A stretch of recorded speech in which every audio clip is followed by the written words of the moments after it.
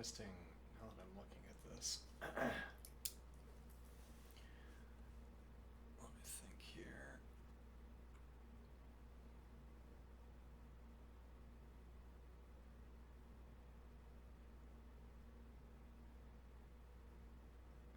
Alright, that is a speed up we should probably start using.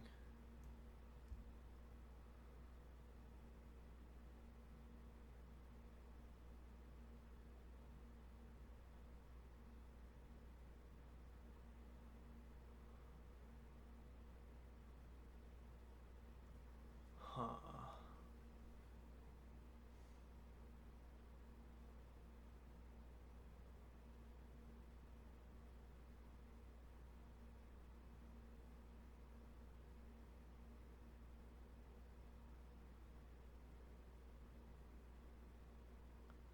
Yeah, that seems like a better way of filling in a hash table than what we've been doing.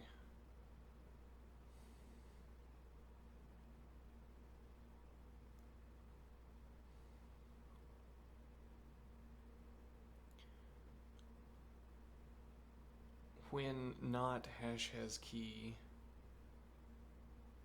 as opposed to,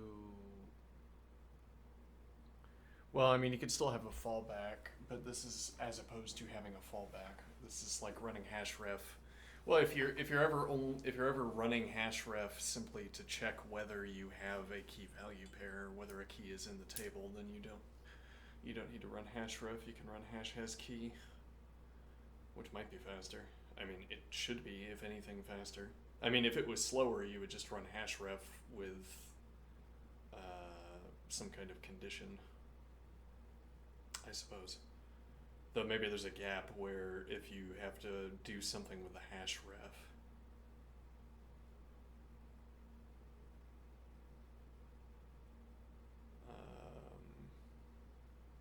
then you're imposing an extra cost on hash has key that makes it less efficient, but okay.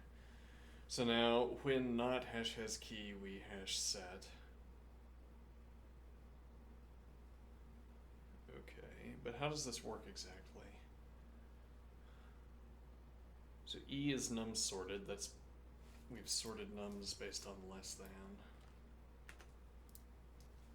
Okay, and we have this mutable hash table lying around. Okay. For E nums sorted, or sorted list, which can have duplicate numbers.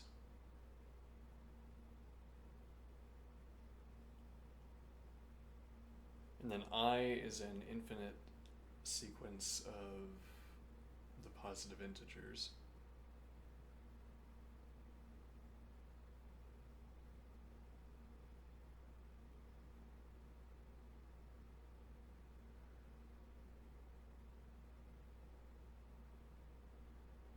So when not hash has key, so if there's no,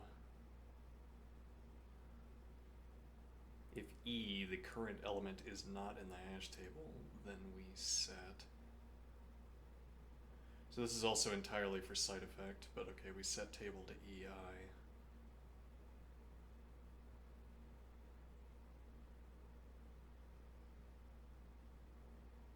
Okay, but there can be duplicates, right?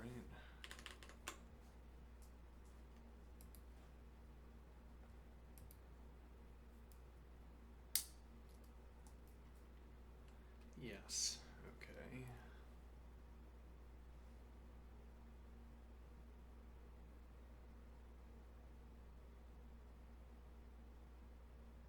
Okay, we end up mapping, but what are we getting out of, why are we mapping our sorted numbers to naturals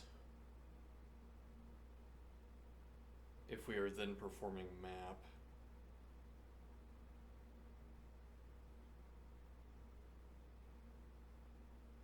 Because notably we don't re-update.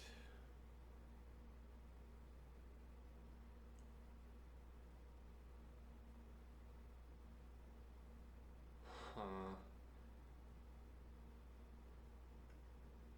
When not hash has key table E. So if hash ref is false, then we set we key the E taken from num sorted to I. Now if we've sorted nums, right, it's because that gives us, yes, indeed.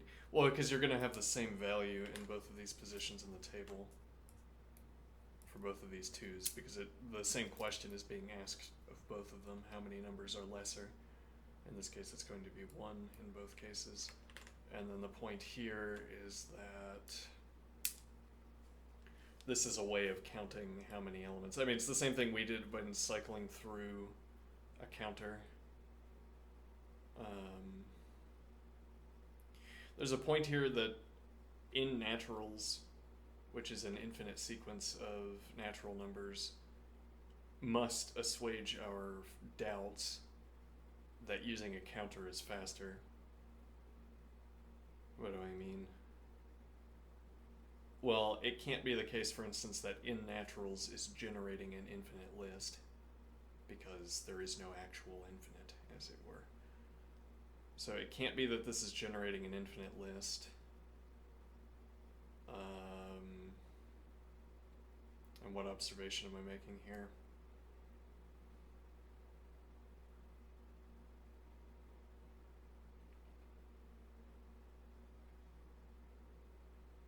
So I mean, our doubts about using things like in range, in natural, etc., was that we had to make the list and then cycle through it. Though, for that matter, we could simply test this question, notably, with list generator, whether it's slower to run a for rather than running a by hand operation. Okay. But okay, so it can't be generating an infinite list, therefore it must be doing something other than generating an infinite list. It might be running a counter. For instance. Anyway, so we hash set only on the first encounter with any given number we hash set. Okay, and then we map to nums the hash ref for each value that we find in nums.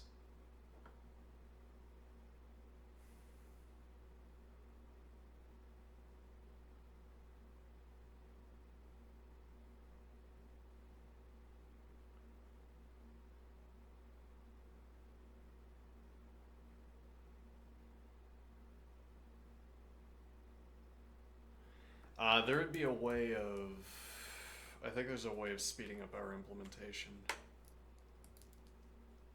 if we wanted to insist on it.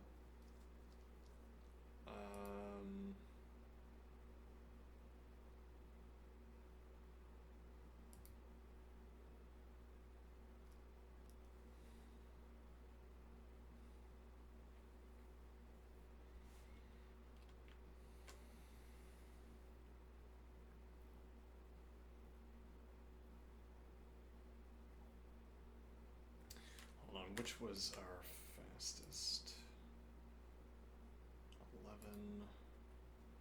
Yeah, but this was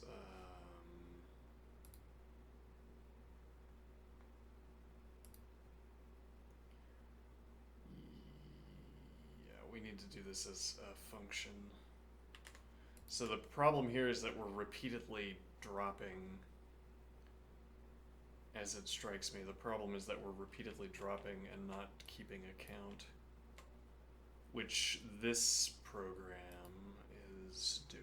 This is keeping a count implicitly by, well, the counting for how many numbers are lesser is done in cycling through this list, which is effectively incrementing a counter. Okay, so, but now counting and dropping, yeah, it looks like we need to do this sort of fully by hand. Alright, so contrary to the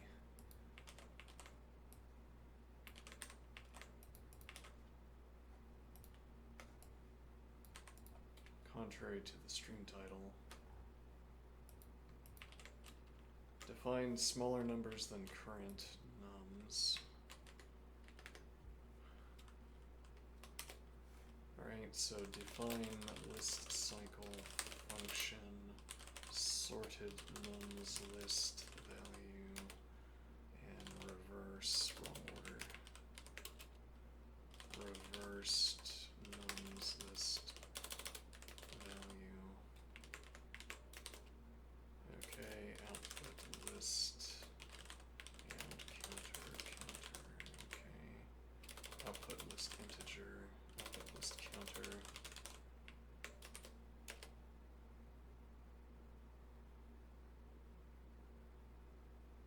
Okay, but the problem is that we can't do that.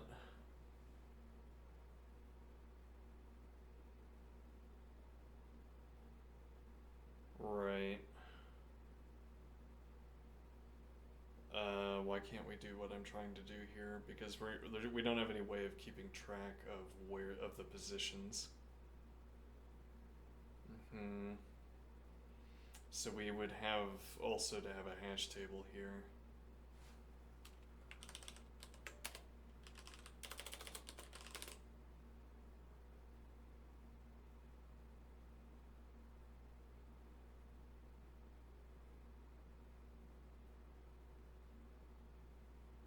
Yeah, and that doesn't really work either, does it? Because so we'd be cycling through reversed.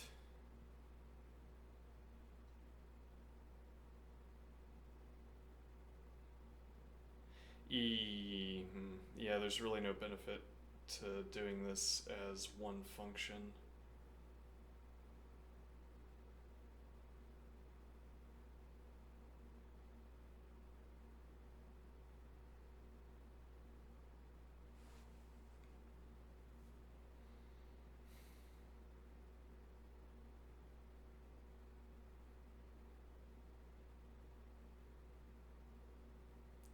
I'm not sure I understand my objection here. Let me see. Right, so this is counting every time. Okay, it's also not keeping track of duplicates. So what we mean by count is effectively cycle through a list until you hit the lambda expression and see what the counter is at.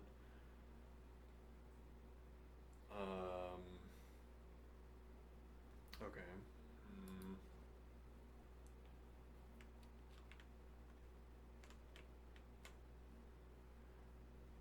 Now, so hash. Right, so the problem with running a hash like this is that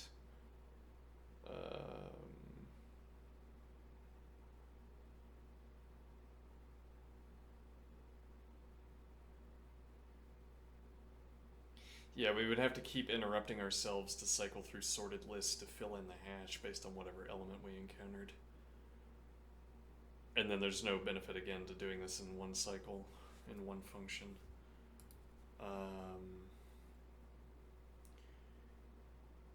Okay. So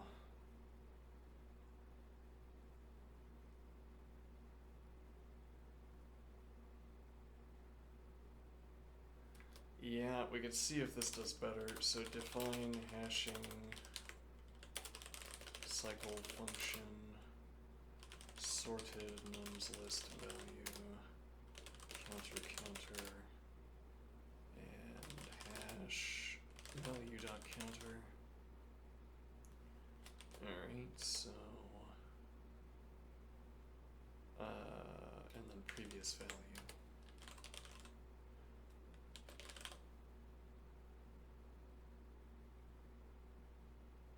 Alright, we will have doped sorted with nan. Nope, can't do it with nan. Would have to be inf. Nan obstinately refuses to be sorted to the end of the list. It sits wherever it is. Because it fails every comparison in the sorting process, I suppose. Alright, so we had to put plus inf at the end. Cont equals previous value equals car sorted nums list value previous value, then hashing cycle function. So if we did count and drop, this is essentially doing count and drop in one function, but we'd have to cycle through the list twice. Hashing cycle, if we did both, hashing cycle function cr sorted nums list value, add one counter, previous value remains the same, hash value dot counter remains the same.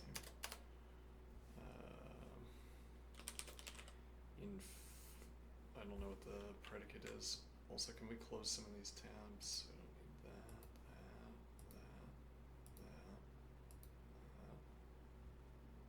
Okay.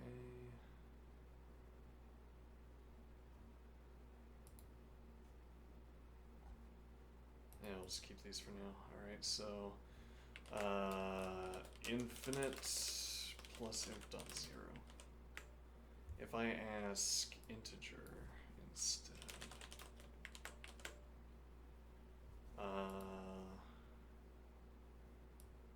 right, so we could do integer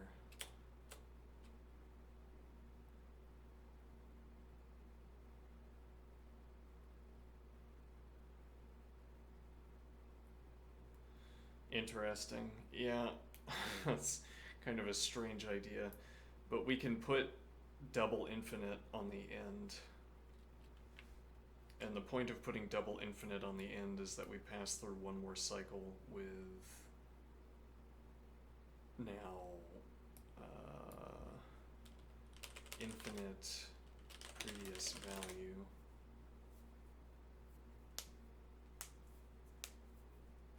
And the distinction here is that I don't have to perform a list operation to perform this second check. Interesting. Otherwise I could ask integer previous value as well. I still don't, yeah, that's true. I don't have to perform a list operation here.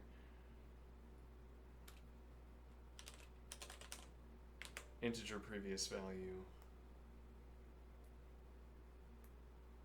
Okay. Then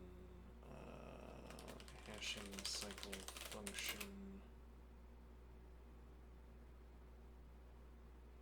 with cdr sorted nums list value, add one counter.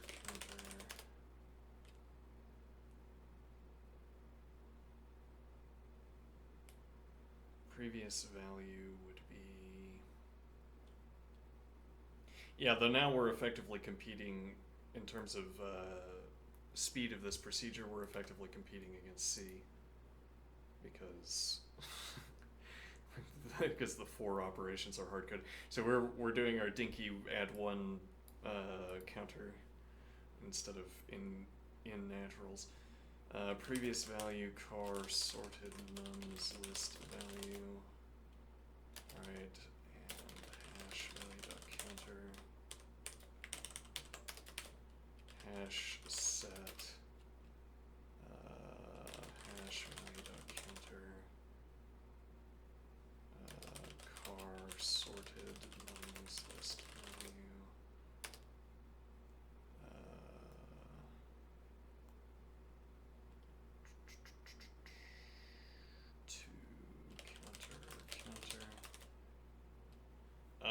Is that correct? Let's see. So hash value dot counter.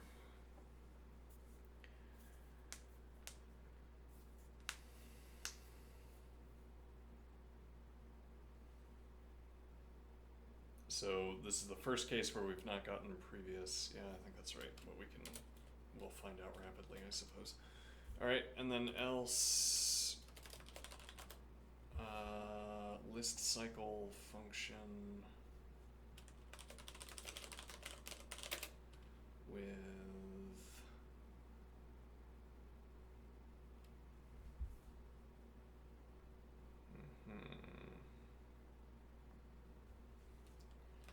reverse nums. Okay, and then don't need sorted, we do need the hash.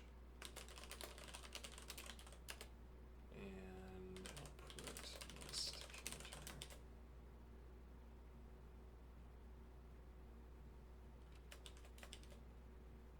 Okay.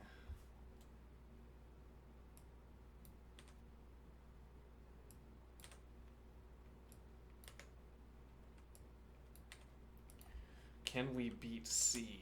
No. Let's see.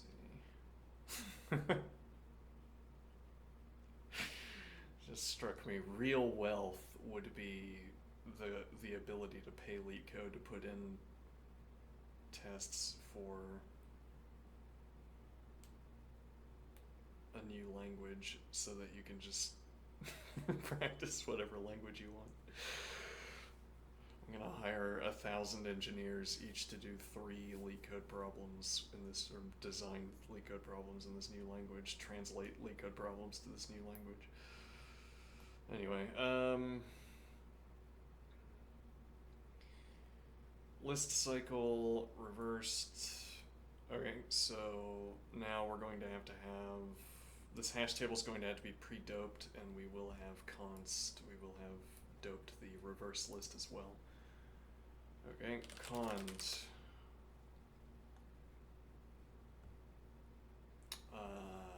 hash has key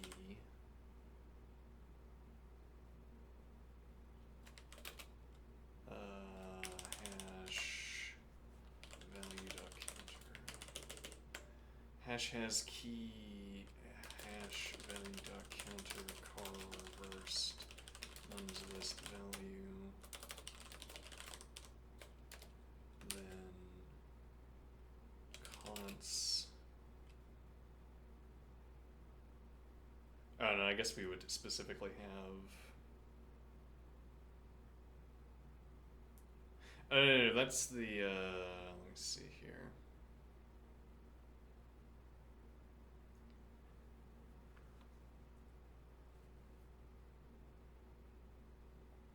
Right, so we're actually, yeah, this actually is more efficient than asking hash has key, I think. We're simply skipping over all of the equality cases. Yeah, and this is meaningless. I don't know where we got the idea that this would be necessary. Alright, so for this,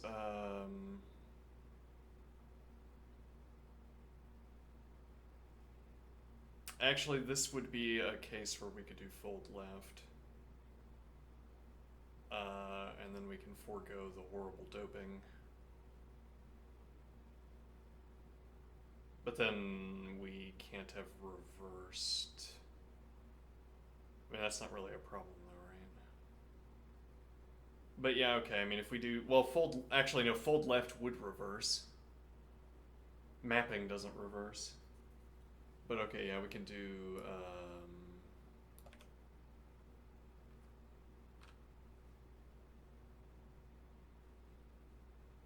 yeah, though also the argument for not using fold left is that if we already want to reverse, we can dope the list.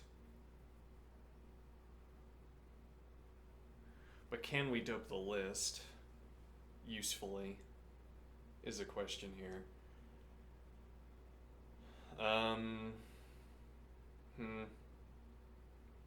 And I'm thinking no.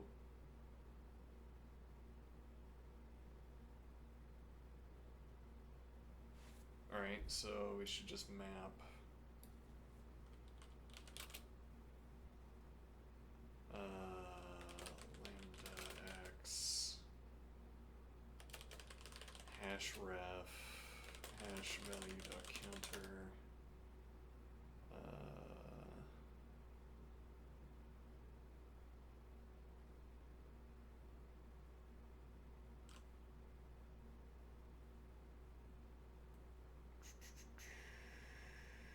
x onto nums. Okay, and now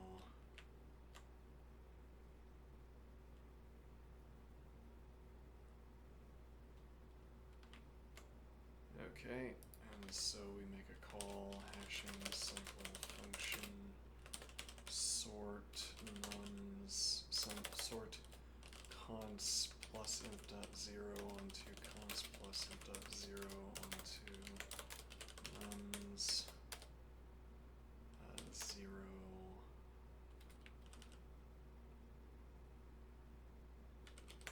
-1.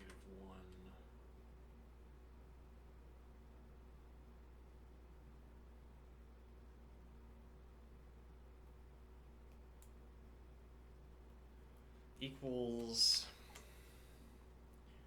car sorted nums previous value is -1, so we fail this condition, which means that the first integer value will get 0, and that is correct. Okay, make hash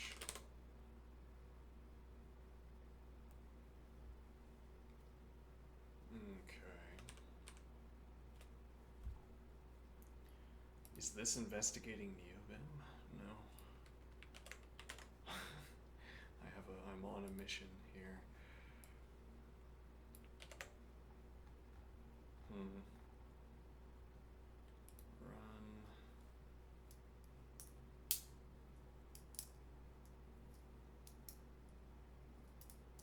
Let me see here.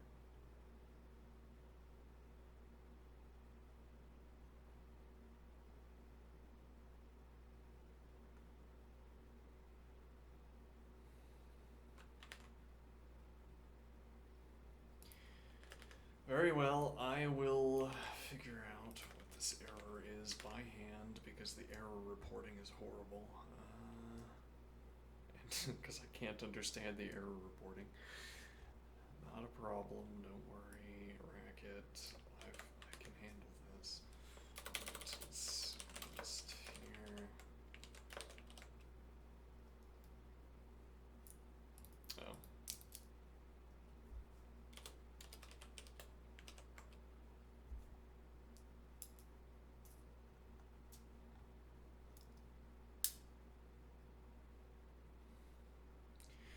Oh, yeah, actually, I guess this needs to be 101, then 102.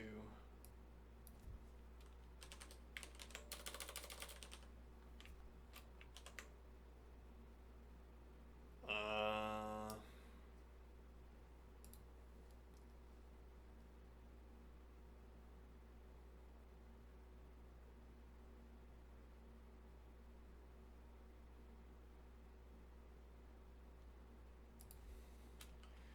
101.0.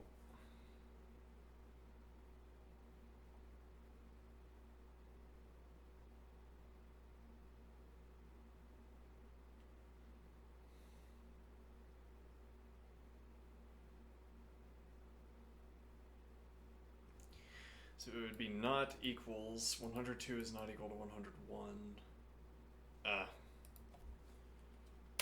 Okay, because 101.0 is an integer.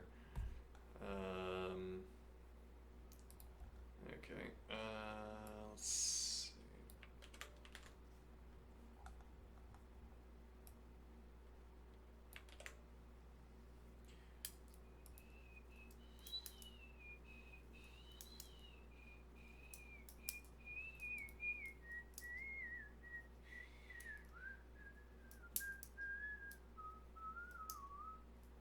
Zero milliseconds. Zero. None of them. Not one and not two, both of which would have been better than 3, but rather 0. Yeah, feels good.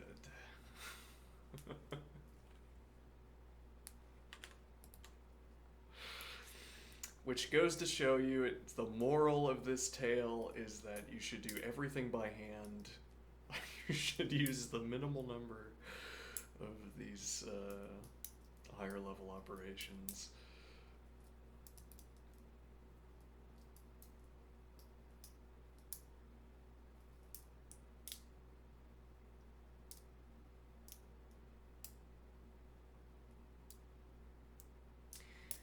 Yeah, I mean, we could also make the by hand operation.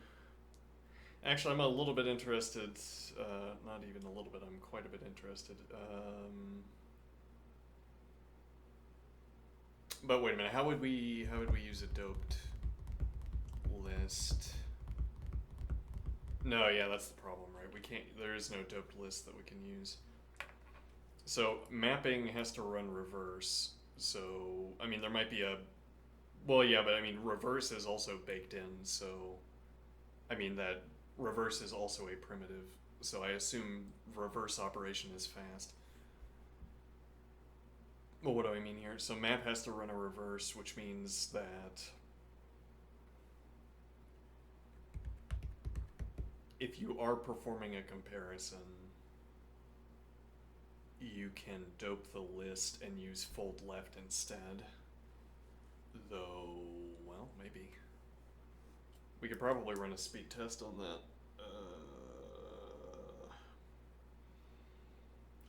So mapping.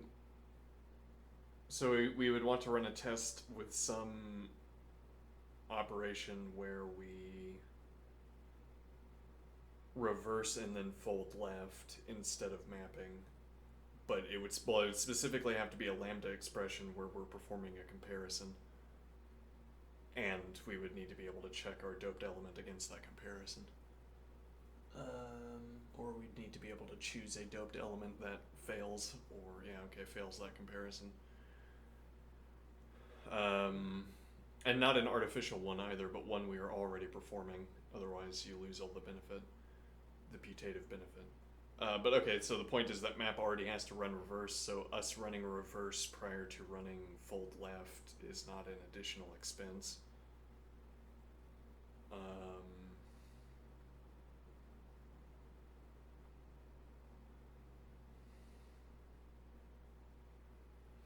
Okay, but in this case we don't perform a comparison. There's no comparison that we run, it's simply href. Maybe there's an entire redesign of the procedure where we could do that, but also maybe there isn't.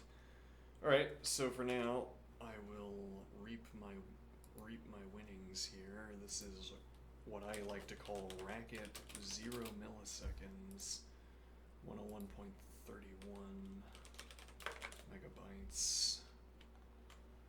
Alright.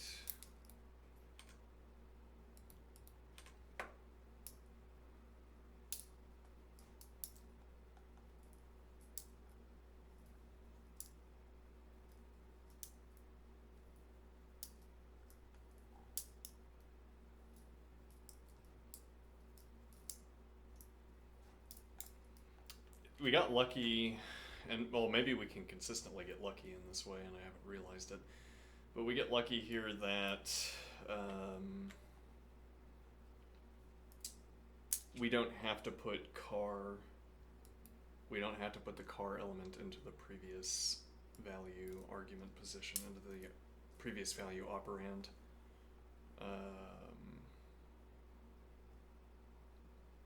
We can put -1 in and let the mechanism play out. In some other cases, I think, you need to have car in the first position and CDR in the list, but then that requires you to form a let definition before you call the procedure.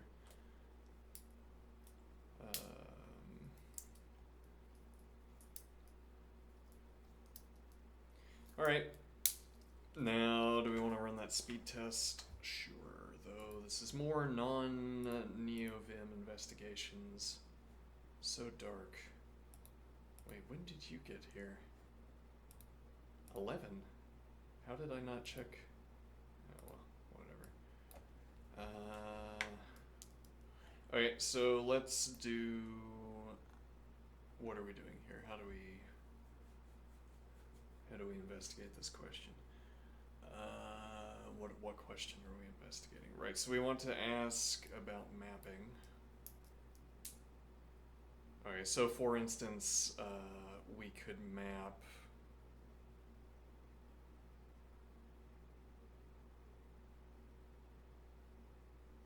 we could run a filter test more easily. So somehow I feel like this isn't going to work out how we want it to work out, but let's give it a shot. Alright, so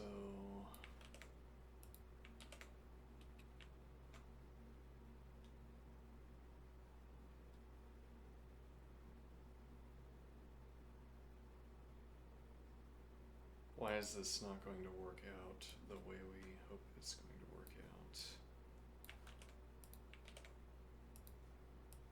Let's see. Time. Right, so we need to handwrite. Well, no, so it can't be fold left.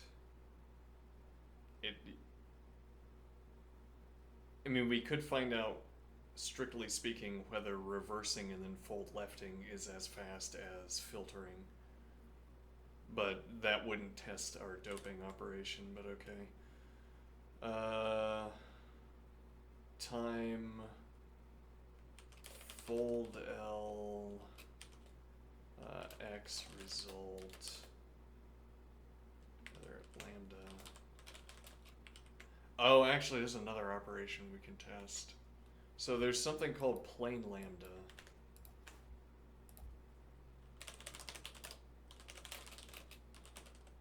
If I can find it again, yeah. Plain lambda. Like lambda, but without support for keyword or optional arguments. Have we been missing out on a free optimization? Why? Because we're not using keywords or optional arguments. So if there's an if expression embedded into these lambdas that says, are there any optional arguments? No. Are there any keywords? No. All right, well, now that we know that, let's move on with the calculation. Okay, that is inefficient. I want to ask the minimal number of questions. So we might try plain lambda as well. That's an easy sub-in. Good to note. There's also case lambda, which is interesting. If you have figured this out or learned this yesterday, you can have this choose your function on the basis of how many arguments you have. So if you had a 0 argument 10, if you had 1 argument x, 2 arguments this, 3 arguments, I guess otherwise return value. Yeah, interesting. All right, not currently useful, but okay, so fold left, lambda, x result, if even x const x on the result, otherwise result. All right. On to reverse A. Now that I've typed in all of that, let's see. Time filter lambda x. We could just do even. Yeah, which is filter even A. Okay. I'm guessing we need to bump this up to 1,000,000. All right. Oh, right. No. 4665.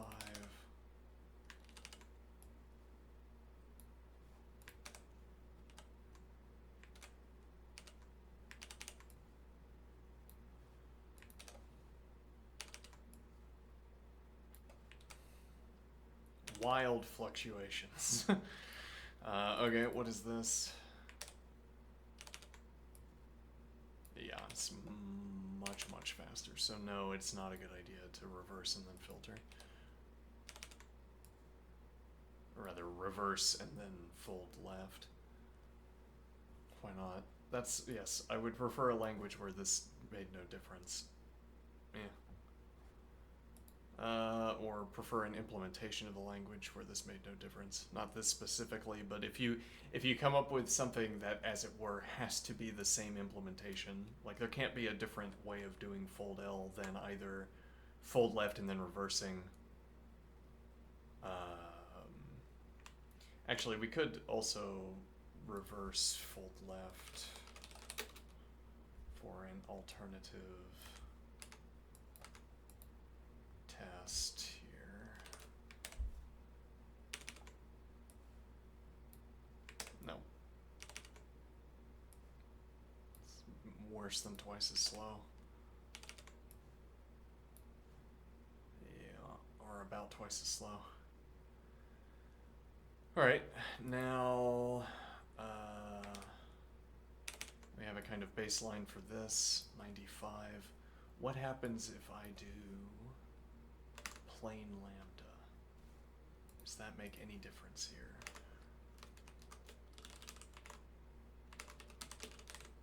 Plain lambda, please. I'll have the unseasoned lambda.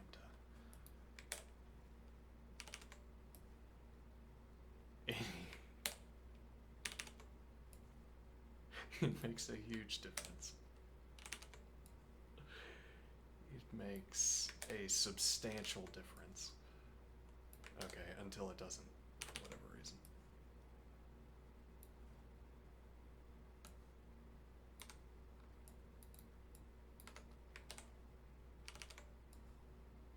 It actually does make quite a difference. Okay, that's interesting. Okay. So it's going to be plain lambda from now on, because we never use keyword or...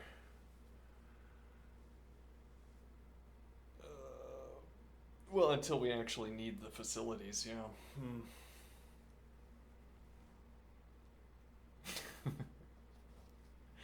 Parrot to the bone. Alright, now this was my...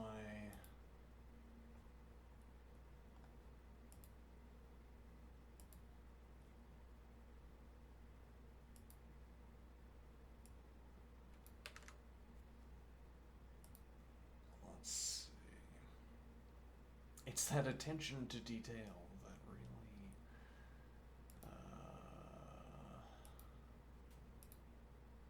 so I did submit a solution here, right? No, I didn't, apparently. No, yeah, I did. I'm not sure why it's not showing up.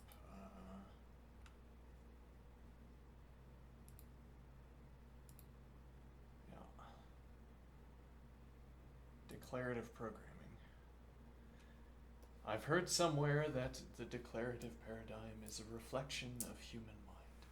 An imperative one is a reflection of underlying machine structure. However, I feel it like the magic. 10 words plus 14 parentheses and it works. I understand on high level how it works, but it does not feel like an imperative one. Yeah, it's a magic.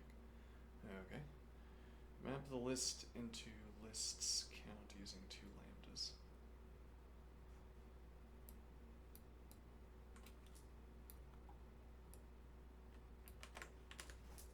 Let's investigate.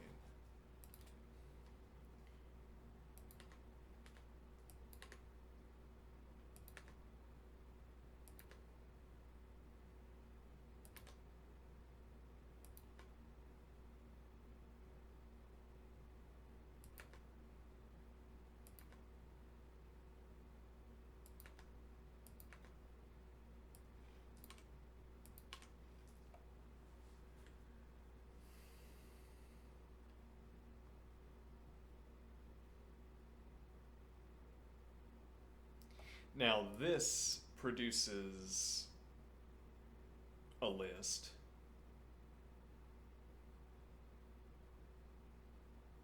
Wait, what is this for?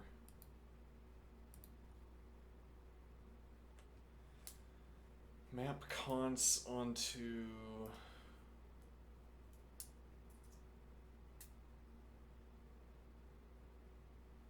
what?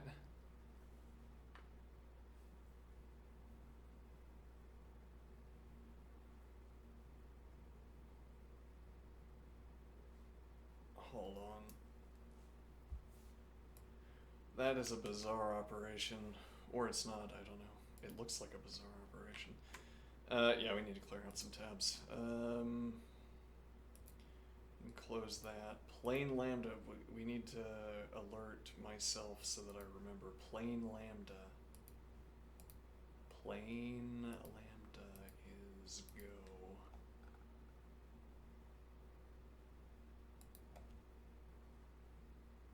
Special lambda is never to be seen again. Rarely to be seen again. Alright, so this was problem 1365.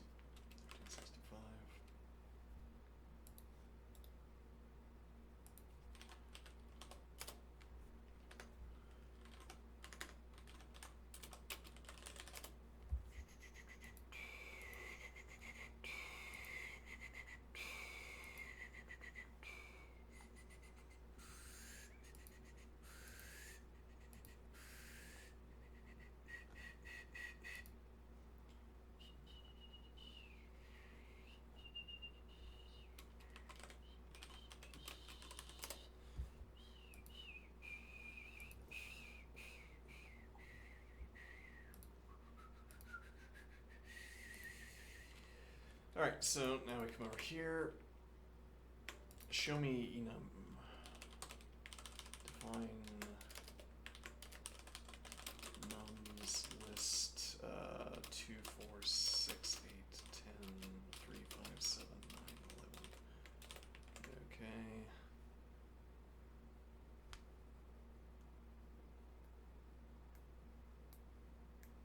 Oh, I see.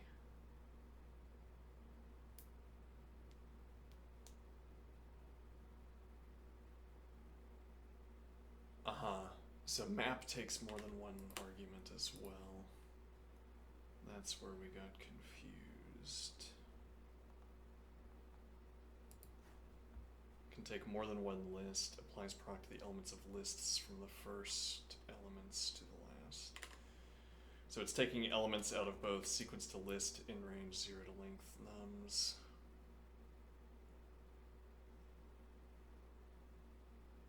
Okay, but then this is an unnecessary operation seemingly, because you could do 0, rather you could do range and get the same thing.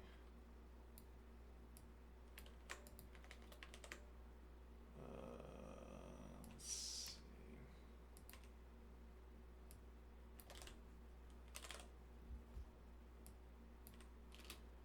For that matter, I'm not sure you need to start at 0 if I just do range.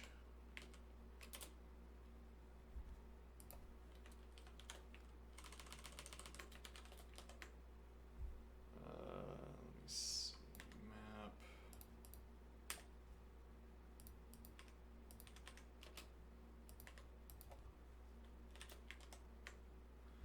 Yeah, so you can do range, you don't need the 0 argument, though I don't know if that's going to change the runtime, or how much time it takes to process. But you can do range length nums, which automatically generates the list, as opposed to running sequence to list on inRange. So inRange generates the sequence to list turns that sequence into a list, but you can do the list directly. But okay, so this is pairing up, each element in the nums list with its corresponding position value in a 0 indexed position scheme. Okay, and then what are we doing with that? Map lambda I, not plain lambda, curiously. Map lambda I, count lambda j greater than ij nums.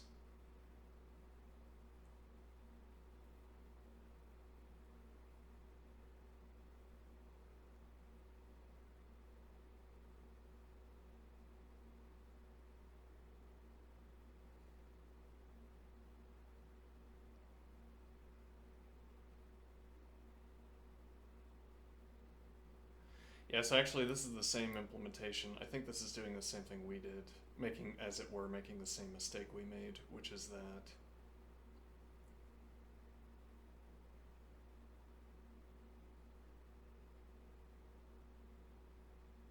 wait a minute. What do you do with? What are you doing with enum here?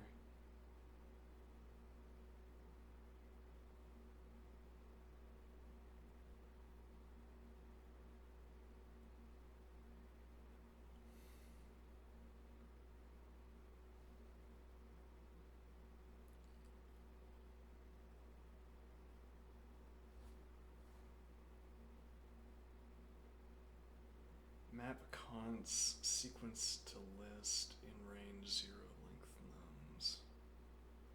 Well, yeah, so this gives us our list that we have, but this doesn't make any mention of enum. None of this runs on enums.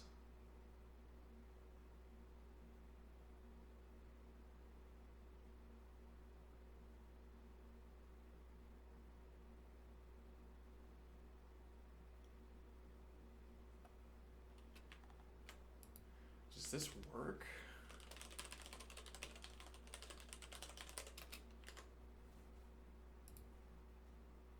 And if so, why? 81223.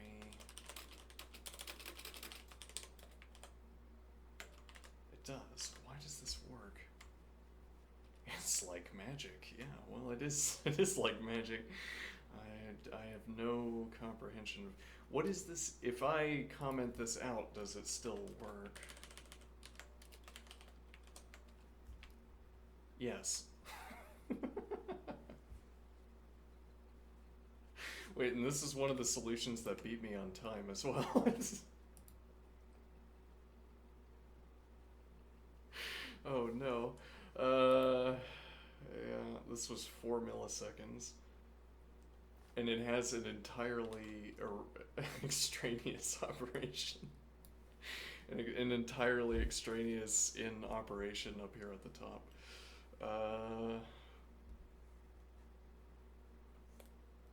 Wait, why doesn't this have to sort?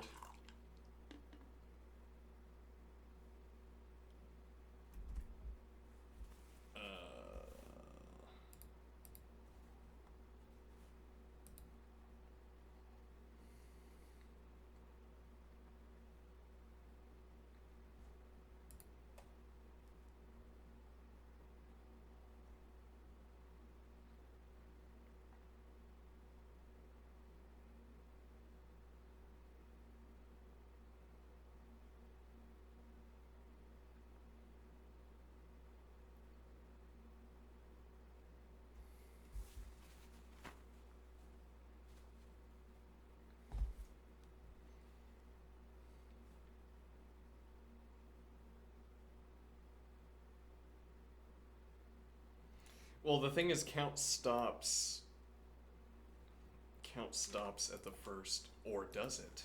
I thought so, which is why I used it in my implementation, though then that would be sort of a relief if it turns out that it doesn't stop.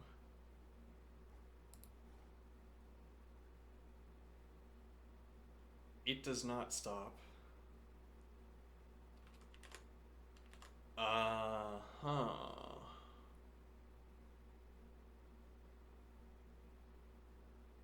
Okay, so our bad results were in large part due to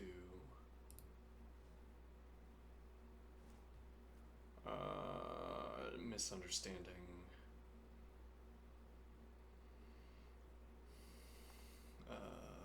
Count. So I thought it counted until the predicate failed, but it turns out it counts the entire list. So each time that we were running count, we were cycling through the entire list, even though we had paid the cost to sort.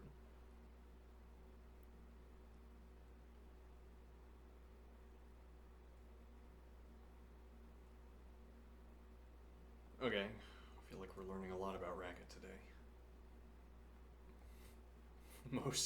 Most exciting of which is plain lambda,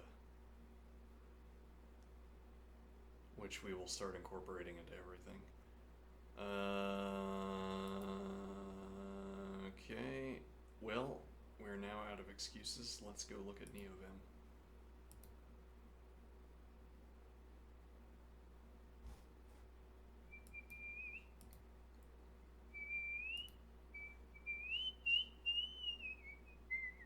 This operation, which does not have an entirely extraneous mapping application, is 1 millisecond faster. Neovim.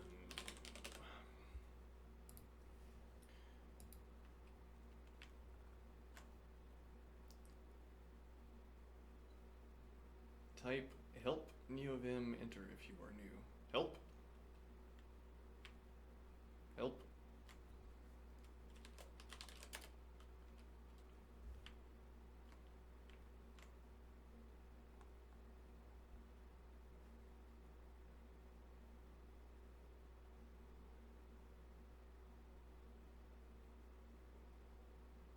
Tutor.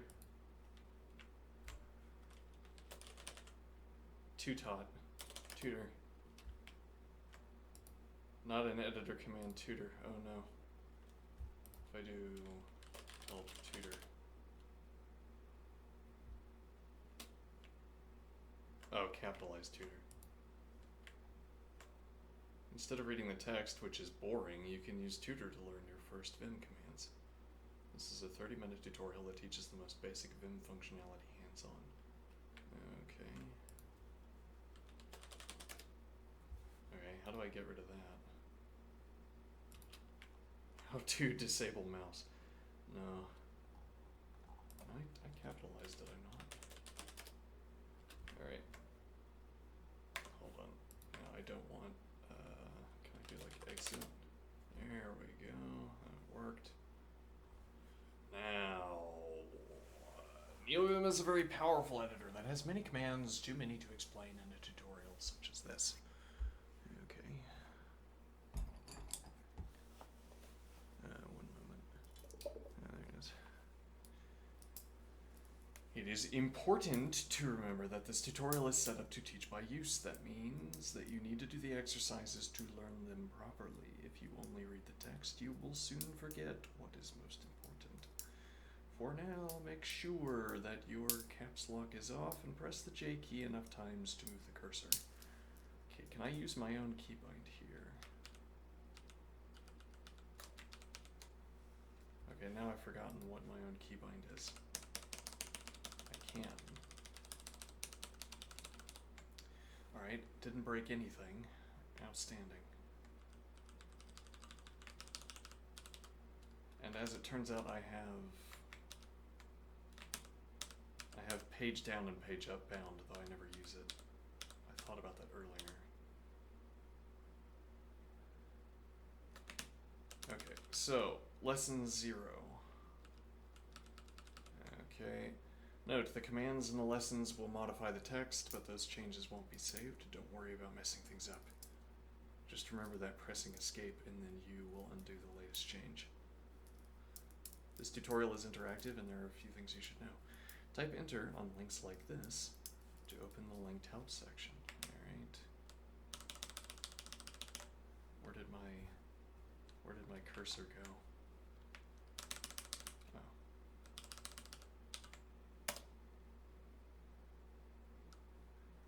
You found it, Arthur. Oh no. Do these people have some kind of twee sense of humor as well? In a terminal buffer, all keys except control / are forwarded to the terminal job.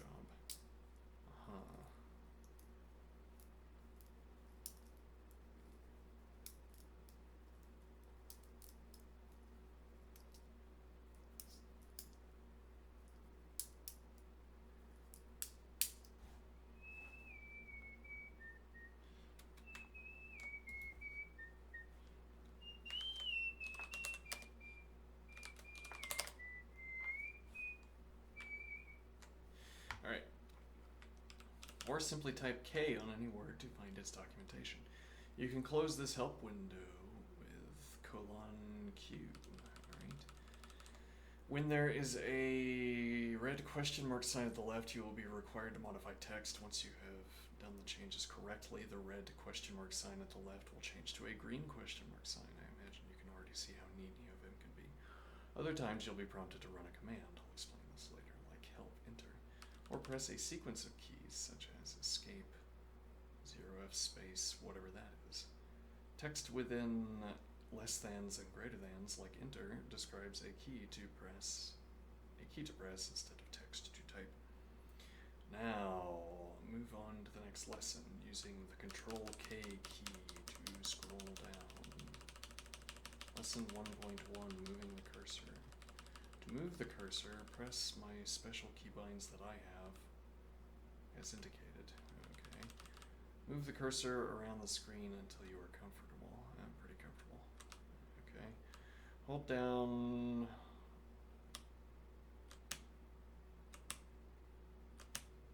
Hold down key J until it repeats, and it's a good thing to get accustomed to.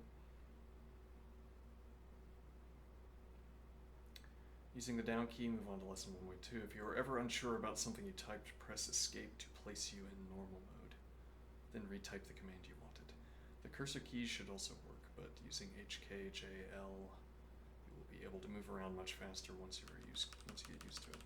Okay. Exiting neovim. Lesson 1.2. Before executing any of the steps below, read the entire lesson. Okay. Press the escape key to make sure you are in normal mode. Press Q exclam. Q bang.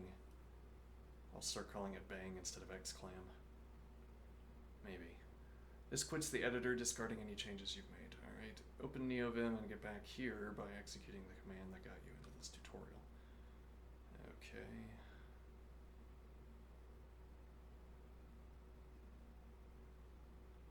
If you have these steps memorized and are confident, execute steps 1 through 3 to exit and re-enter the editor. Note, Qbang discards any changes you made. In a few lessons you will learn how to save changes to a file. Alright. Yeah, so something strange also with Emacs is colon is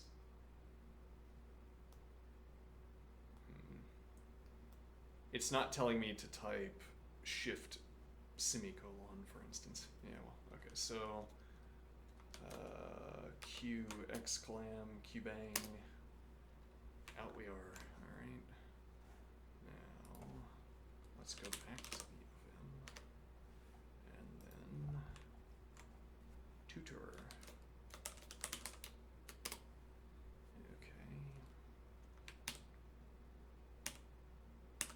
Exiting neovim, a valuable skill. Text editing, deletion. Press X to delete the character under the cursor.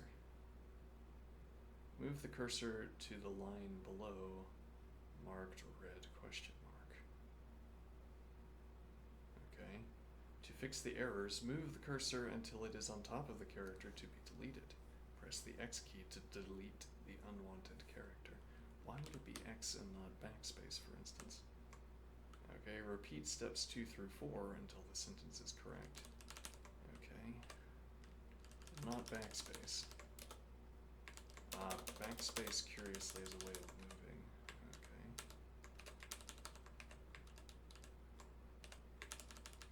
And now I decline to recognize this as an error. The moon. Oops. Uh-oh.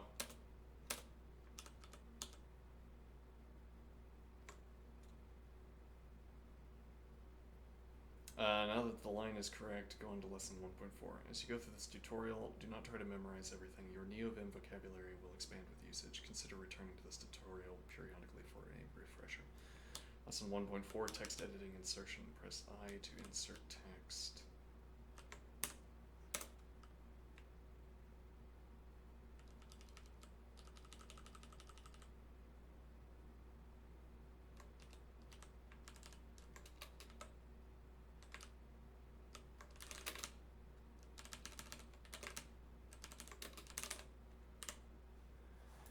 Somehow I got into standard text editing mode, and I don't know how that happened. As each error is fixed, press escape to return to normal mode. Oh. Okay, so I can press escape, and now I'm in read-only, I guess, except that if I use... Yeah, okay, so now I hit I, and then... No. There we go. Escape. To make the first line the same as the second, move the cursor on top of the first character after where the text is to be inserted. What distinction am I missing here?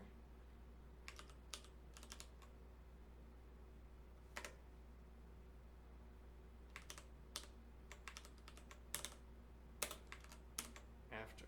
So here, I want it between X and T, so I move after X and on T. Okay.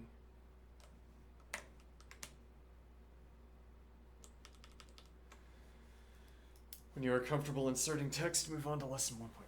Alright, lesson 1.5, text editing, appending. Alright. Press A to append text. Move the cursor to the first line below marked red question mark. It does not matter on what character the cursor is in. On what character the cursor is in that line. Press A and type the necessary additions. Say goodbye to the mouse. Or, well, it'll be right over there. You don't have to say goodbye. As the text has been appended, press escape to return to normal mode. Okay. I find this tutorial to be a little bit easier.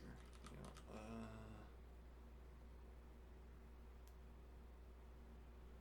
Let's see. Press A to append text.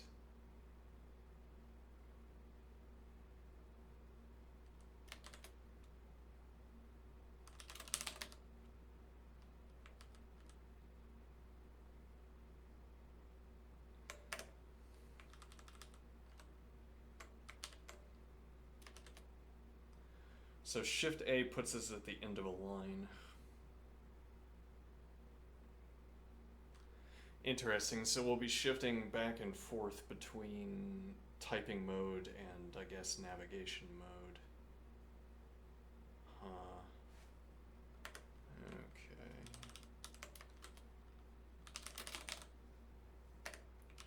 When you're comfortable appending text, move on to lesson 1.6, editing a file.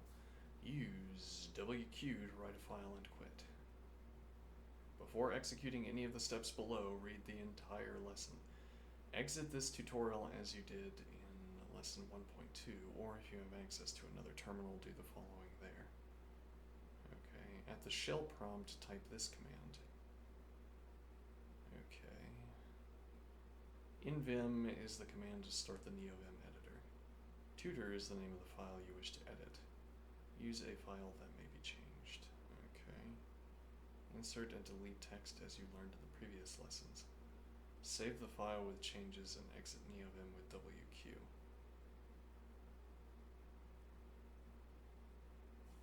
Okay, so if I have PowerShell up, which is a terminal,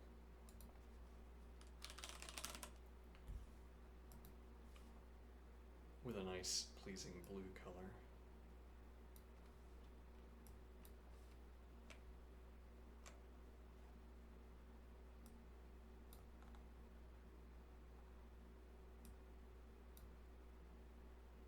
Okay.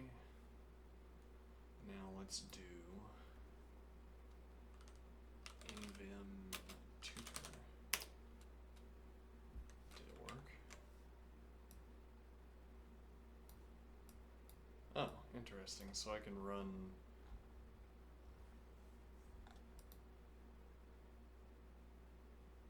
actually that made a new file.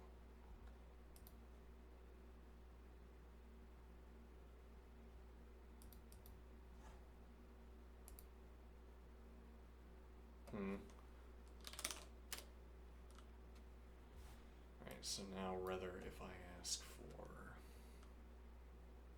invim tutor. Nope, never mind. Okay, now if I type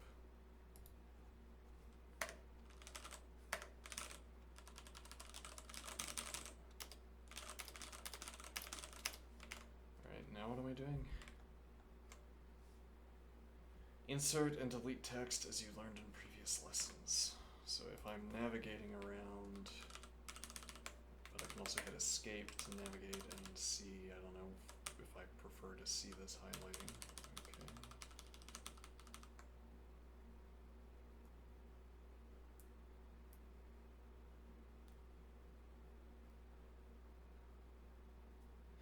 Yeah, I mean, it's striking me at the moment. We spent like a week or two reading the tutorial for Emacs, and I remember none of it. None of it stuck with me. So, I mean, as I was going along, I was saying the point is not really to memorize everything, but it's to become aware of the facilities. But, nevertheless, I remember basically none of it. Alright, so, at the shell prompt, type this command. Okay. Insert and delete text, save the file with changes, and exit neovim with WQ. Okay.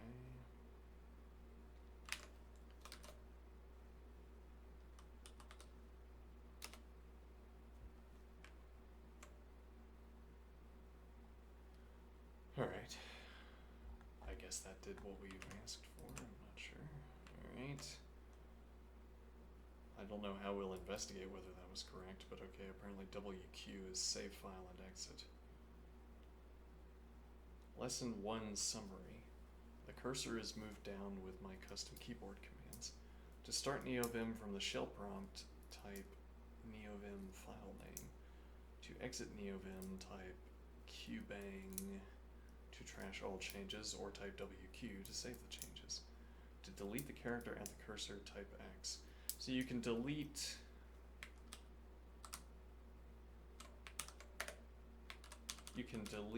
without exiting.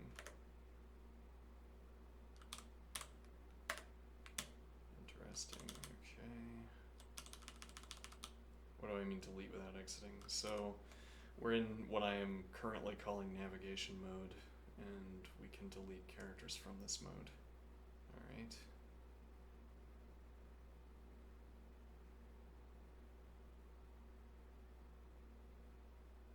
Pressing escape will place you in normal mode or will cancel the unwanted and partially completed command. Normal mode, okay.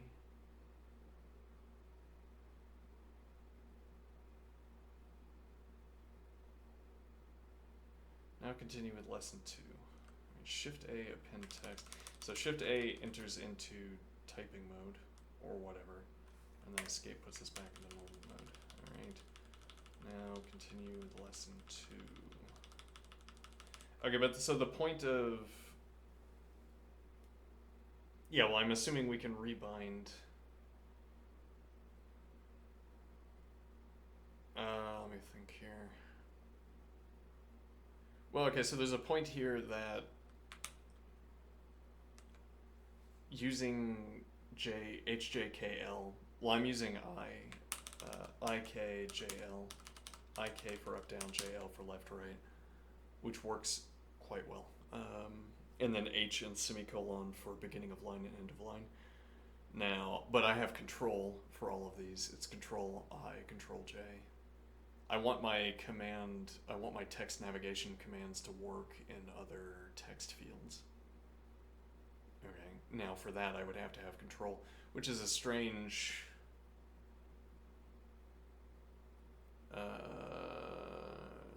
like we have this mode switching that we can engage in, but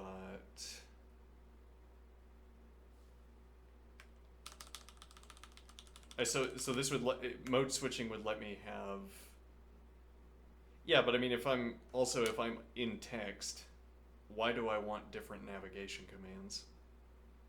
So now I'm in text editing mode, why would I want to move around the text in a different way? I mean, I guess you could say you would just get used to, like, you wouldn't navigate in normal mode. Now, okay, and then I wouldn't have to use control. Yes, well, so the point would be we could remap so that H is beginning of line, semicolon is end of line, without the control, and then IJKL or navigation Though then we would also have to change mode switch because I for navigation doesn't work. This is how I navigate left.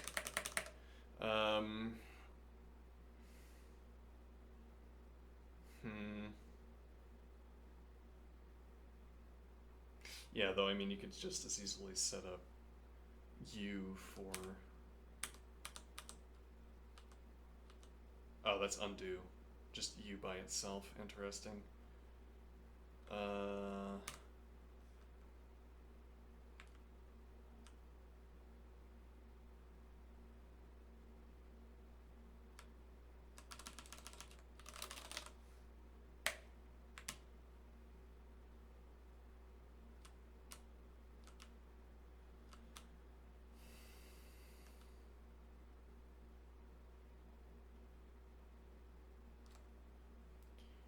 Okay. Type DW to delete a word. Press escape to make sure you are in normal mode. Yeah, I'm not sure how we're going to handle keybinds yet, but those are some of the considerations that are relevant. Move the cursor to the line below marked red question mark. Okay. Cursor to the beginning of a word that needs to be deleted. Type DW to make the word disappear. Let's see. Okay, so there are some words. Fun. So I could be anywhere in the word. No.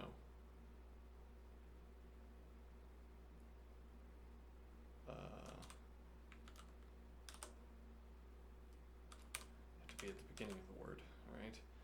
That don't belong paper in this sentence. Okay. Repeat steps 3 and 4 until the sentence is correct and go on to lesson 2.2. Okay. DW. Delete word, I suppose. So what Emacs accomplishes with control and then a command typing in, neovim accomplishes with being in a different mode. Okay. Lesson 2.2, more deletion commands. $sign to delete to the end of the line. Okay. So press escape to make sure you're in normal mode. I'm sure I am.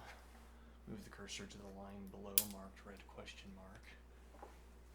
Okay. Move the cursor to the end of the correct line after the first period and type $sign. What is it going to do if I do this instead? Oh no. Oh no. Here we go. Move on to lesson 2.3 to understand what is happening. Okay. Though, so D for delete. Oh no. Undo. Okay. Many commands that change text are made from an operator and a motion. The format for a delete command with the d-delete operator is as follows. D-motion, where D is the delete operator and motion is what the operator will operate on. Is there a good reason for calling it motion? A short list of motions until the start of the next word, excluding its first character, to the end of the current word, including the last character. Okay. DWDE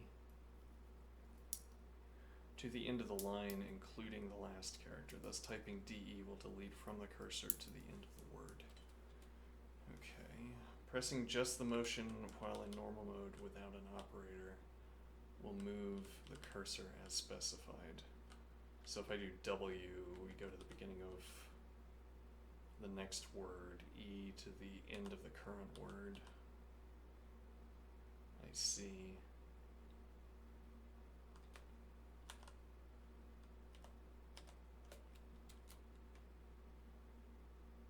How do you go backwards?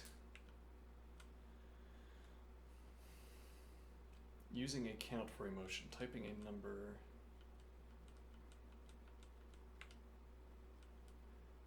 Typing a number before a motion repeats it that many times. Move the cursor to the start of the line marked green question mark below. Okay, type 2W to move the cursor 2 words forward. Interesting. So once again, W is beginning of next word, E is end of current word. Not including punctuation, apparently.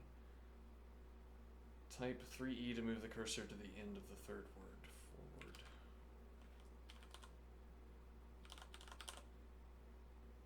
Yeah, that's dead useful. That's, assuming we can go backwards, but I'm guessing that's going to be some keybind, some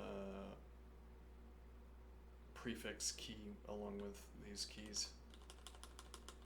Actually, just the moving one word forward. I guess we also have that in Dr. Racket, but this is pretty convenient. Okay. But okay, being able to do like that to move faster.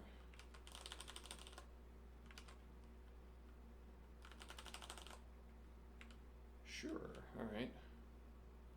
Lesson 2.5, using a count to delete more. Typing a number with an operator repeats it that many times. In the combination of the delete operator and a motion mentioned above, you insert a count before the motion to delete more. So D, number motion. Alright, move the cursor to the first uppercase word in the line marked red question mark. Typed D2W to delete the first. To delete the 2 uppercase words.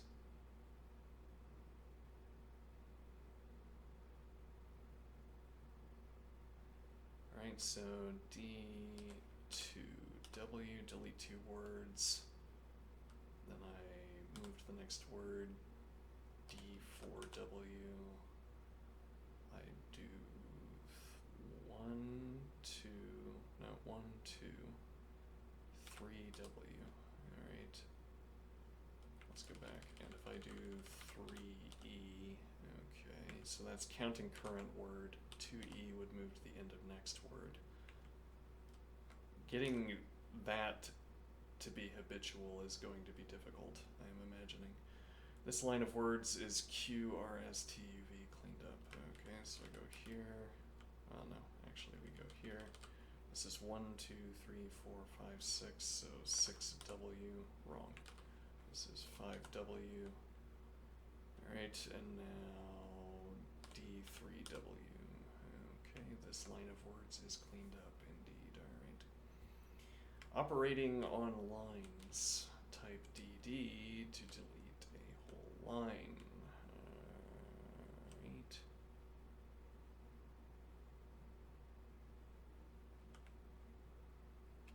Due to the frequency of whole line deletion, the designers of V decided it would be easier to simply type 2 Ds to delete a line.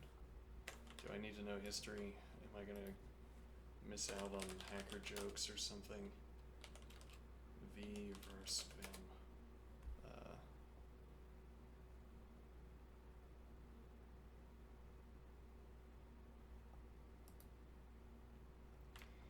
What is the difference? Oh, hold on. Google's doxing me real quick. 1 moment. What are the differences between V and Vim? Functionally, Vim is almost a proper superset of V, therefore anything that is in V is available in Vim.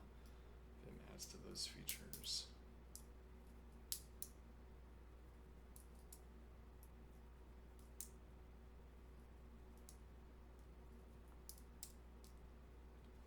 Alright, we're going to have to get really fast at coding if we're going to have the necessary amount of time to learn all of the useless programming languages I want to learn, so this is significant, I guess. Type DD to delete a whole line. Okay, move the cursor to the second line in the phrase below. Mud is fun. Okay. DD to delete the line if I do. So it's the entire line even if you're not at the front of it. Okay. Oh, and if I do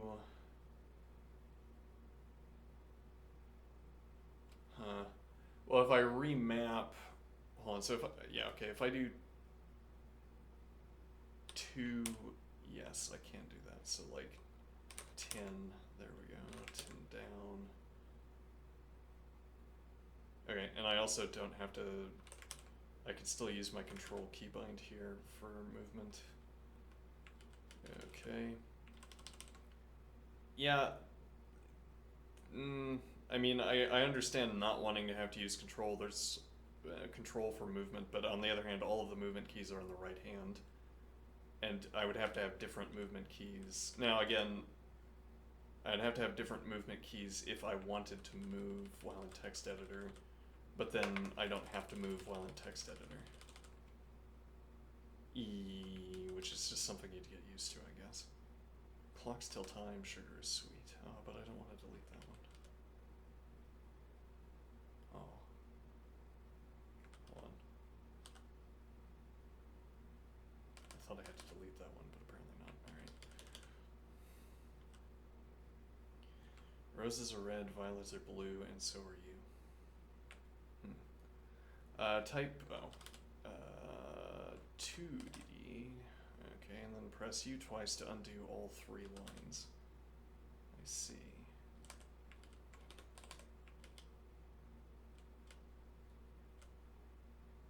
Lesson 2.7, the undo command. Press U to undo the last commands, U to fix a whole line. Move the cursor to the line below marked red question mark and place it on the first error.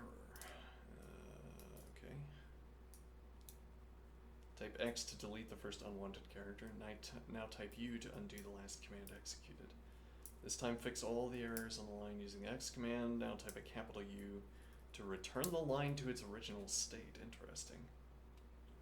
Type U a few more times to undo capital U in preceding commands.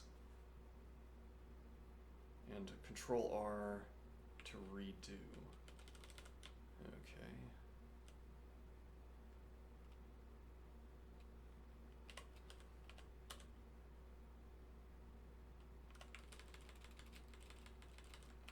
Okay, so we need to do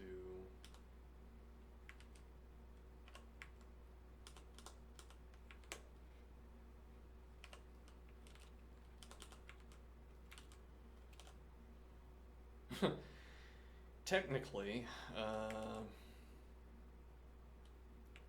so if I do, yeah, similarly getting a habitual, like we need to go to end of word because the letter we want to delete is closer to the end of the word, so E instead of W. Doing that on site would be quite something. Alright, now capital U. Okay, and then Control R. Apparently not. No, U to undo capital U.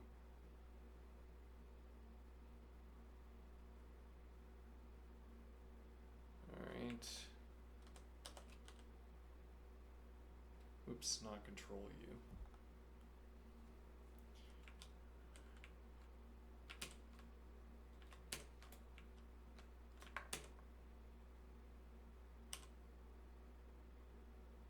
I'm lost. Where did I go? Oh, there we go.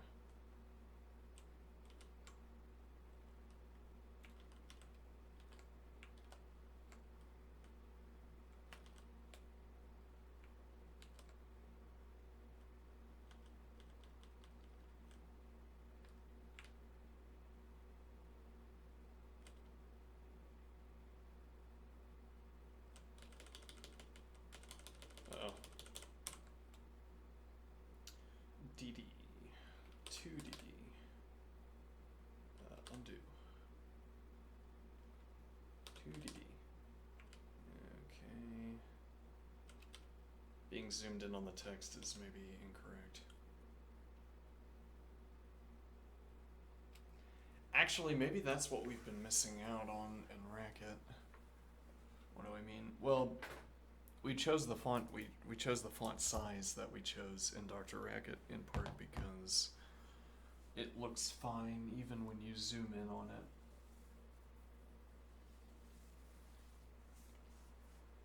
which has to do with how many pixels it has.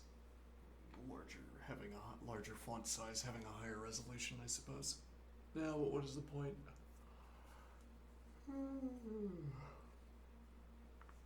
The point here is that we can go with a smaller font size and zoom in, supposing that the font is high enough resolution.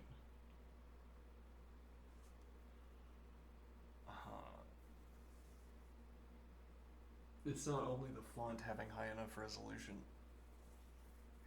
Though actually,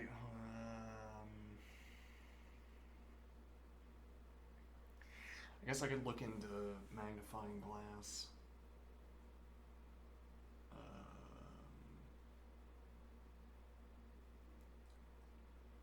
So my point here is that we can use a smaller font and zoom in with a magnifying glass, and it would make it feel like we had more space.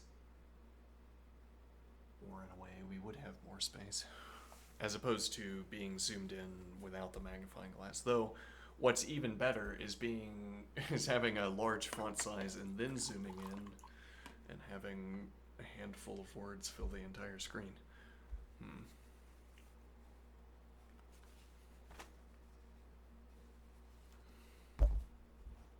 What time is it? All right, we have time. Let's keep going.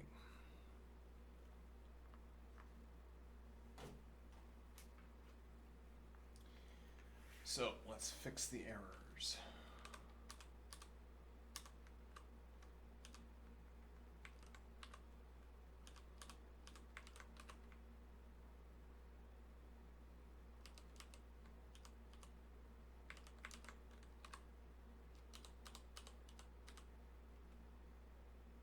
It just refuses to give me what I want, which is that green question mark. Give me the green question mark.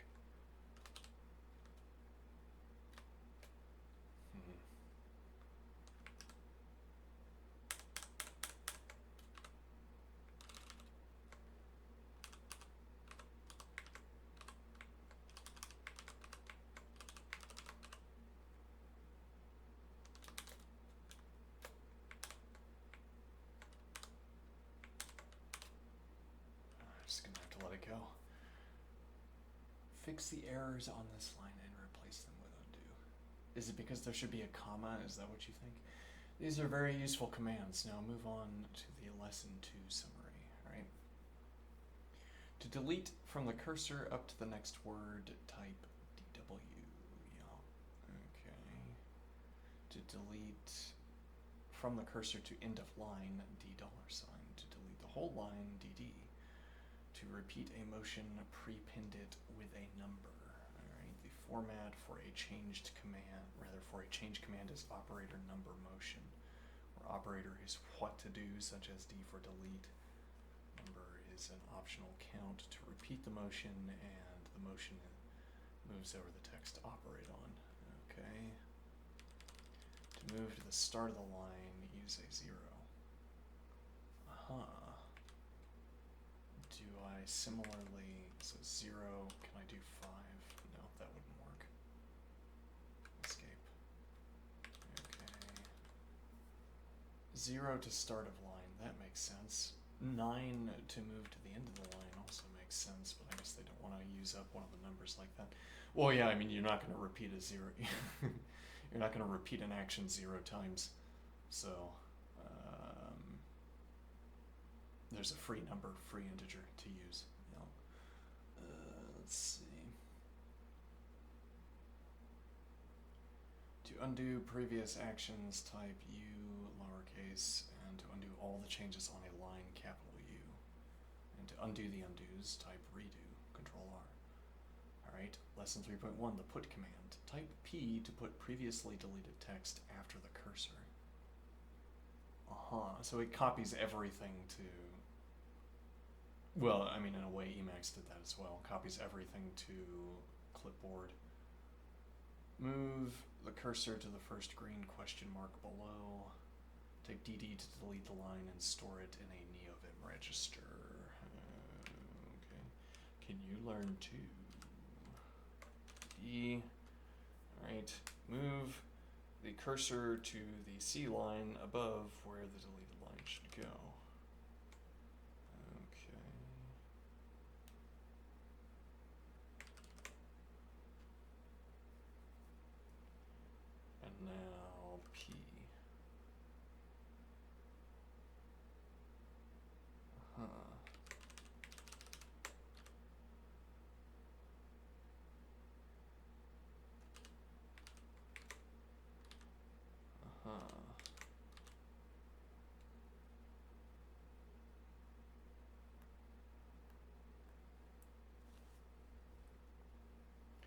Note you can also put the text before the cursor with capital P.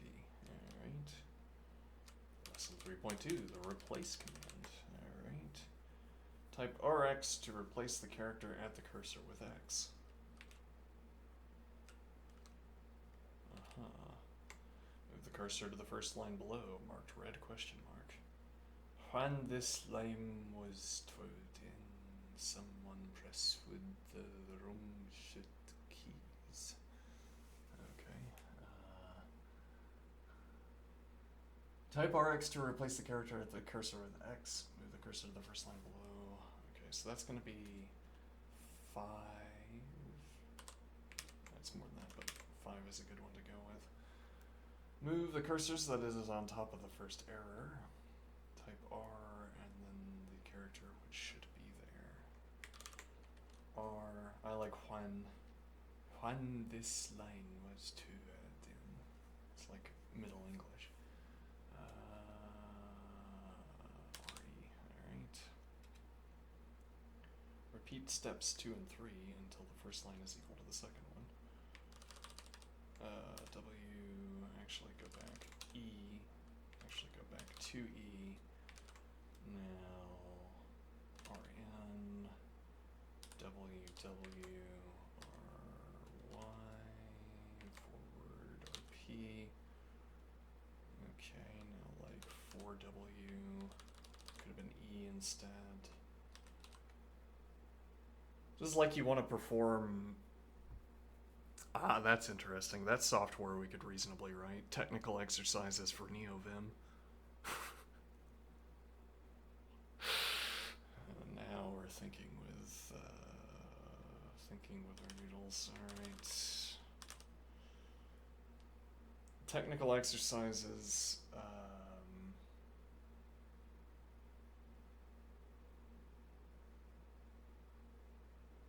For neovim.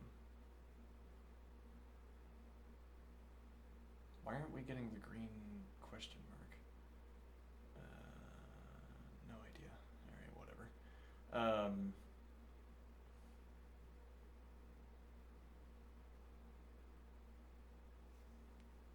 One quick question here.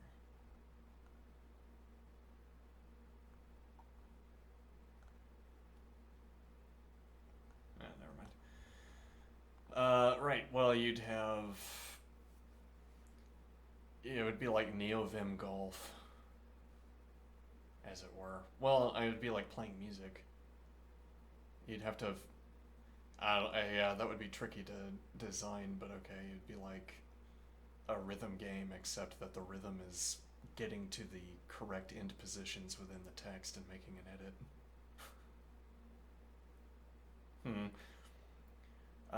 Remember that you should be learning by doing, not memorizing. Okay. I will keep that in mind. Remember, yeah, okay, so lesson 3.3, the change operator. To change until the end of a word, type CE.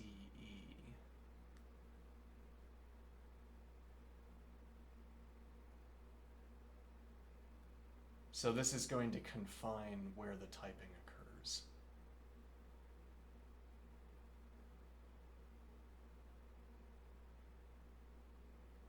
Move the cursor to the first line below. Place the cursor on the U, type CE. Escape, move to the next character that needs to be changed. Repeat steps 3 through 4 until the first sentence is the same as the second. So W, and now CE. And then escape. Alright, so how about... So yeah, this is also some intuitive training for plus minus 1 problems. What do we mean? So this next word is some number of words away. It's somewhere between 0 and infinity. 3W, wrong. 4W, alright. So I could do R and replace one letter at a time.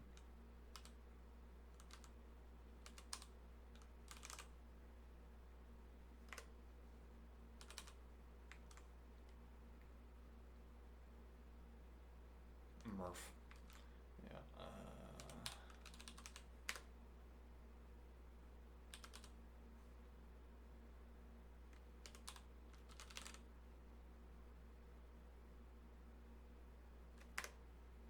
I've stopped. It just doesn't want to give me any green question marks now, but that was my primary motivation for continuing. Notice that CE deletes the word and places you into insert mode. Very well. Lesson 3.4, more changes using CE. The change operator is used with the same motions as delete. The change operator works in the same way as delete. The format is C number motion. Motions are the same, such as W for word. Oh, and E to end of current word. Wait, hold on, let's bring the cursor back up here. So if I'm navigating, okay.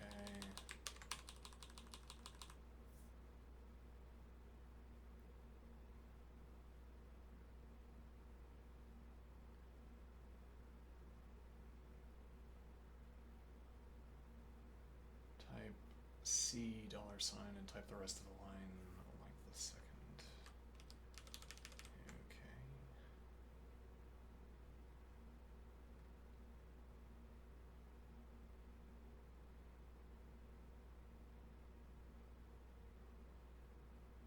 So the $sign was the remainder of the line. So if I do, I don't know, like 7W, incorrect. Now, let's see, $sign. Okay. You can use the backspace key to correct mistakes while typing. All right. Actually, why didn't they teach me neovim in middle school when I learned to type, when they had the typing class that I took?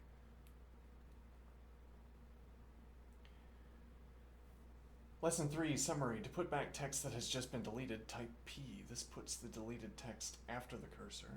Okay. If a line was deleted, it will go on the line below the cursor. To replace the character under the cursor, type R, and then the character you want to have there. Now, one point here is that the people who designed neovim did so iteratively, as in they were using neovim, and then they thought, you know what neovim could use? This sort of level 3 operator. Well, the point being that it's iterative, that the problems that some of these operators are solving are ones that only become apparent when you're in the midst of editing carefully. Well, and the alternative being, well, I wouldn't know that, I don't know, deleting until end of line is a useful thing to include into a text editor, perhaps.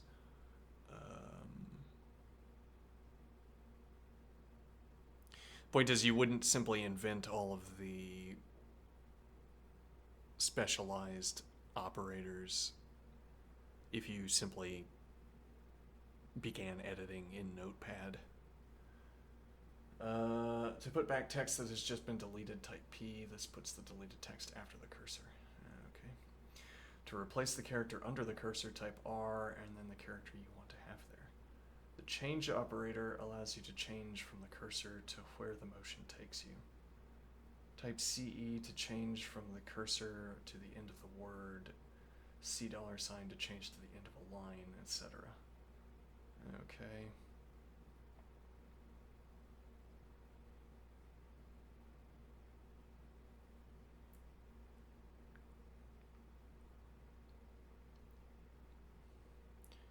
Okay, so CW would change, would delete word. C would be, so hold on, yeah, let's go back. So CW, let's use, whoops, that was, I went forward 424 words. Let's see, that's not so many words. All right, back up here.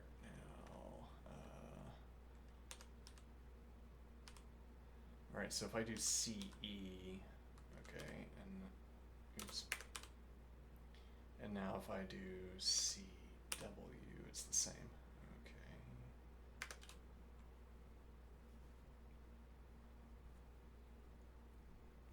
If I do CW and then P, what happens?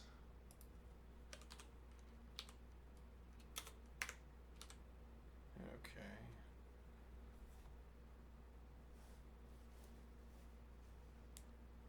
Now go on to the next lesson. Okay. Lesson 4.1, cursor location and file status. Type Control G to show your location in a file and the file status. Type G to move to a line in the file. Read the entire lesson before executing any of these steps. Okay, hold on. What time is it? Alright, quick break, and then I will return for more beer bang. Oh, anybody in chat? Let me see. Do I code in neovim now? Apparently people that are good at coding use it. We're gonna try it. Yeah.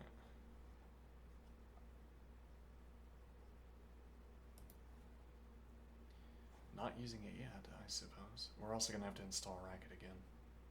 Alright, anyway, beer bang.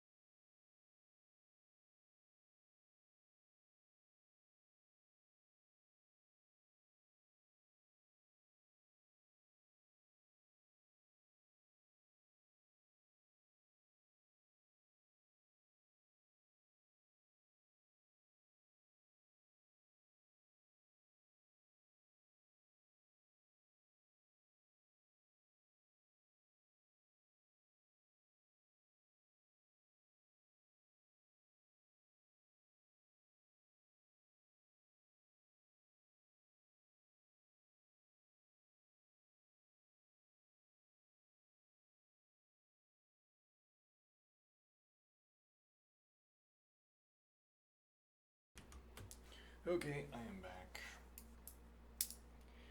Type Control G to show your location in a file and the file status, then type G to move to a line in the file. Note, read the entire lesson before executing any of these steps. Bang,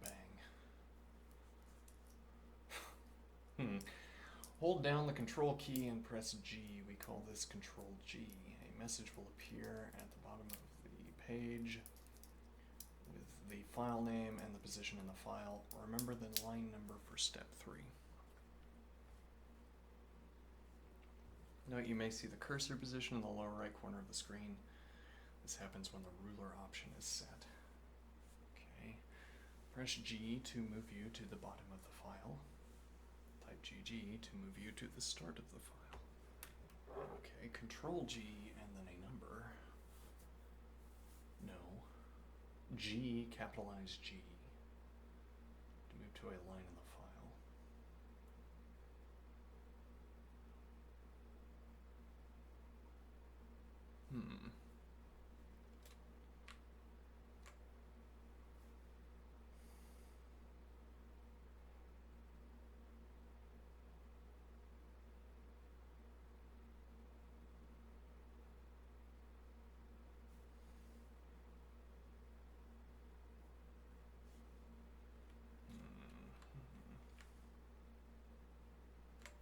Control G.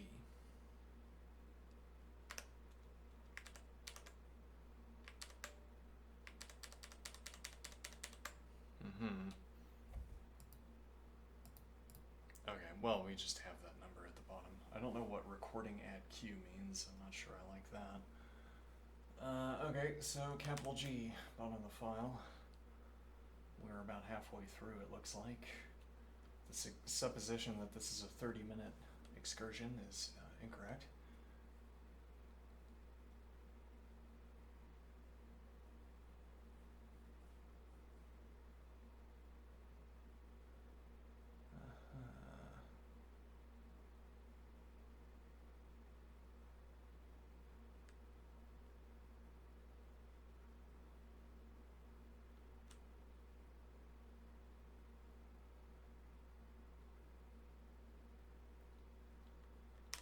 Beginning of line and... Alright, and now I've forgotten what the number was.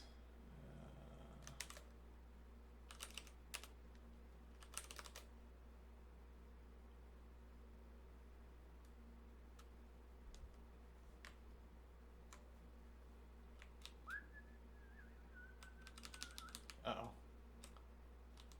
Never mind. Alright, so lesson 4.2, the search command. Type slash followed by a phrase to search for the phrase. Okay, slash followed by a phrase. Slash normal. Have a normal one. Wait, what did that do?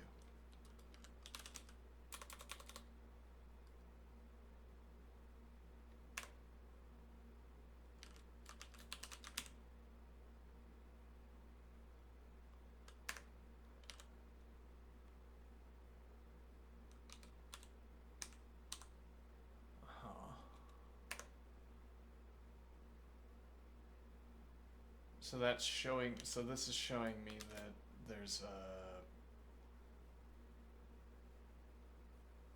I guess I don't know what that's doing here. Normal and curly braces, I'm not sure. Alright. Curly brackets. In normal mode, type the slash character. Okay. Notice that it and the cursor appear at the bottom of the screen. Colon command. Okay, indeed. Alright. Now type error.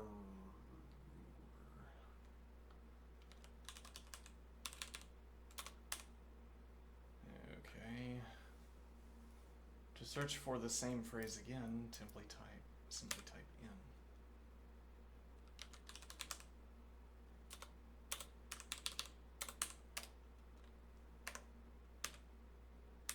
To move to next, I suppose. Alright,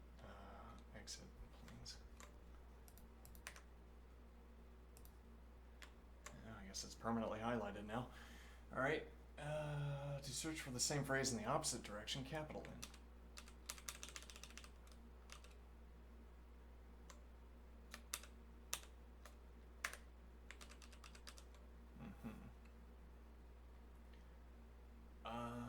Okay. To go back to where you came from, press Control O.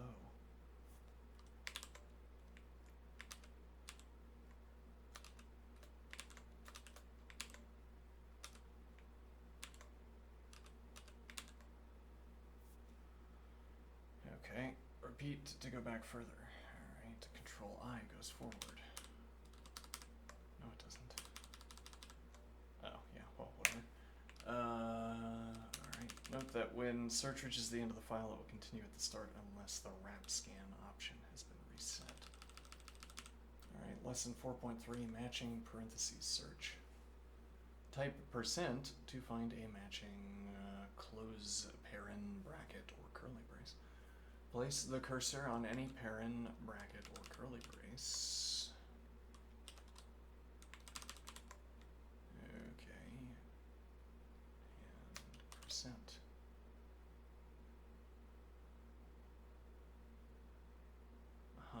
That was not what we needed to do. Yeah.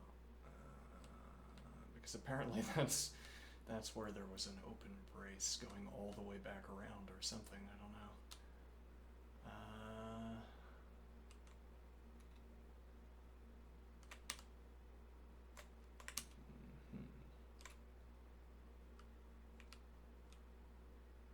Yeah, how could that have moved me down? Well, we were on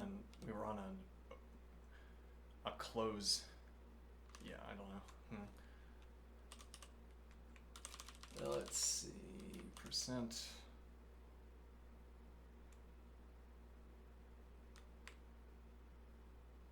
No, I did it again.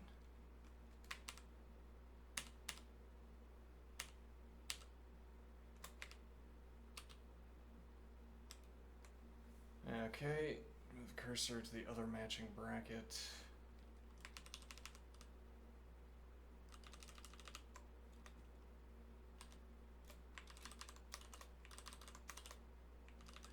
There's also highlighting. We will, of course, try to find rainbow delimiters for neovim as well. Actually, we could find out if that's an option. Let's see. Neovim rainbow delimiters.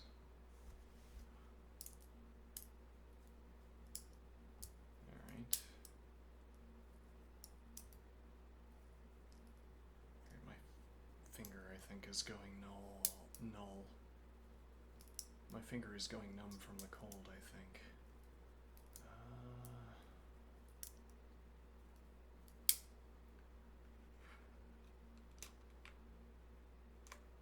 This neovim plugin provides alternating syntax highlighting for neovim powered by treesitter. I don't know what treesitter is.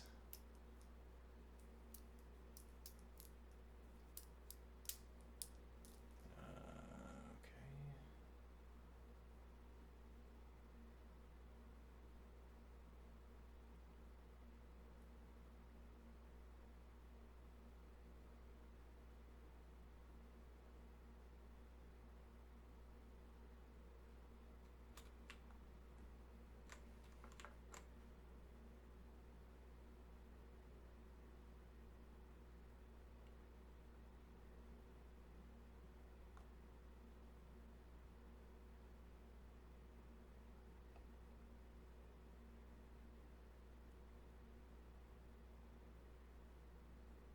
Alright, yeah, we'll get that eventually.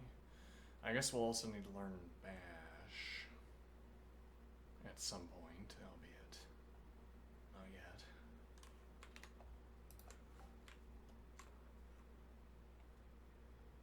Alright, so percent sign goes to matching paren. Okay. And it goes in both directions. Alright, that's useful.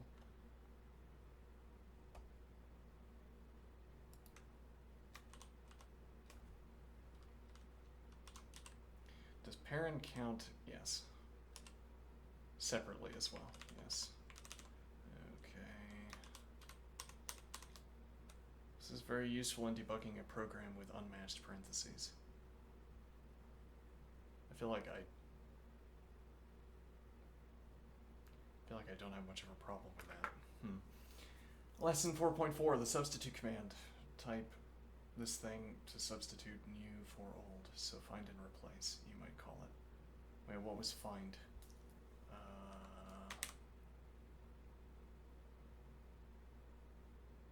Slash, alright.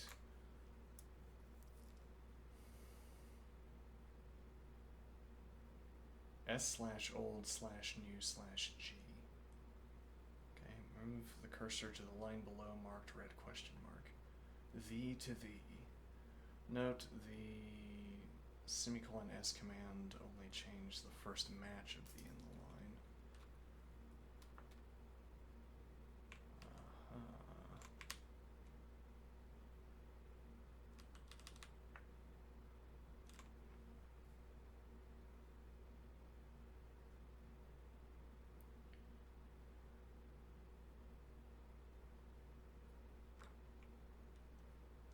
Adding the G flag means to substitute globally in the line.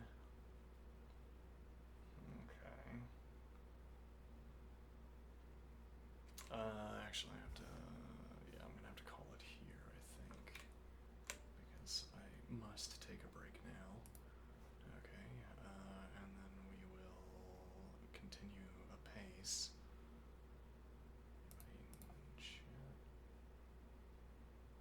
Why learn Vim? Emacs was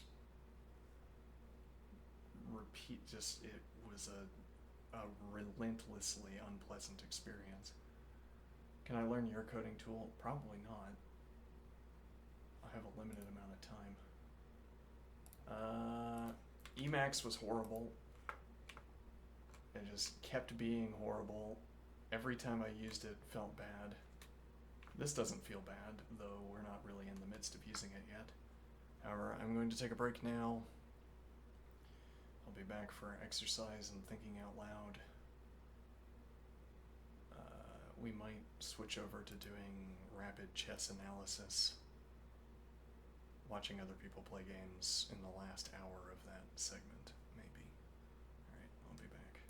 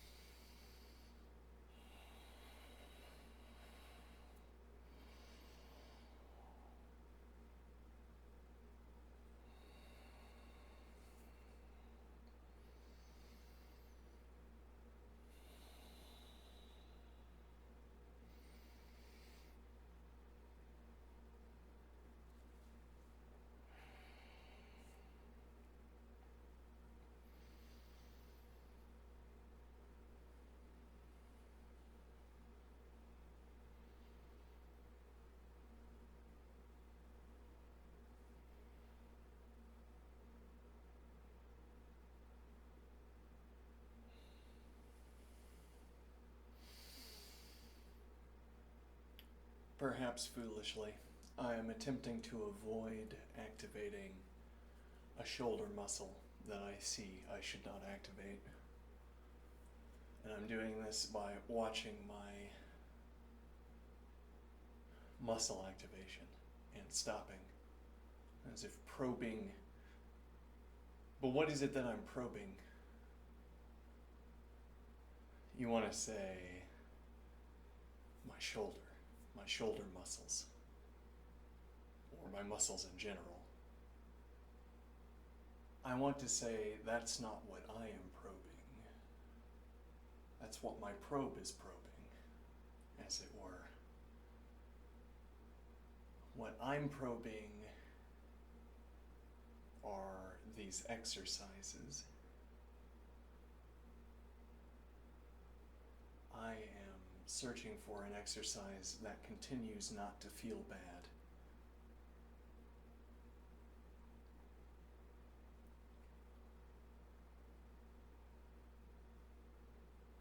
And the reason I'm doing that is that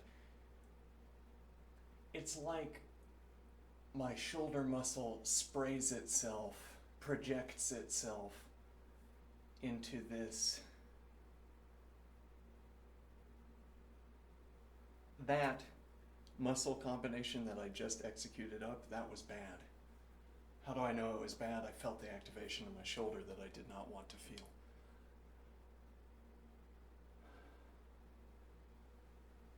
So what I'm probing is this.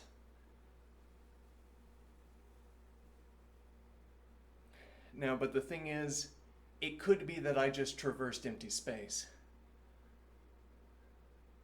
What do I mean? And wouldn't that be a strange thing to do here? What do I mean? I just embarked on this motion.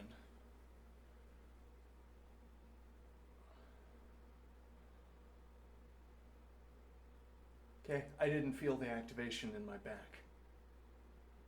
Now, it might turn out that if we could see the projection, of this muscle into the exercise space, we'd see that it's over there. What would that mean? It means that if I tried to perform an exercise up here, let's suppose, in this specified region, I would activate the undesirable muscle. Okay.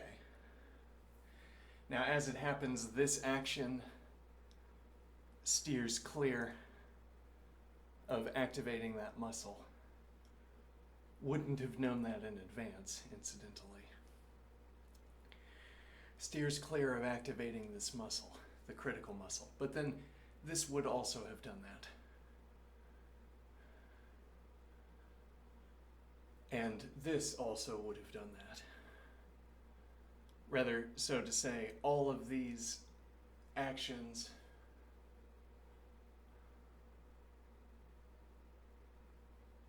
all of them steer clear of the pain region.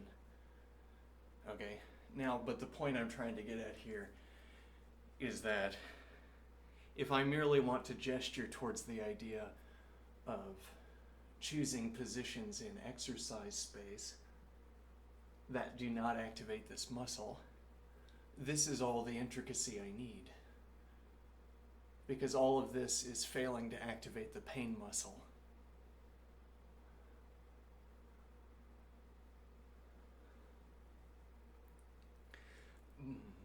Okay, now what is the idea? Now, if instead of pushing my arm in a straight line outward, like this, in order to fail to activate the pain muscle, I had done this,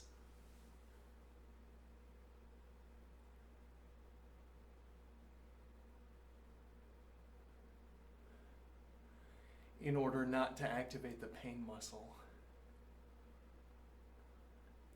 you'd say, what's all the needless intricacy for?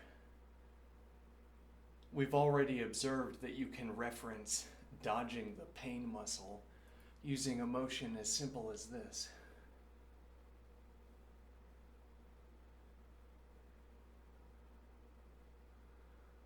What explains the extra intricacy involved in this way of designating dodging the pain muscle? Or what is the source of this extra intricacy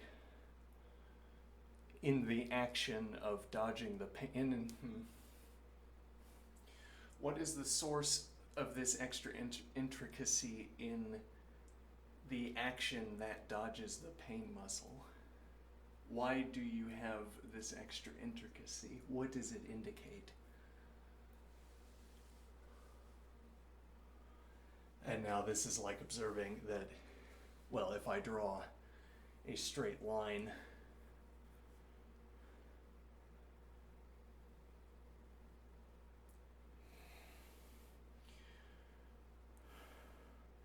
all of which dodges the pain muscle.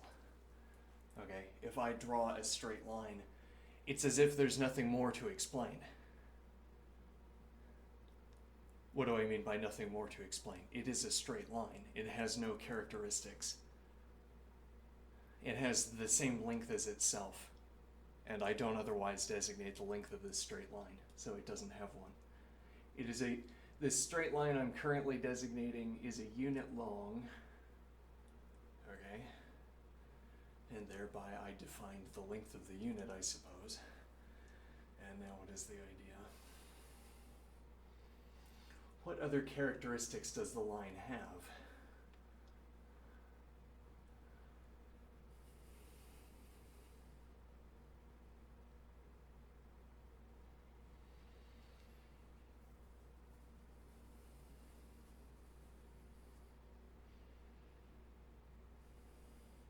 Is the line a set? Well, we could have sets that are lines. Sets that we label a line, I suppose. And what would they have? I guess the unit symbol in them or something. And I say length of unit symbol. Okay.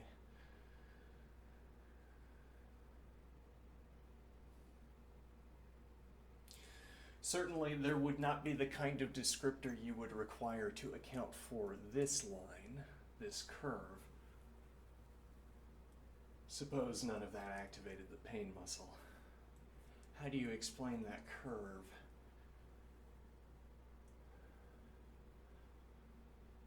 Well, and it does seem like there's more to explain than is present in a straight line.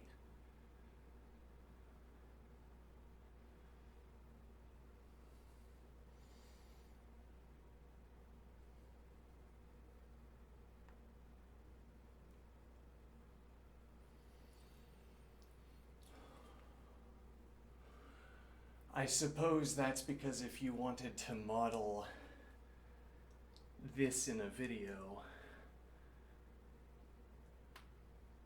this is cheaper to describe.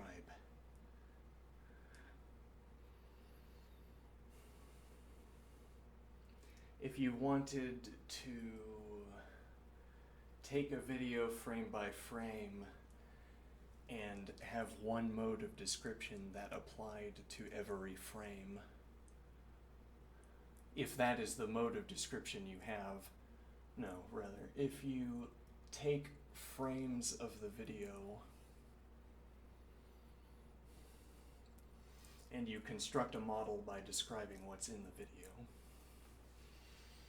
Okay, and the idea is that the video is of me constructing a straight line. And now we're observing that if you wanted to account for the contents of each frame of the video and correlate them one with the other, you would need to designate patches of color in the frame and relate them to patches of color in the upcoming frame. Otherwise, you're not correlating the image, you would be doing something else. Okay, so we're going to take frames of our video and correlate them one with another, one to the next. And why do I want this idea?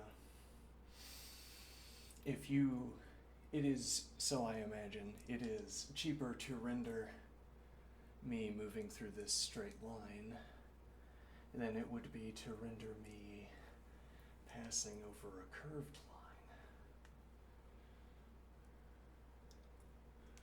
line. Because it's like you can capture everything there is to my hand activity It's like you can take your currently computed description of my hand activity and simply translate it.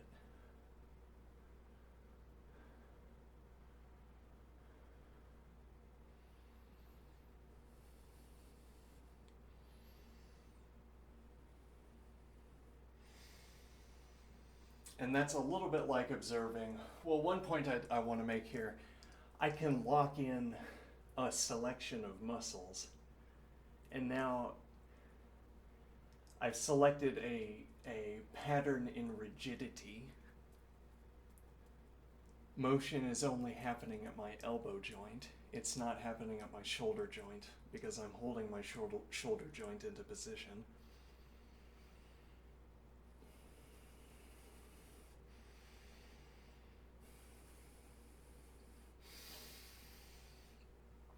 So for instance, I propose you could capture all of the activity in my forearm cheaply.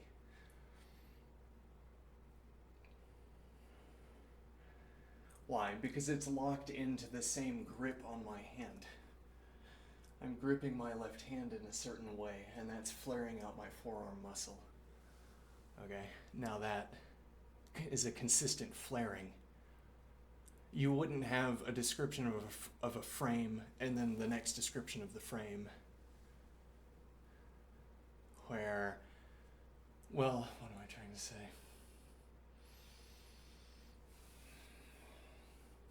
If I let go and I stop activating my grip, my forearm muscles will, so I think, not inflate, or let's say they will deflate. Let's suppose the starting case is that they're inflated. Now, so if I grip my hand,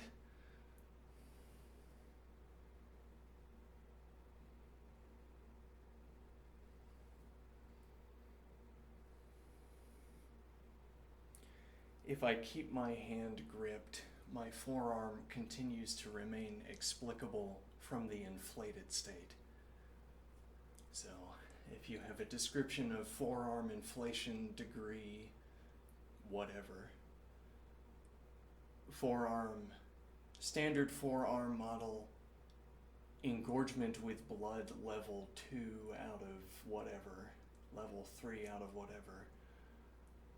Okay, now you have this one model, which is my forearm, with a predicate, engorgement level in out of M. Okay. I out of J. Okay. Now, so if you move the forearm around, rotate it in space, you can use the same object here, which will have some relation at the joints to the other adjacent objects. And so I say it would be cheaper to render, because you would only have to render one forearm type. If I loosened and tightened my grip over time, you would have slight variations from an engorgement level, supposing I kept engorgement level within a range by tightening or loosening on schedule. So the same object that you're using to represent the forearm in one frame remains usable in the next frame. It's the same object.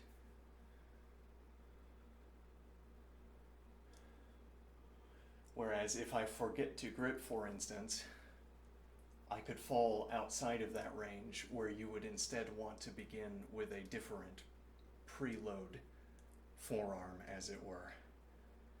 You'd want engorgement level K out of L or whatever.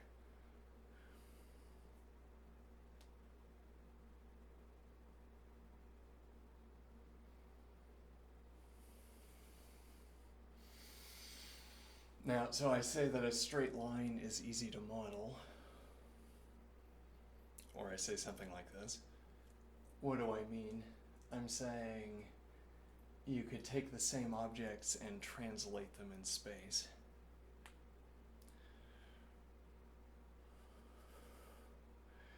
Though that would be more obviously true if I kept all of my joints fixed relative to each other. and turned my limb on an axis. Now, more obviously, the same objects can be used.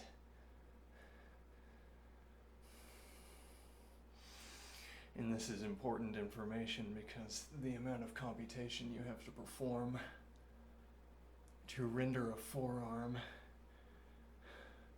believably, as it were, is much. It's a lot. So if you can save on computation by being able to reference the same forearm over time, well, all the better. It's always better to save computation. It can only be.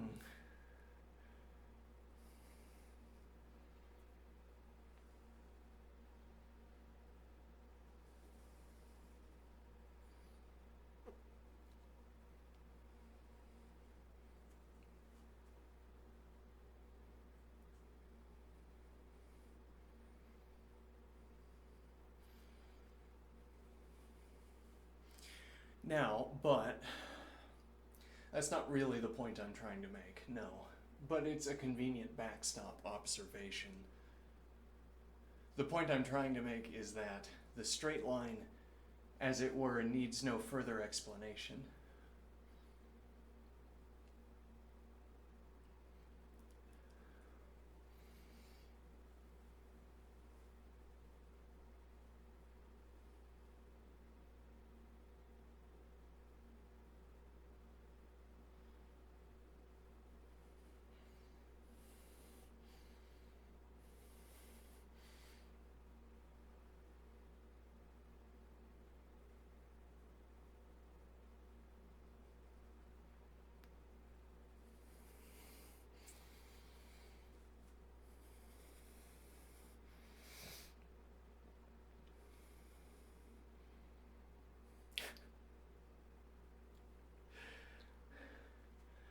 Idea: give S-stock block a high block value because it's basically an iron stick. Or, okay, yeah, you make the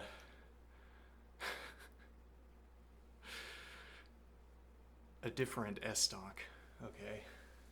A new S-stock with some new content patch. Oh, we dropped a new S-stock.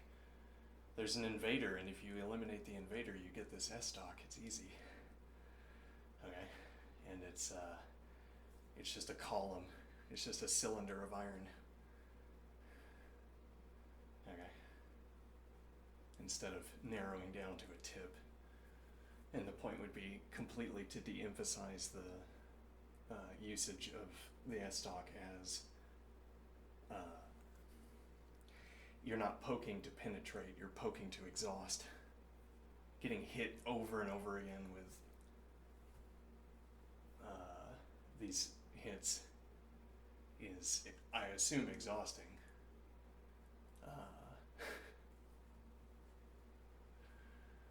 So you make it better at blocking because it's just a rod of steel. It's heavy. And you don't have to sort of rebalance the edge of your weapon.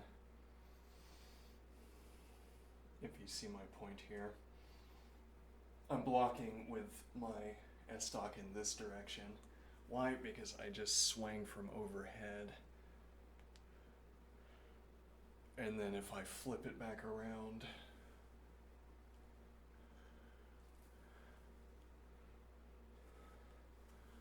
okay. And now the question is, how effectively does that stop a slashing attack from overhead?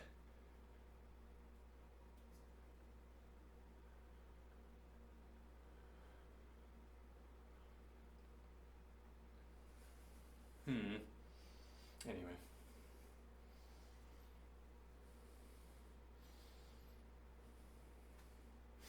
Doesn't recoil off of shields. Doesn't damage through shields, but doesn't recoil off of shields. So if someone is holding up a shield, you just poke it over and over again. Wouldn't that be decisively powerful against shield users?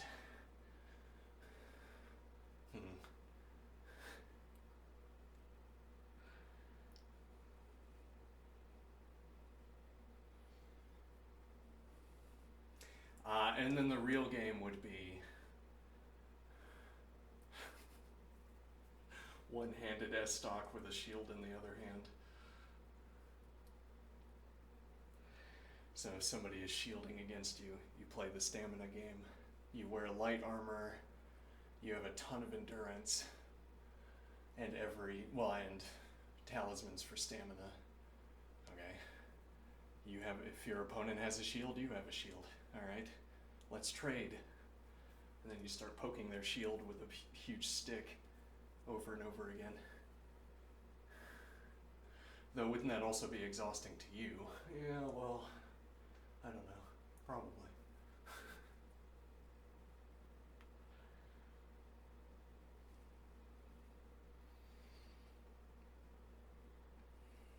Right, let's get back onto the observation we were making here.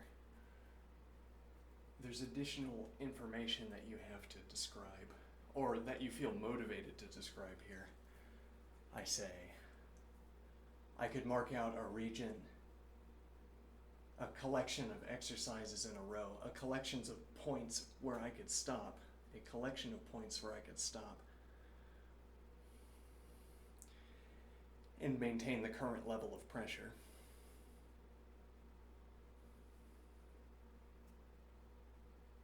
Okay, is one way of accounting for what I'm pointing at. Following this straight line, I could stop anywhere on the line.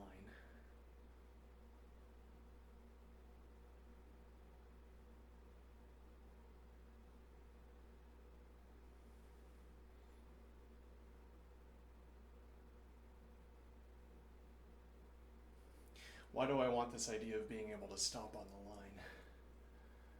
Gives me an easier object of reference. The idea is that we're plotting a line in a coordinate system. All of the points are points where I can stop.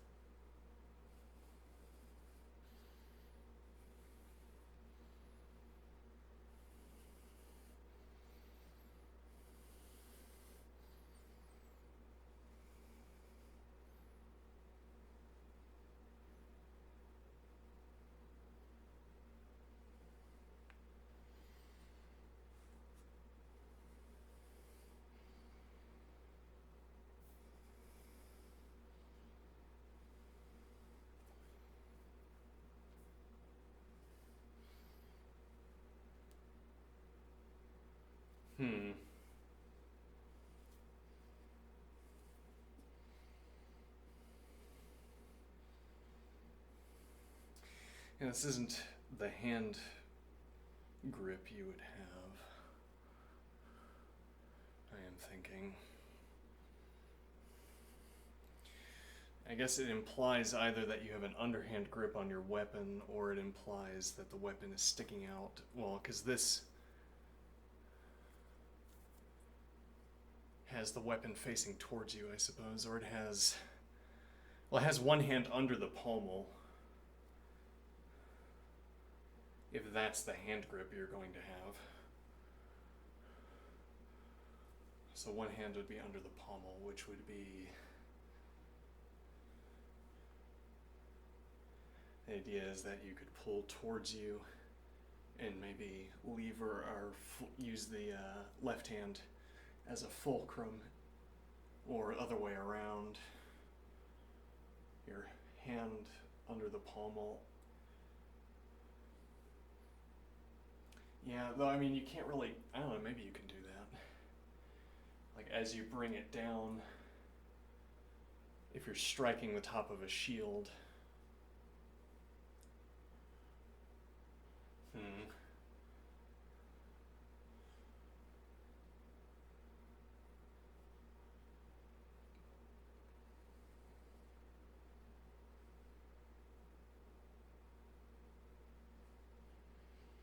Hmm.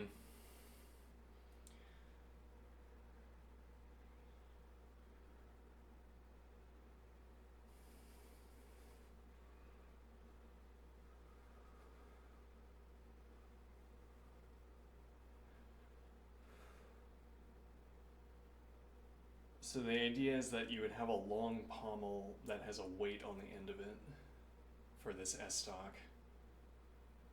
Okay.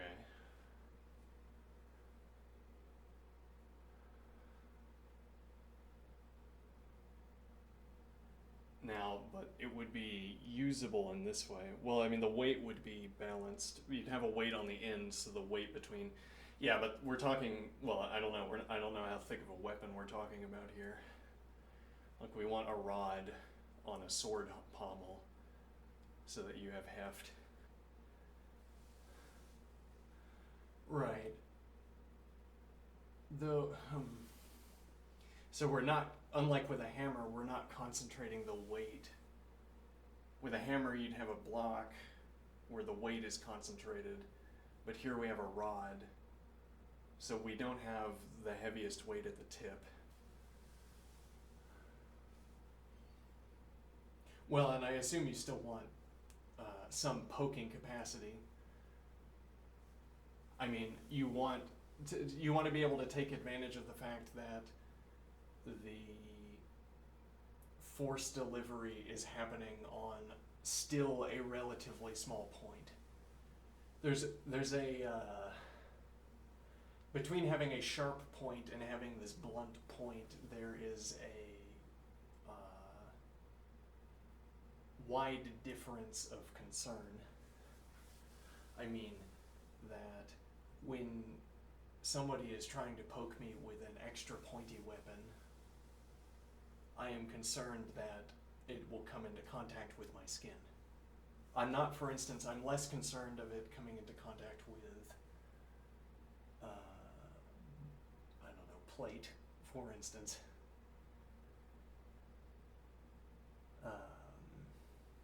But let me think here. My point is trying to get at,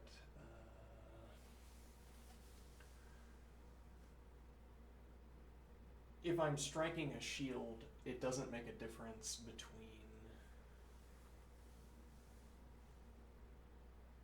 Now, what am I trying to say? I have a blunt end for my S-stock. The blade of my S-stock is like a rod of a cylinder, okay, an extended cylinder, though not like a squat cylinder, it's a thin cylinder. It's not sharp enough to pierce skin. Well, I mean, completely unshielded skin, maybe, I don't know. But it still has a small tip, and we're still delivering force through it, as it were. So now we have a surface area. Well, and so we can't pierce as readily because we have a broader surface area through which the force is being delivered. Okay, so we have the broader surface area through which the force is being delivered. Now you might want to say, so being tipped by this weapon is not a problem. Well, it's not the same problem as having the tip of the weapon pierce your chainmail or your skin. It's a different kind of problem, which is that you've just been hit by a mule. You've just been kicked by a mule, as it were, in the shoulder, which isn't going to pierce the skin, but is going to discourage you, so I imagine.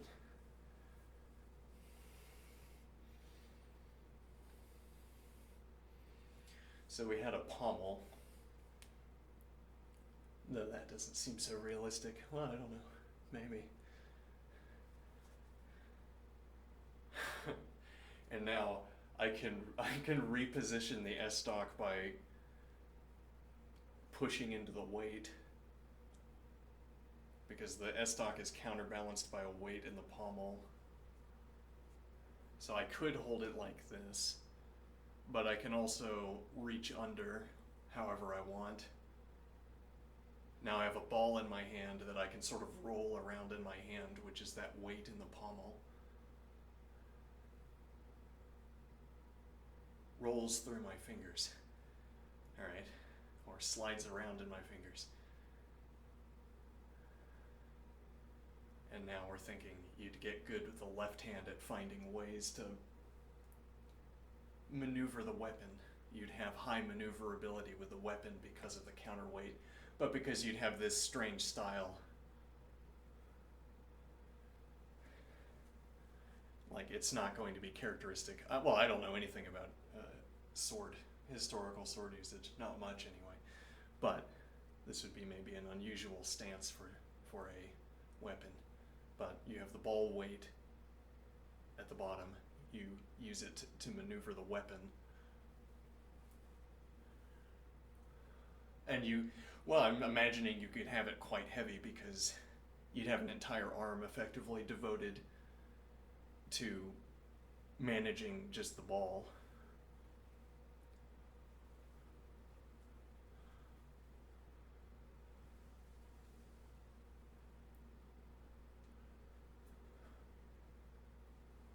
Well, yeah, but don't hit yourself.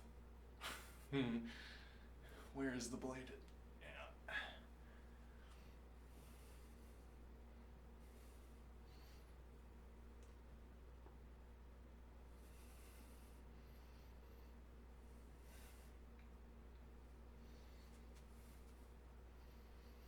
This fun idea is that since it's not a bladed weapon, you don't mind if it rests. And the idea is, well, you use a little bit of geometry here, as it were, a little bit of logic here. If the incoming bladed weapon strikes, well, I guess you'd still have space. The idea is that if your S-stock has to give way to the bladed weapon, it pushes in. But then it's always going to be between your arm and the bladed weapon. I guess the opponent would have to redirect. I don't know how you would redirect, but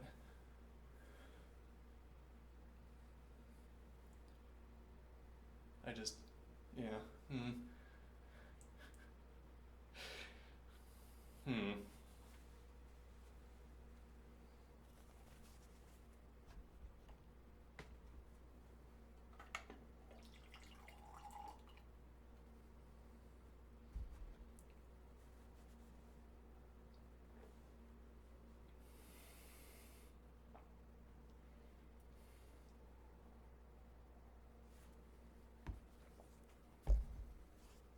All right.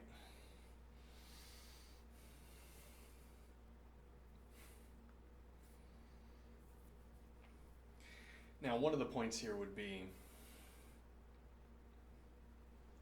I want to imagine a sword where the holding of it involves the two hands being in contact instead of the two hands being in sequence.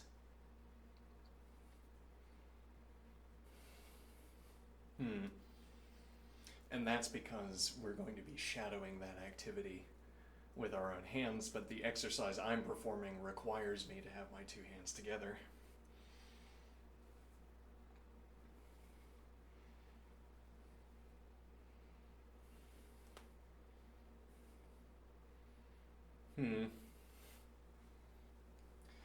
Now, the point of this is not really to imagine swords, but just while I'm thinking about it,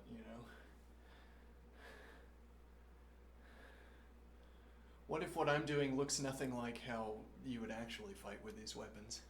Well, that's not really the question, though, is it? The question is, what if it turns out this was a really bad way of fighting with a weapon? It wouldn't really matter if people never did what I'm currently doing, if it was still good to do, if it won fights, as it turns out. Okay, but we have no idea whether it would win fights, indeed. So, why would I practice a way not to win fights with a sword?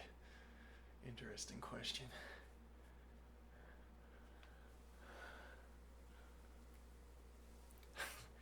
What a bad way to fight with a sword. But what an amusing way to exercise. Amusing.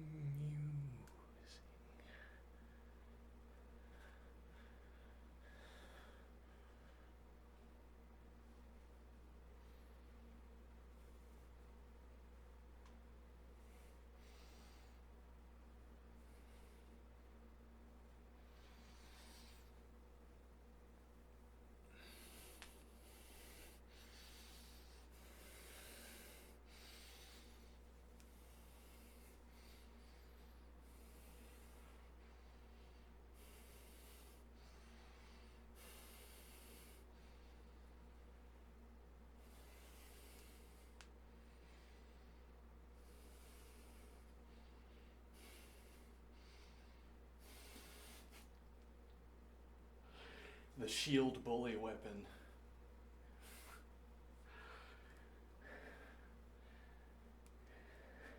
And how do you bully the shield user? Do you make it impossible to block? No. You make it a requirement to block.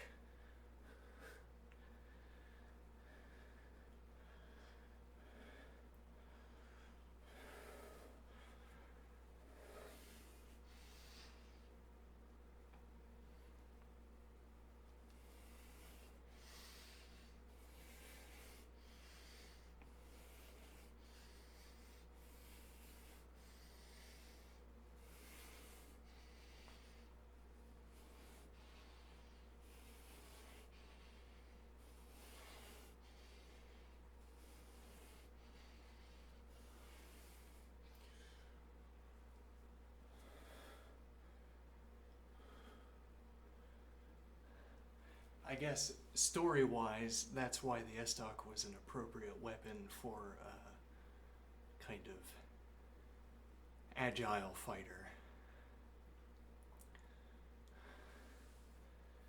An acrobatic combat style. Estoc was a good weapon. Not merely because it was a very good weapon, but also because the acrobatic art style didn't focus on dealing damage. Focused on landing hits and not getting hit. Okay? Which is effectively the fighting style we're currently imagining. You're getting hit by a blunt weapon repeatedly. Just over and over again in the ribs. I got you in the ribs again.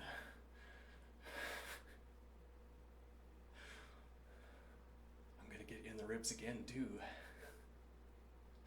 I'm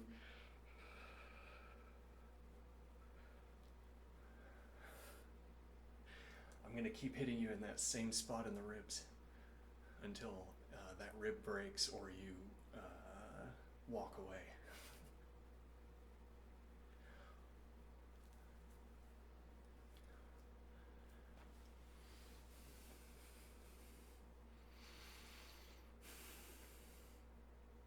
Anyway,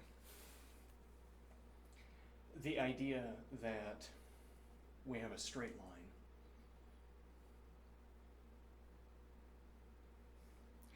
and then we have a curvy line. I gave myself coordinates by saying that a coordinate within this space that my hands are now occupying corresponds to a position where I could stop. Does it make sense to talk about this as a position? What do I mean? This. I just said a position where my hands can stop. This is a coordinate. Does it make sense to talk about this as being a position, a point, a coordinate? If my hands were perfectly still, it'd be easier to say yes.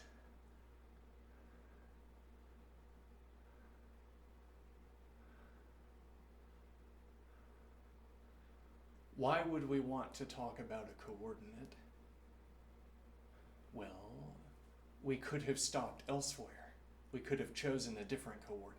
So we could have, and starting here, if you described a coordinate using my current position, I could go on a straight line from my point to your point. Interesting.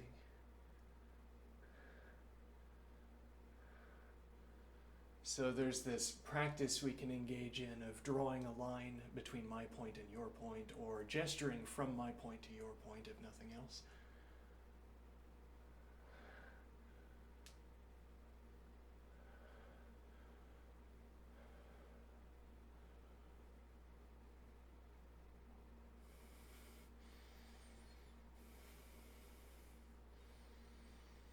Now, what is the idea?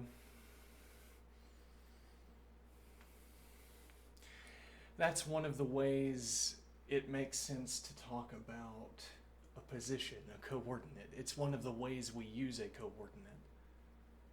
We say, I have your coordinate, and now I have a second coordinate. I wonder what a line between them looks like. And well, I know what a line between them looks like.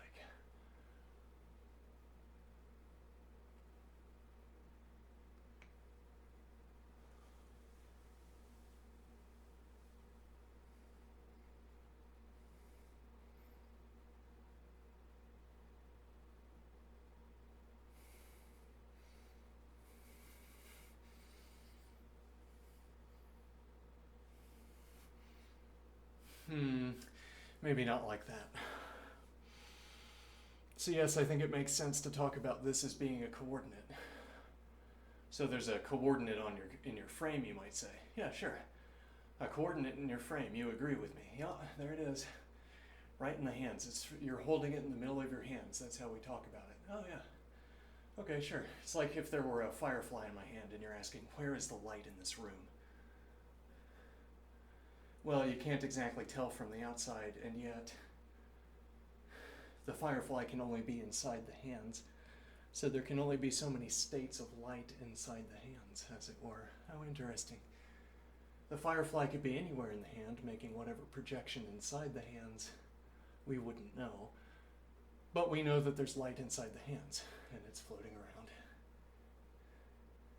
Okay, and now, so if you ask me, where is the light in the room?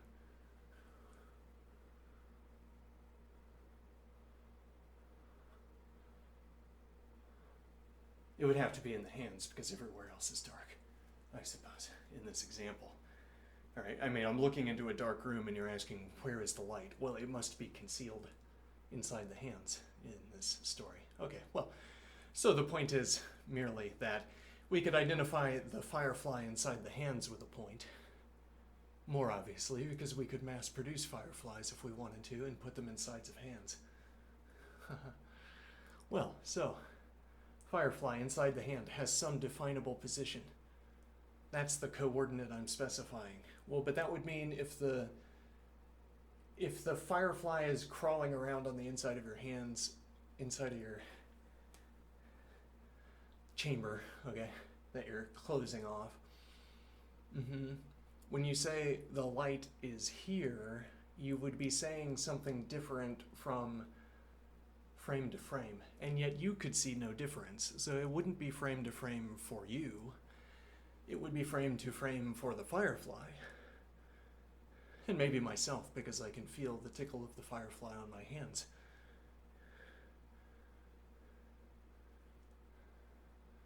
Okay, now what is my point? Well, so I agree this is some kind of problem, though. The firefly is crawling around in the chamber. So I don't know what I mean, as it were, when I say the position picked out by this. Whereas when we didn't have to commit to the firefly inside the hands, this was relatively intelligible. The point is just in between the two hands. Oh, is it? And that's enough for you. That's convenient. It's between the two hands in the cloud of positions between the two hands. Does it stay in a fixed position relative to the hand? If it was constructed, by definition, to the shape of the chamber, the hands, then its position would be plucked out based on the current state of the palms. So if I smoothly moved my hands around, the point would maintain its position relative to the palms. Though if I unfolded my hands, for instance, who knows what the definition would do for establishing the central point. Now, so this positioning of the hands, these two enclosing topological surfaces specify a point, some kind of fixed point if we want to talk about, I guess. Okay. These specify a fixed point according to a rule for designating a point between hands that are positioned like this. So there's some point in this chamber, and when I can move my hands around without changing the surfaces of my hands relative to each other, there will only be, as it were, minor jitter in my selection of the central point. Okay? Now, other than jitter, let me think here.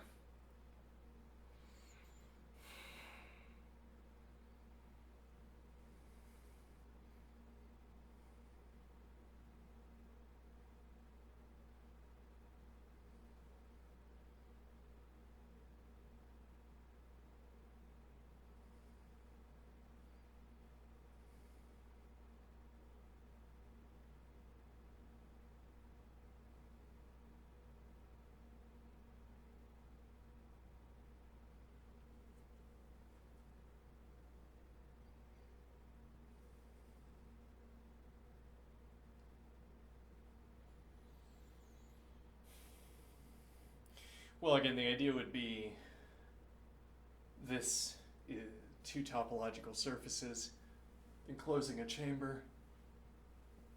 As you can peer in, but then I can close it off. And now we're enclosing a chamber with two topological surfaces. Not quite, apparently. There you go. All right, now we're enclosing a chamber with two topological surfaces. And now I've closed it off, but you could look inside it real quick. Now I've closed it off. I've opened it up again. Now I've closed it off, all right? Now I fix my two hands. If this chooses a point, if these two topological surfaces choose a point inside the chamber, and that point is surrounded by other points that are also inside the chamber, then I have room to jitter my hands. If I jitter my hands relative to each other, the point will stay inside the chamber because it will first move through one of the adjacent points, which takes a frame, I suppose. So my chosen point, as I unclasp the hand, I have, supposing this again meets the condition that the chosen point is surrounded by other points that are inside the chamber, then there is at least one frame in the unfolding of my hands where the chosen point is still inside the chamber. So we would have a clasped state, which is categorically different from an unclasped state, but then we would have an unclasped state where nevertheless the selected point by the two topological surfaces still falls within the chamber.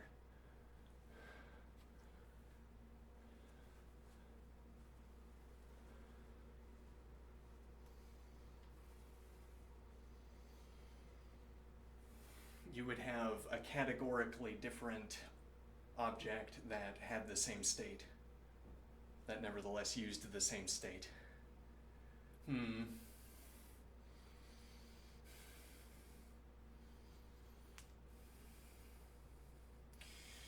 well, the contrary of this idea in this way is that you have the chamber.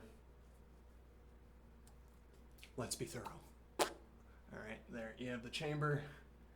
All right, you close it off, and then you expand the chamber. No, but you can expand the chamber without unclasping. We wanted a case where you had the Boolean status of clasped or unclasped, where in the clasped case you enclose the chamber completely. Okay, and we wanted to show that having a point inside the chamber did not depend on the clasped state. There is a case where you can have unclasped hands, but the point chosen by the topology nevertheless falls within the chamber. And that would be the case where the point that is already selected is surrounded by other points that are within the chamber.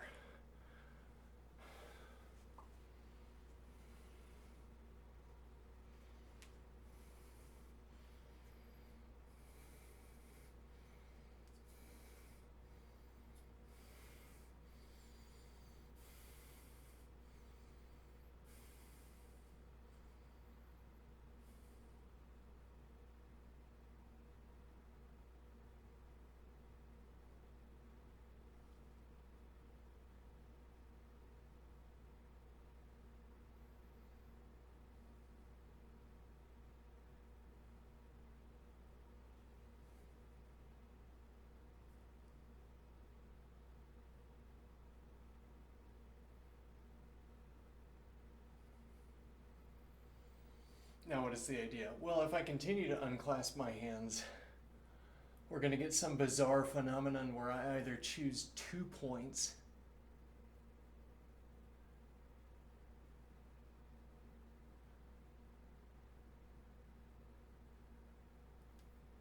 as opposed to selecting 1 point. I'm going to be choosing 2 points as I project outward.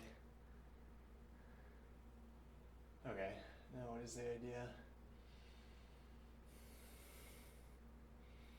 Or if the rule set still produces only 1 point, we have no way of predicting, we have no way of using this as it were a priori evaluation. Ooh. this, as it were, a priori evaluation to know that a point will stay within the chamber. But what do I mean by that?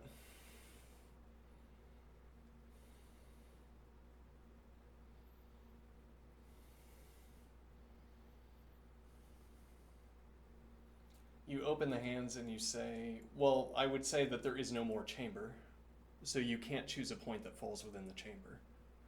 No, but I could be choosing a point that falls within a sphere, for instance, that I could, I don't know, wrap my hands around.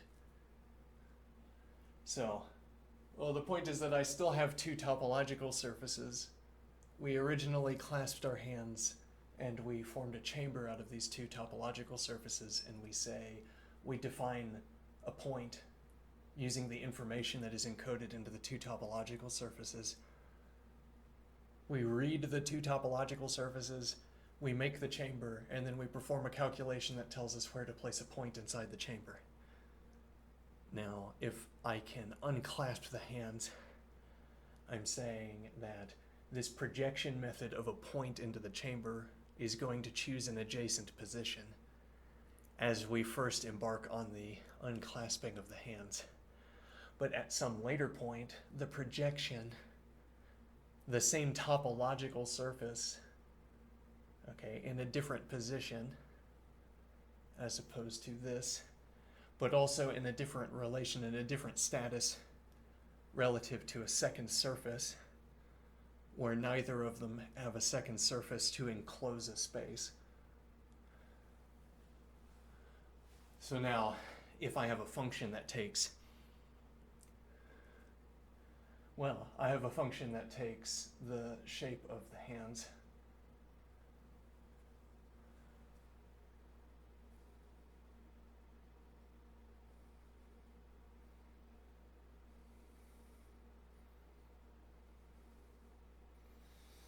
Okay, when the hands are clasped, this function chooses a position within the chamber I'm making using these two topological surfaces.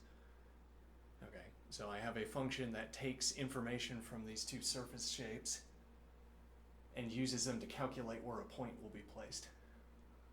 Okay, huh.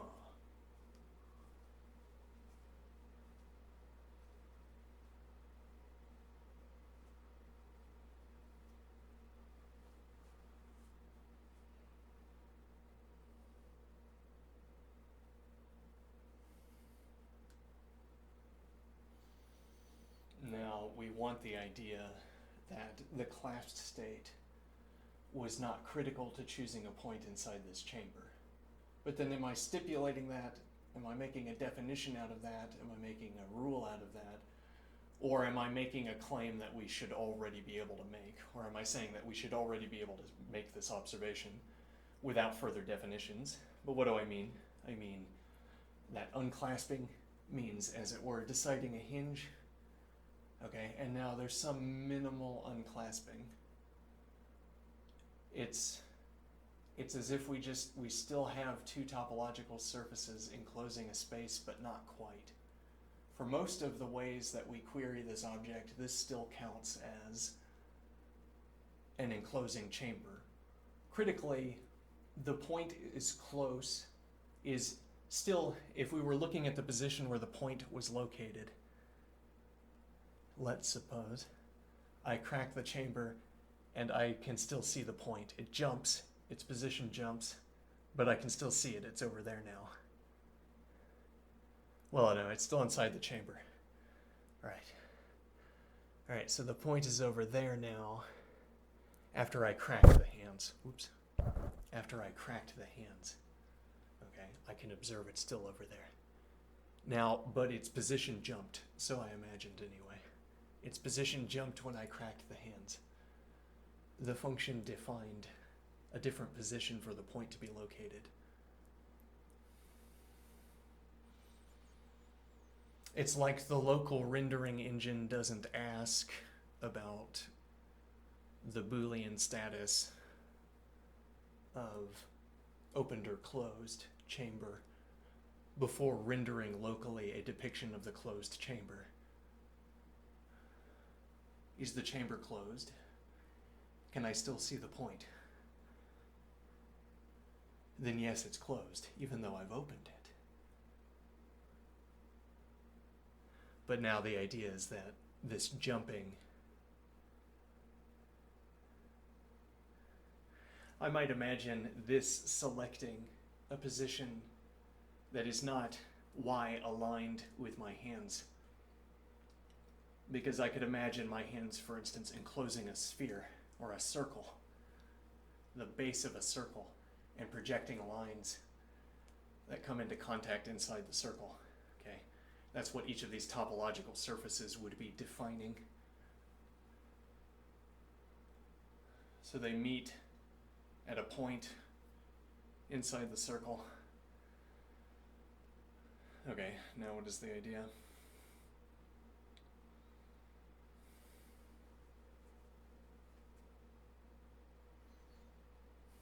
They meet at a point inside the circle.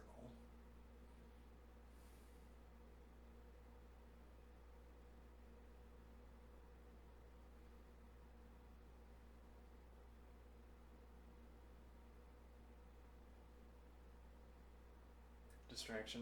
Let me see here. We project lines.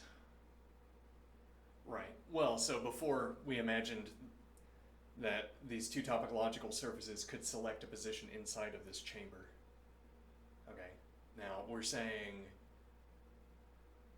there is a way to continue defining the selected point here, maybe even it would still be within the chamber, but nearing its edge. And then here it is aligned with the lip of the chamber. The point floats just above. I'd have to tilt it over to show you the point. All right.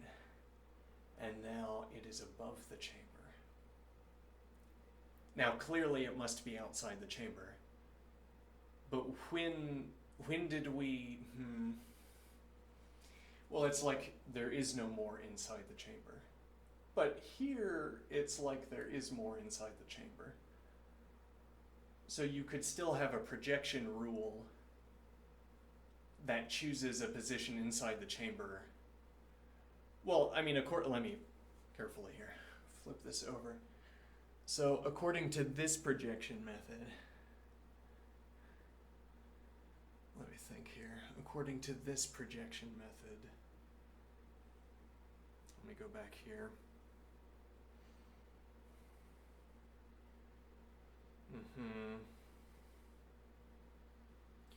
So we have our two topological surfaces, and we're saying they're selecting points that are getting closer and closer to the crease between my two hands as I open wider.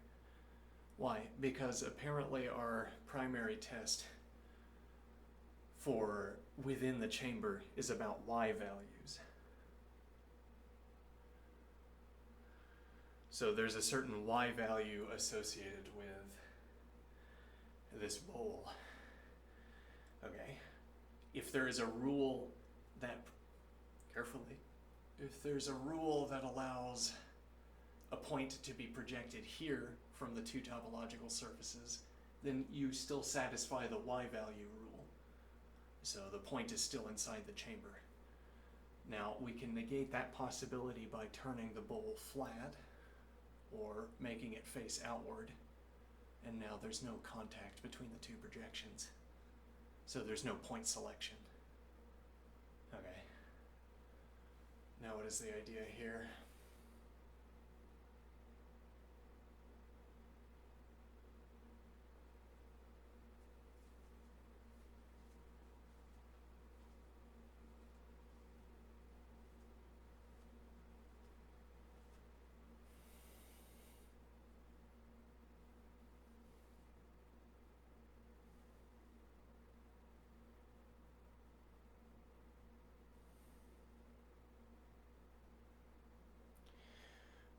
Notably, the projection that this accounts for is like this.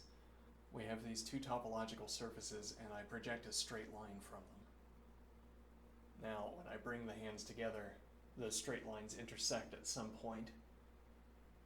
Now that's enough of a intersection of the two projections for the purpose of talking about constant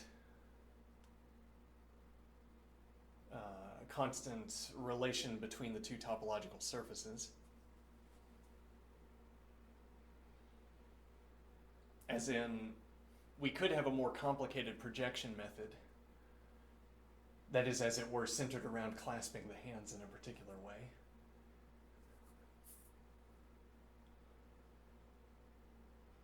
Okay, and now unclasping doesn't make the designated point get closer to a fixed crease between the two hands as before. Or maybe better to say, there ceases to be a chamber long before you hit the flat surface, or before you hit facing outward. There ceases to be a chamber at some prior point. Well, how could it be that this is no longer a chamber? It's because the rule set that talks about where the point is no longer identifies a position within this. It identifies some other position in the room, in the space. Okay? So the rule set we had for the topological surfaces did not have this kind of angle to spatial displacement relation. So this would cease to be a chamber before, let me think. This would cease to be a chamber before the two sort of logical stopgaps in this explanation. Clearly this is not a chamber, as it were logically, because there's no intersection point between the two projections. So there is no point selection with rays coming out of the topological surface. There's no point selection. If these are straight lines, even if these are straight lines, as it were, with no deeper description. Okay, whereas here the idea is that we unhinge. Okay, and now it's already not a chamber. Well, and that's because, it's because we want to say that being closed is, as it were, a property that dissipates once you open the hand. So we want to say there are going to be some characteristics, some Boolean characteristics of the clasped hand, of the enclosed chamber. What are the Boolean characteristics? I crack the hands, the minimal extent, and now it is globally true for the chamber that this is no longer Boolean closed. What does it mean? What kind of transition has the chamber taken in characteristics between being Boolean closed and Boolean open? Well, so I suppose there's a pile of truths that are now true that were not before, and a pile of falsehoods that have disappeared, and a different pile of falsehoods that have appeared. I don't know what the specifics are, but the idea would be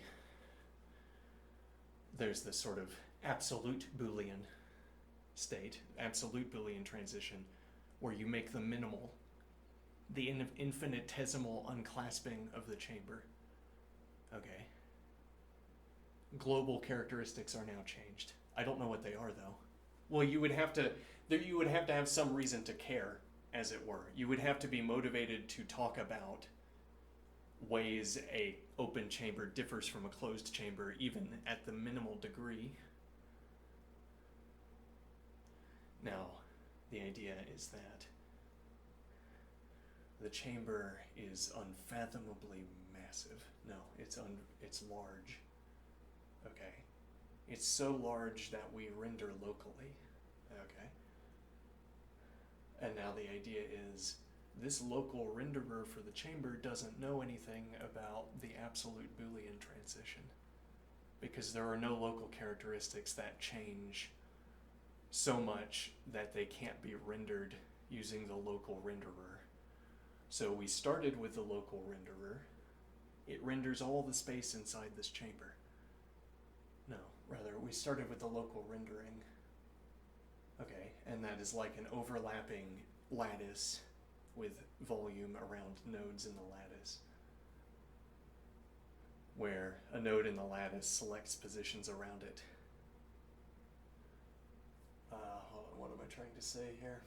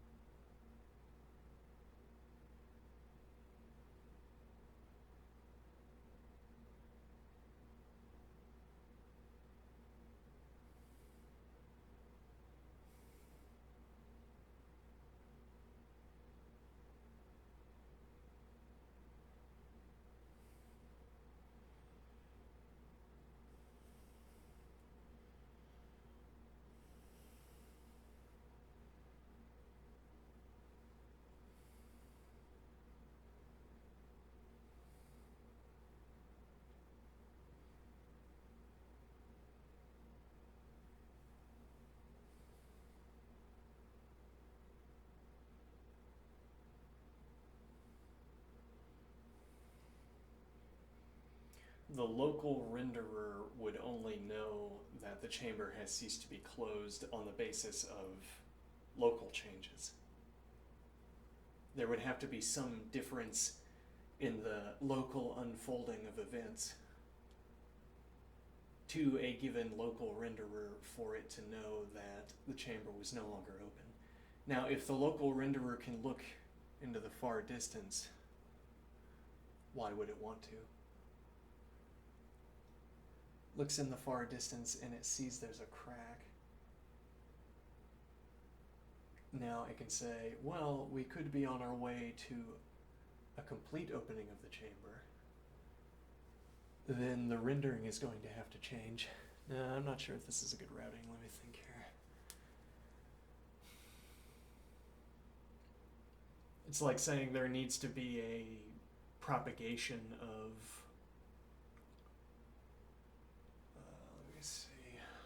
a propagation of effects into the chamber. So like this translation of the two topological surfaces. Okay.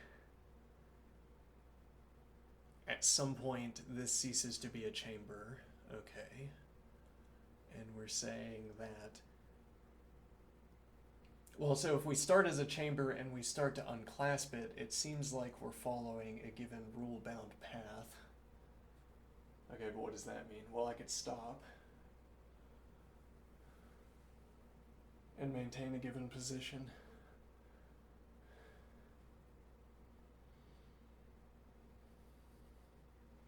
Okay.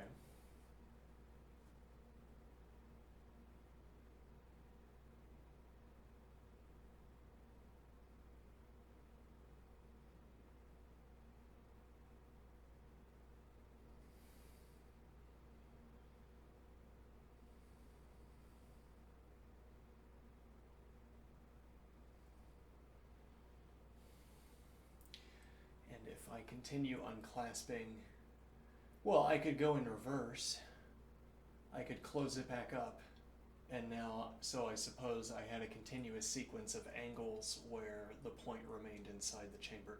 Well, now where the point remained inside the chamber, we're saying, but we're defining whether we have a closed chamber or not on the basis of whether the point continues to fall inside the chamber.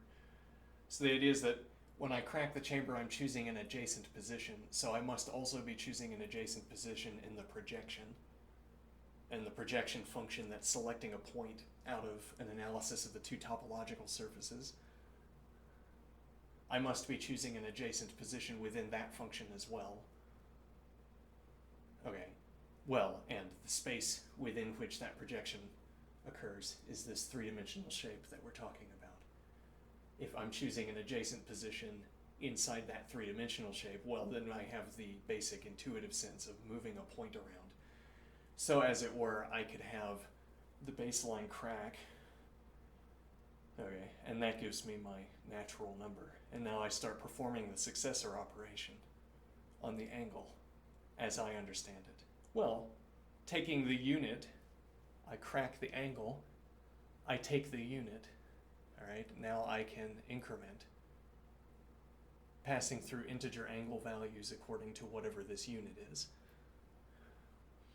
And as I do so, I imagine I see a smooth sequence of jumps. Equidistant. Okay? As opposed to not a smooth sequence of jumps or jumping around. And so I say, well, it covered 1/10 of the distance, covered 1/10 of the distance when I moved the angle to where, well, so I adjust the angle of the chamber, and tests say that after 10 units, or we subdivide, well, okay, we'll just say, we received the unit by performing the initial crack, then we performed 10 additional inductive steps, okay, and then the point ceased to be inside the chamber. Okay, so now we say we have 0 through 9, as it were, or whatever numbering we just obtained. Okay, and now I look at the positions. The point is jumping, but I want to think that the point is on a continuous path. I want to think it's on a continuous path because when I increment the same angle, I get the same distance. And I want to think of the point as it were moving to the next point.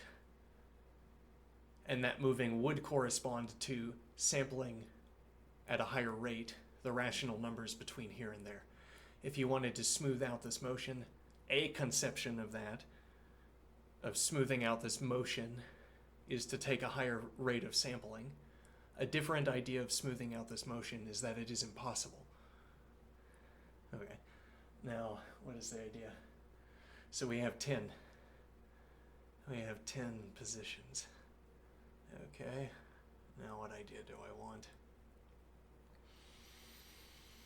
It's at the 10th increment that the point leaves the chamber, and then the chamber ceases to be a point. It's on the 10th incrementing of our input that we find out that the object is no longer as described.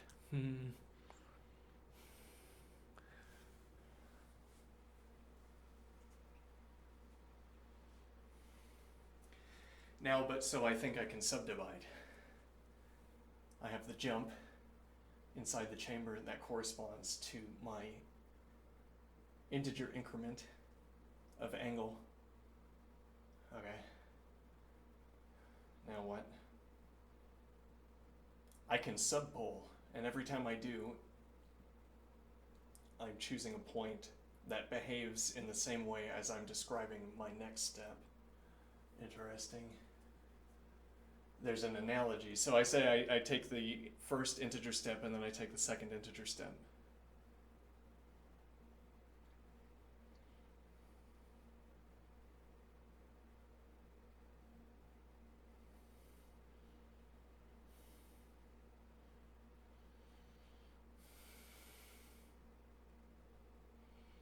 And now, when I want to say that this position stands in the relation to this position, that this position stands in relation to this position, I want to leverage an analogy where I talk about, consider these other positions I can reference. Okay, I say, note how I can reference a position over here. And then note how I can reference a position over here. And then I can reference a position here. Note, we have a gap between these 2 points, and I can select positions between these 2 points. Now, my step from position 0 to 1 is, by analogy,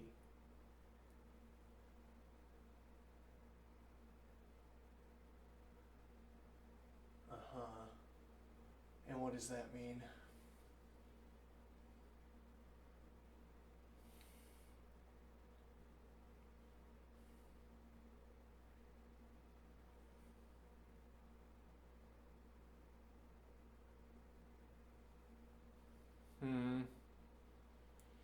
It's like you give me these 3 points and you call them equidistant, and I call them as yet unmodified, as yet unlabeled string, alright? Unlabeled object, alright? you call it equidistant, and I call it unlabeled object. Okay, and now, so you say, consider that I can select this point. I say, indeed, I see you input a value and you have selected that point. The machinery is selecting that point with your input. I see that. And you say, all right, now notice how I'm selecting this point as well. Indeed, you chose an input and it lit up that point. All right, I'm going to do it again. I see. You lit up yet another point. Yeah. Now, by analogy, no, I don't believe it. No, makes no sense.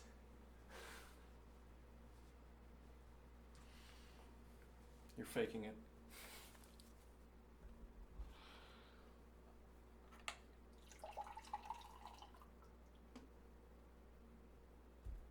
Yep, the only thing you've shown me is that you can select points, that you can turn a crank on a function and get an output.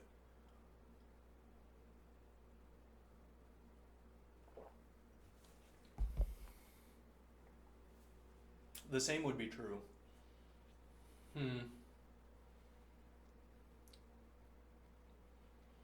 The same would be true. Let me see here.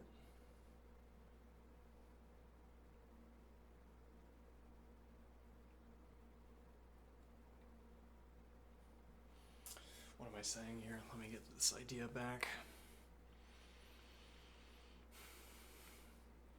Right, well, you're saying I can select these points and I call these points equidistant.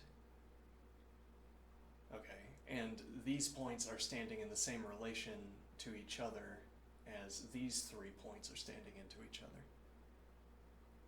Which is telling me that you would identify both of these as instantiators of equidistance. This obtains equidistance, this obtains equidistance, this obtains equidistance, this obtains equidistance, but now qua down point, as it were, or pushed point. Now this pushed point also obtains equidistance, this pushed point also obtains equidistance by being equidistant to the preceding push points I just noted. And now you can chain this together as well, where you have equidistance, equidistance. Now it's a little bit odd to say that these 2 points are equidistant from each other. It's like a plus minus mistake to say that these 2 points are equidistant from each other. But you're not saying that they are equidistant from anything. You're saying they have the equidistant property, which is merely a T instead of an F, a lit instead of a dark. Okay, these 2 points have the equidistance property. Well, and that's because if we continue in this process, they will be strung into a sequence of equidistance. All right, so now I have equidistant, equidistant, equidistant. Okay. Now what is the idea? Now the idea is that this has ended at one of the 2 points that I started with.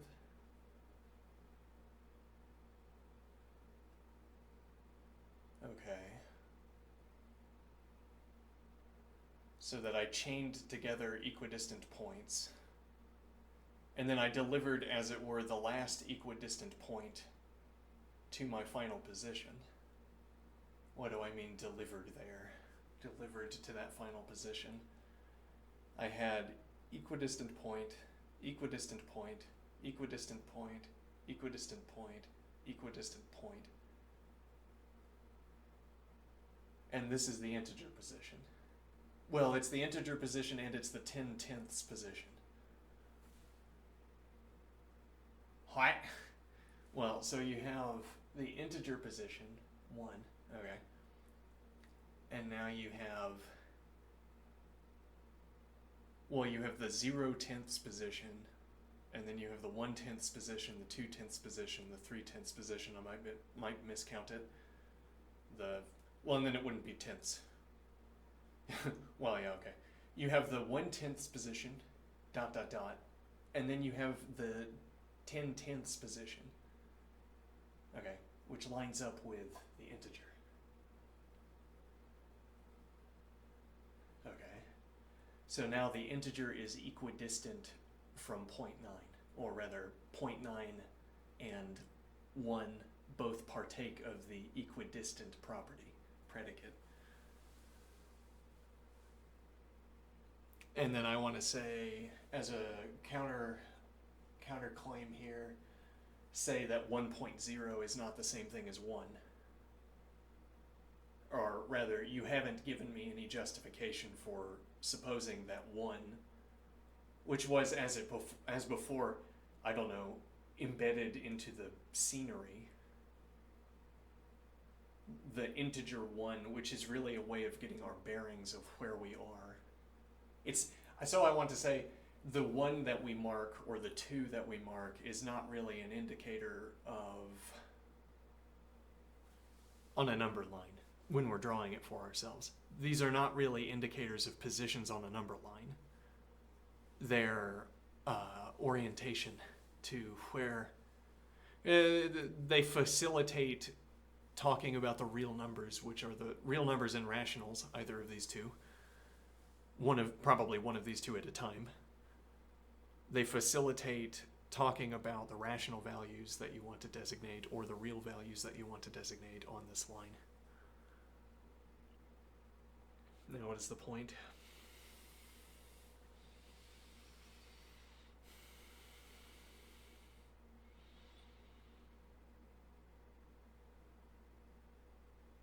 Let me see here. Right, well, I mean, so when we started talking about these rational values, we said 0/10ths, 1/10ths, 2/10ths, and then we got up to 10/10ths. Okay, and now I have been moving my finger along the number line while making these pronouncements, or even I've been marking in tick marks as I've been making these pronouncements. Okay, we both arrived here together at the 1. We arrived here together at the 1. As we can clearly see, at no point did we fall into disagreement. We started at 0/10ths, and I said equidistant. We had a little bit of disagreement, but we got past it. Disagreement. But then we kept going. Equidistant, equidistant, dot, dot, dot, equidistant, and then equidistant.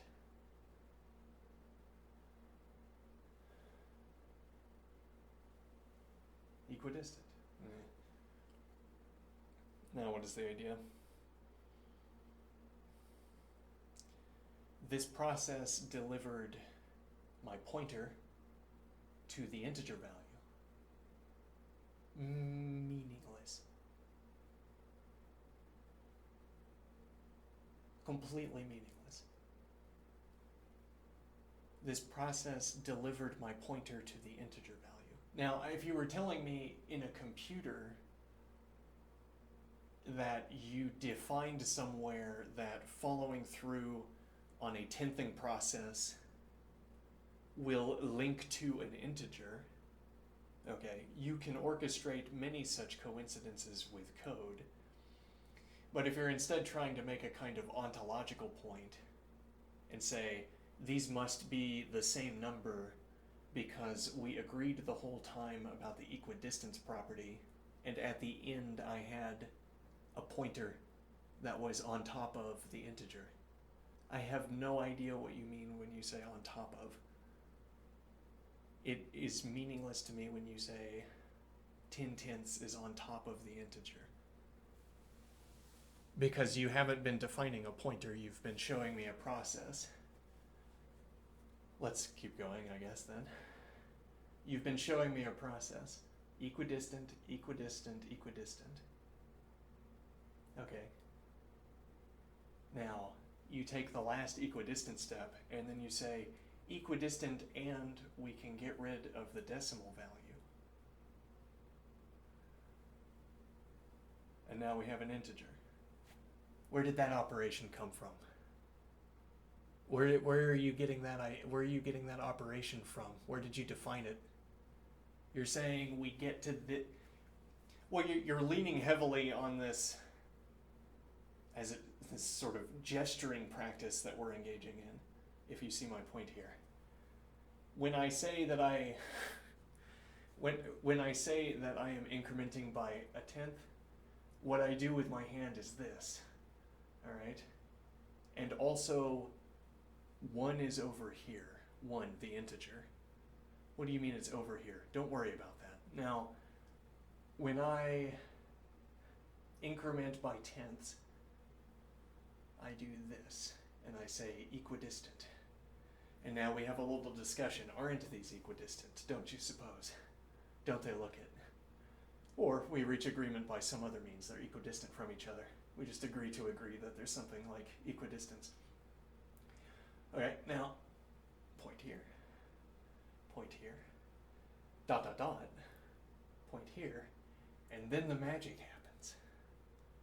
The integer 1, how did we get here? It's like we left it here earlier for ourselves to find. How did we cross over from the rationals into the integers? When did that happen? Is there something special about taking the step from 9 to 10 in this process? Well, I mean, there is something special about among the 0 through 10 numbers, 0 tenths and 10 tenths both have a kind of difference from the internal tenths, as it were.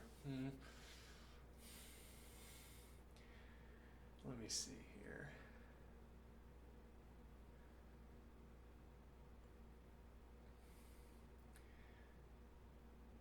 Well, so we're relying on this, in this discussion anyway, we've been relying on this analogy. I'm crossing distance, okay? And now 0 is over here, and 1 is over here. All right, now I am crossing distance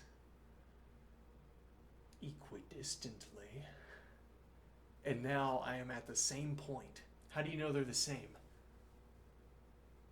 What do I mean? How do you know if we zoomed in really far, they wouldn't be misaligned? How do you know your process for delivering the pointer terminates at the correct position? That's not even the question I want to ask. I don't think you can succeed at this activity, is what I'm driving at here. I don't think there's a way to succeed at selecting the integer. Now, in a computer system, there is a way. To end on 2.0 is a way of selecting an integer, because now if you run inexact to exact, you'll get an integer, okay? You'll get a value that tests positive for integer status. If you have 2.0 instead of 2.1, and then you run exact to inexact, or other way around, inexact to exact. So in computers, there's a definite difference, if for no other reason than that you would light up a Boolean a different way with a number where you've run inexact to exact, between the case where you have 0.0 and 0.1.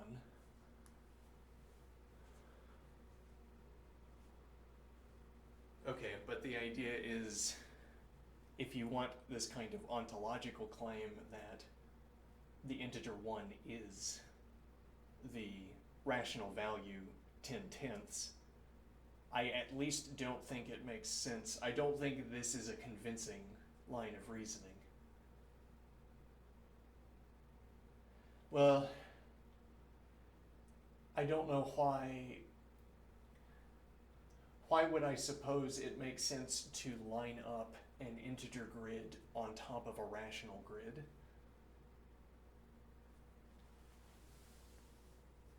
As in, what gives me that license beyond the desire to do so?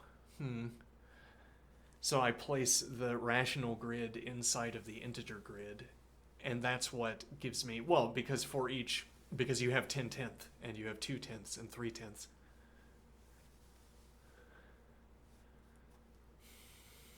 And you have that for every integer value. Yeah.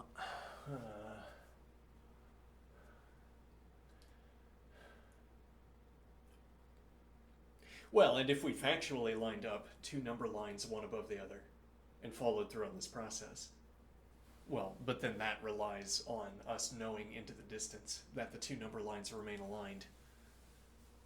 we could trust each other on that, because why would we construct two number lines that do not remain aligned? Maybe we would have a reason, I don't know. But why would we construct, so we could construct two lines where we said they were aligned, as in we confirmed for each other as we constructed the two lines that they were aligned, the two number lines. And what that would mean is that anytime we were following along this number line pair, anytime we were walking along it, checking out the correlations between the integer line and the rational line, there would be the 10th value above and the correct 10th value, rather, the correct integer below. We'd have 5.0 and 5. And then in the distance, we would have 101.0 and 101. Okay, and what is the idea here? That I suppose we have agreement that this pattern, well, it's like you don't need special ontology here. You need the continued coincidence. So you walk down the number line, as you constructed the number line, you laid them, as you call them, adjacency. Now, adjacent to each other. Now, suppose they were sort of melted, as it were. Okay? You started with two metal bars, as it were, where you have these two number lines, and they've run a little bit. They've melted a little bit. Other than metal, it must have been quite hot. Yeah, it was quite hot. Okay, so we have these two bars that have melted in different ways. Now, the numbers have stayed mostly where they began, but they've drifted just a little bit to the left or right. But our process for checking their alignment doesn't care about these kinds of minor differences. So if you and I walk along the two lines together, it would only rarely be the case that I say, no, they ceased to be aligned. And then you could say, hey, it looks like these two are misaligned. I agree, this time, it looks like that. But what if we ignore that and we move on to the next line and we check that one instead? What do I mean here? Well, these two aren't quite aligned. And yet what is critical to the application is that when we go to the next one, it is in line. What do I mean? There can't be, what we really need to avoid is a cumulative error.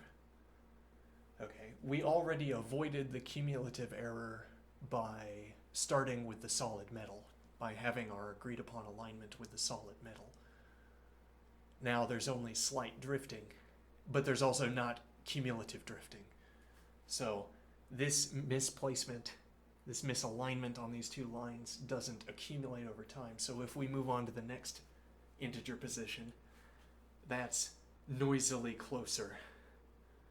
It could be any of the closer values.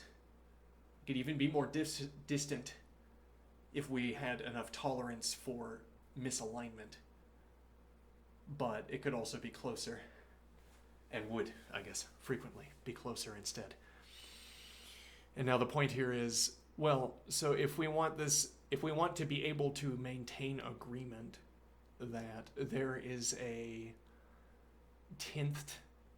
real value that lines up with every integer value, we could maintain it mechanically, if by no other means.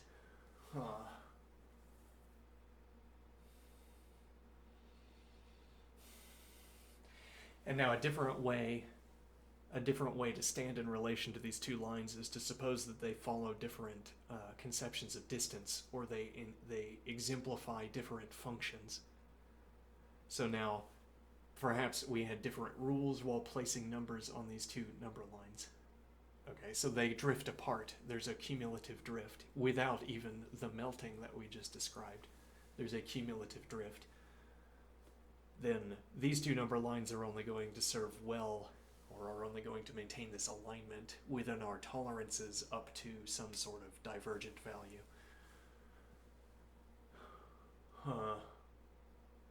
But I think I'm dropping my main point. Let's see here.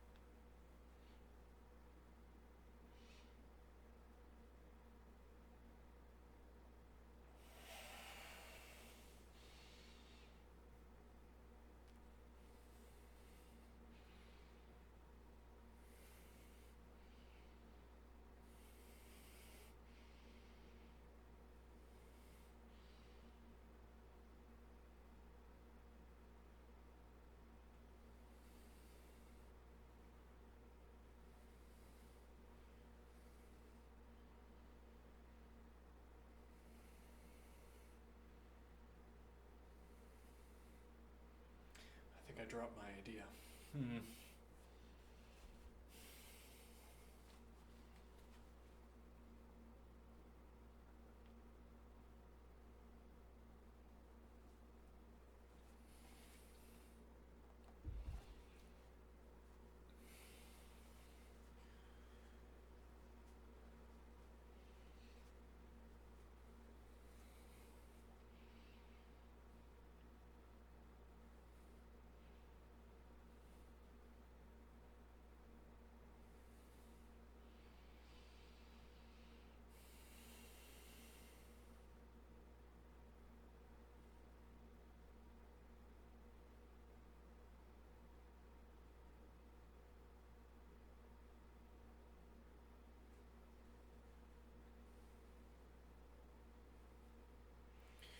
Right, we were talking about the alignment between rational numbers and rational numbers and integer numbers.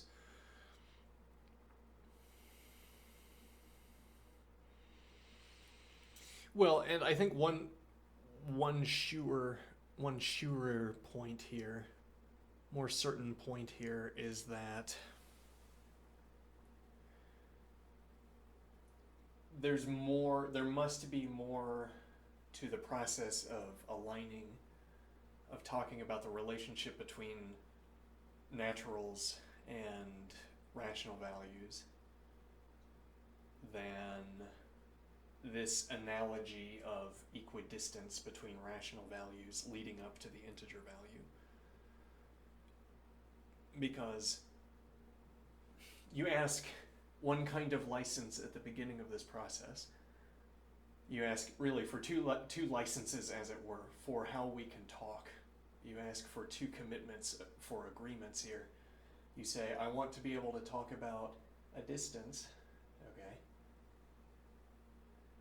And then I want to talk about equidistance, okay? And then you make this hand motion while saying a few words. And now you want to say that at some point this pointer has type switched into an integer. When did you code that? Does that happen? I guess that would have to happen on the 9 to the 10. You'd have to have implemented your type switch here.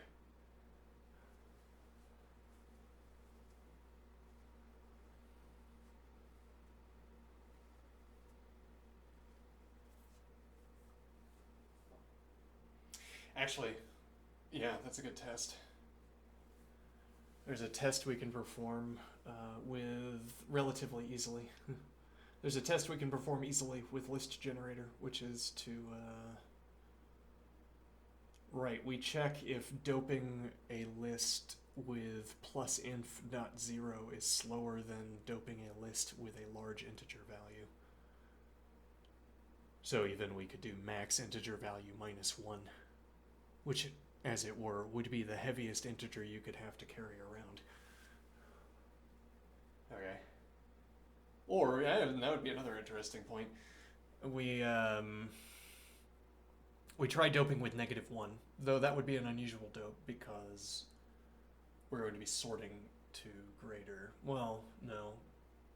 Well, it would be an unusual dope, yes, because if you were sorting to greater, then you would not have sorting. You would sort the -1 to the beginning of the list or the middle of the list, but not the end of the list unless all of the values were negative. So if you're dealing with positive values, doping with -1 would be fruitless because the -1 would end up at the beginning of the list and you would immediately cycle through it. You wouldn't be able to use it as a null check, as a termination check at the end, which you can do with inf. Okay? You can cap a list with inf because it will be sorted to the end. Though then the sorting process gets contaminated by a non-integer value, interestingly. And I'm wondering maybe, non-integer status propagates. Even in unexpected ways, non-integer status propagates. Also not a number status propagates. That's interesting. You let not a numbers percolate through your system, and then there's like a cascade of nan infection you let too many nans accumulate in your system, and then the system freezes because every number is turned into not a number. every number fails every comparison. Though that's a graceful way to fail, maybe. I don't know. It's like you get caught in these stable loops where every number is nan, so every comparison fails. So you just get caught in comparison loops. Or something like this. Like the system keeps passing around a sequence of comparisons that numbers fail. And then you say, oh, I guess I have to fix the NAND machine again. And then you reset it, and now there's the typical number of NANDs floating around that you handle carefully.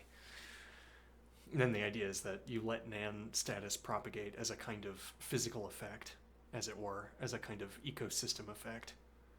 Like a function would become saturated with NANDs, and you could cut it off from the remainder of the system. And then the NAND would not spread. Okay, and why would you want to do that? Well, I suppose you would want a function to fill with NANDs when you wanted to stop using it. This would be, as it were, a physical way of telling whether you wanted to stop using a function or not. If a function succumbs to NAND status, then you wanted to stop using it anyway. And then the NANDs are a convenient way of telling you to stop using it. Interesting.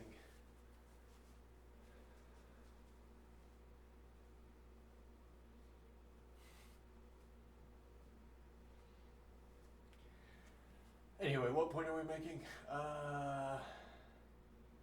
Right, so we put inf, we dope a list with inf.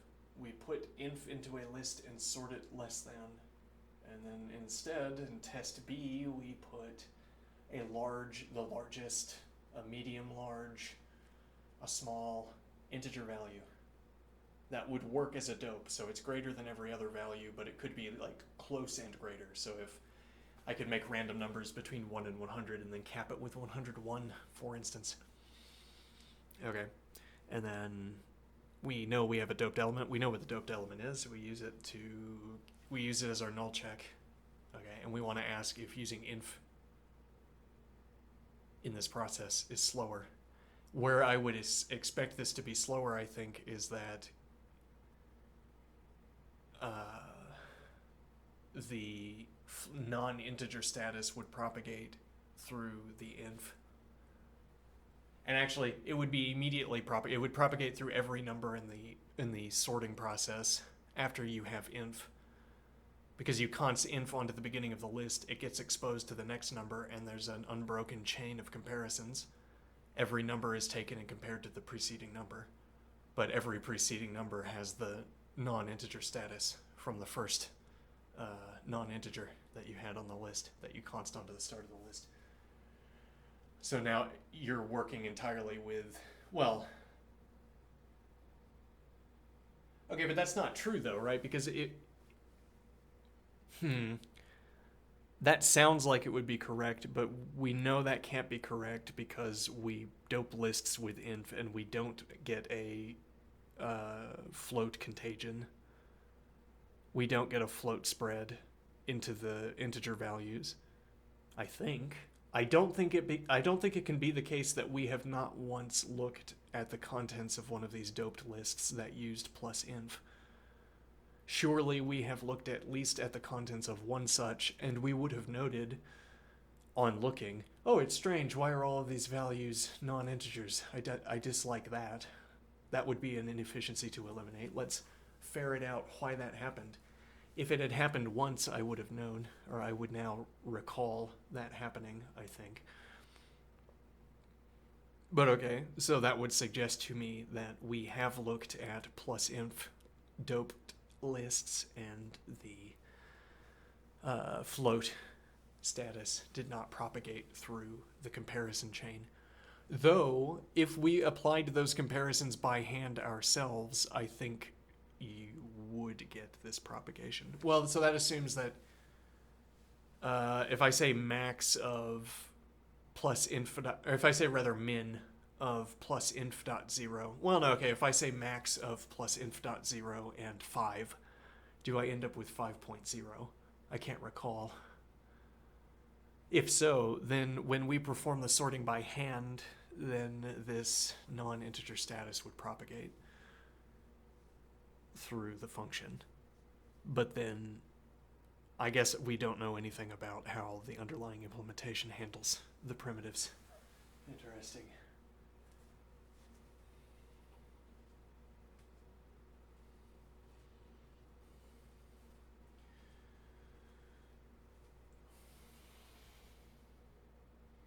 Now, what is the idea?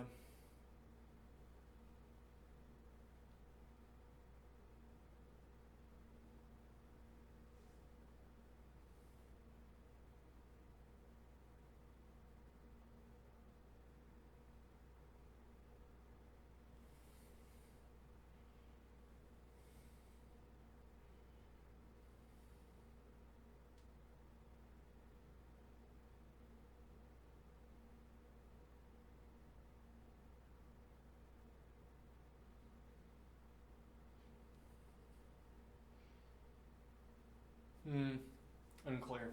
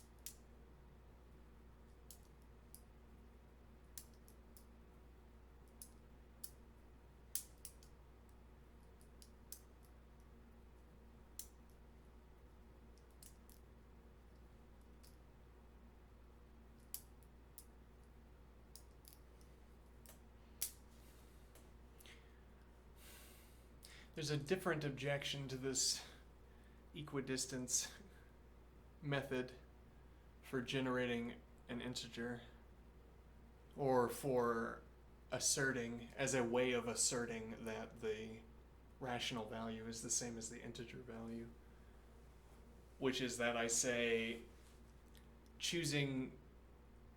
being able to choose the 1/10 and then the 2/10 and then the 3/10, etc. This is not, as it were, adequate evidence of a capacity to navigate this strip. It could turn out, for instance, that the function that you have is, well, like if you rigged up a function so that it would correctly choose, like you search through a function until you find the 1/10, or you find a way to invert the function and then you have the 1/10. Okay. And now, but the point is, what would be, as it were, evidence in the case when you had, let me think, what would be evidence in the case where you had an easy function, as in, okay, we have an easy function and I say, I can readily identify 1/10, 2/10, 3/10. Okay, I don't know what we mean by easy function here. I want the idea that you're trying to select a 1/10 value. Well, you're doing this because you want to convince me that at the end of this process, we've somehow jumped planes and we have arrived at the integer point. Okay, which I find a confusing effort on your part. But then you tell me that, well, you can clearly see I could choose halfway. If you pick any endpoint, I can tell you what input I'd have to choose that endpoint. Now, that would be evidence, as it were, of the ability sequentially to traverse this gap according to any jumps that you wanted to specify. So to the extent that you've outlined this process with tenths, you're proposing, well, behold, I could do it with 20ths. Okay, and you demonstrate. Okay, and I'm saying that would be evidence, as it were, for that would be semantic support for this assertion that you arrive at 2. Okay, but suppose you had a difficult function instead, and you had to hunt for or sift for 1/10 and 2/10 and 3/10, and then you had to sift even harder for 1/20, 2/20. Okay, now what would the idea be? So you sift out just enough of these coincidences, just enough of these capacities to reference positions, and now it's a ruse. And instead of being evidence for a claim, this is it's a ruse. I don't know what would correspond here. It's not evidence for the claim that you're going to arrive at an integer. It's fodder for a ruse. It's confetti that you've thrown in the air to distract me from the fact that this process doesn't have anything to do with whether the integer is standing over here, whether you arrive at the integer. Here again, it was evidence that this process delivers you to the integer when you had a function that was easy to describe. It was fodder for a ruse when you had carefully to sift for points that happen to place themselves equidistantly between 0 and 1 according to this scheme. Now, but what is the difference in the datum itself? Because if you could easily navigate the difficult function, you would still want to select these points if what you wanted to demonstrate was the capacity to move by tenths, so that you could then demonstrate movement by 20ths and 30ths, or tenths, so that you could demonstrate afterward hundredths, so that you could demonstrate afterward thousandths. As in, if I tenth because it's an easy function and I'm on my way to hundredth, okay, I choose the same input as if the function is incomprehensible to me and I had to bombard it with inputs before I found 1/10. I have to choose the same input in either case. And now this is like the difference between correctly choosing the next input, because you know how to search, and choosing the next input, memoizing, as it were, the next input, finding it by bombardment and then memoizing it.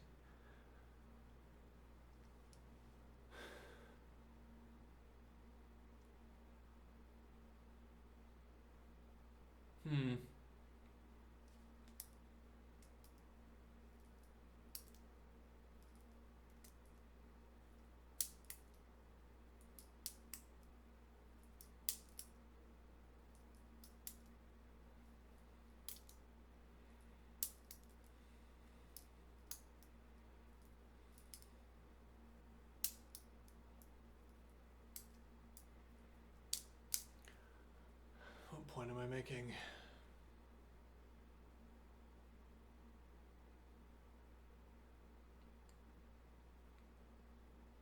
Right, so the evidence, the datum isn't different. The datum, as it were, is an ordered pair between input and output of your function. It happens to be the case that with easy functions, we take the ability to designate 1/10, 2/10, 3/10, etc. as evidence of mastery over the function, or whatever that means, as evidence of a datum in support of the assertion that we have arbitrary control over point selection. As in, I can choose the 10th position, I could choose the 100th, I could choose the 95th. Okay, well, if you can do all of that and so quickly, then I guess you could choose any position. But how do I reach that conclusion? How have you shown to me, how have you demonstrated the capacity to choose any position? I mean, you choose the 10th, okay, and then you choose the 100th, okay, and then you choose the 1000th, okay. At what point have you demonstrated the capacity arbitrarily to choose positions?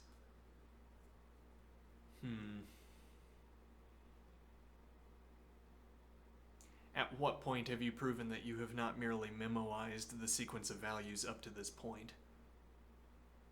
So you're wanting to say there's an easy input, an easily specifiable chain of inputs that's giving us thousandth, and now 10,000th, and now 100,000th.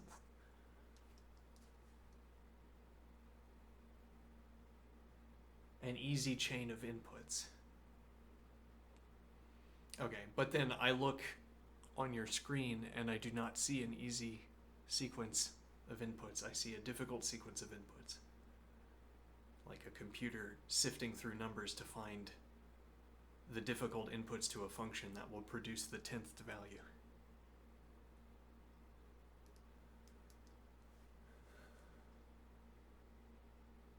Interesting.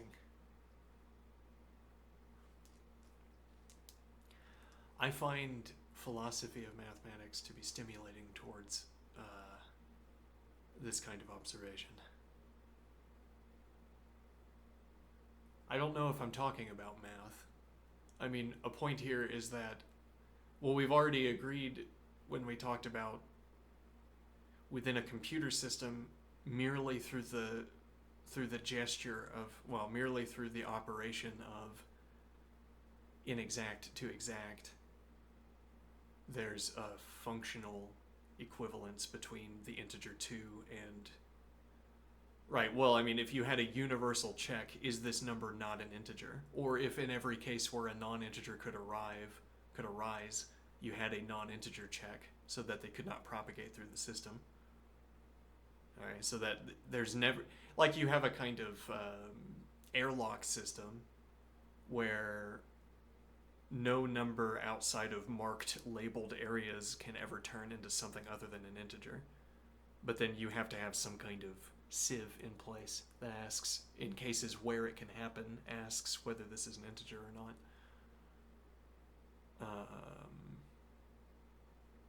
Now what is the idea?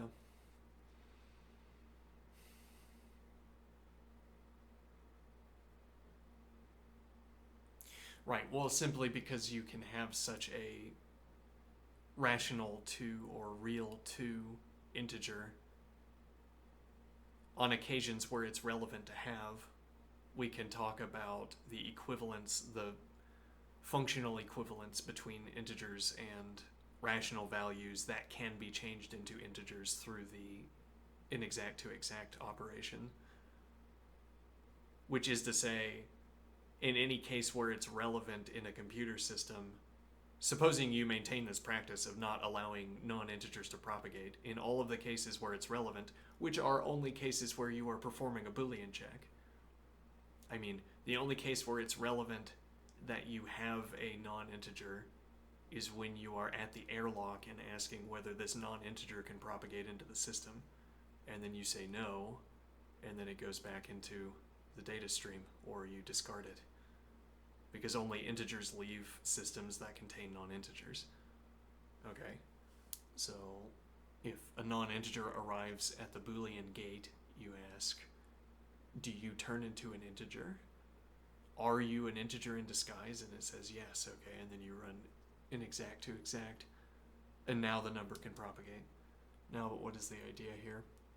Well, so again, there is a functional, a sort of handoff equivalence, a mechanical equivalence in all cases between non-integers and integer values,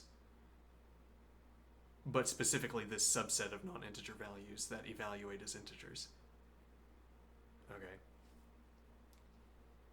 What is my point here?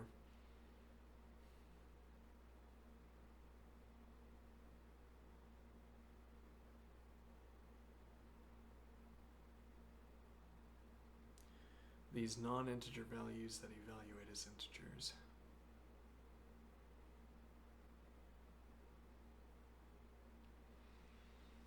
So there's no doubt that the rational value and the integer value are the same in computer systems when they are treated as being the same. Though notably at the Boolean gate, the integer, the 10th value, and the integer value are not the same because they don't register the same way to the Boolean check. And in a way, the 10th value and the integer are not the same, where that is encoded into the structure of our program.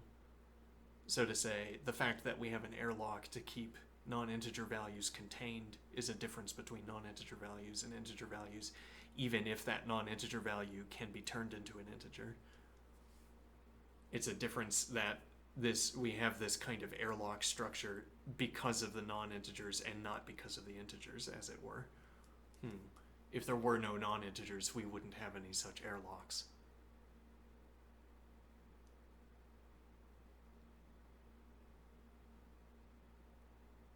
Huh. Now, but this is different from the more mathematical or philosophical assertion. So you have a number line that has the integer value, the non-decimalized integer value on it. Okay, and then below the line you write 2.0, and then you wink at me, and you say, and now we have established the equivalence between integer values and corresponding rational values. And I say, you just winked at me. You didn't do any proving at all. Where's the proof? And then you say, oh, you're being obtuse. You're being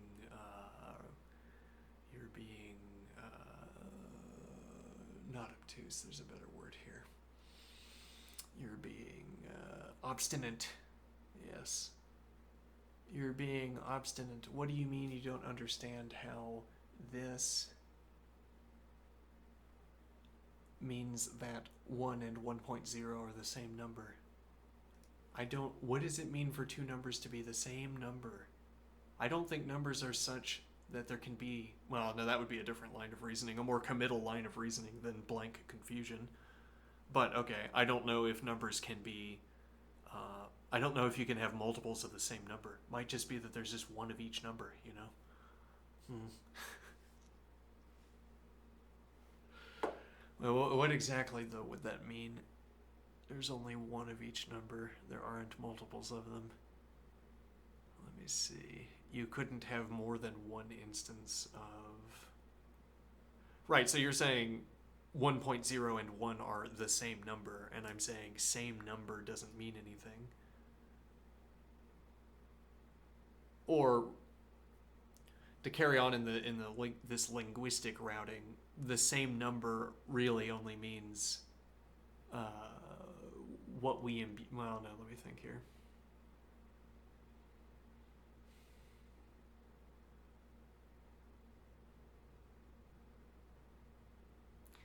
I mean, a point here is that same numberness between a rational value and an integer value is our willingness to run inexact to exact. It's when we are running inexact to exact that there is the evidence, as it were, of our suggestion of this equivalence, that there is a case where we care about this equivalence beyond merely talking about it. And our caring about this equivalence is that we take some of these non-integer values and turn them into integers, but we don't take other non-integers and do the same. Or there are others for which we don't do the same. That is our supposition of the equivalence between the 10th value and the integer value. That's where it is. Saying they must be the same number by this analogy is, I don't know, I guess I don't accept it as any kind of evidence. It's not part of the math.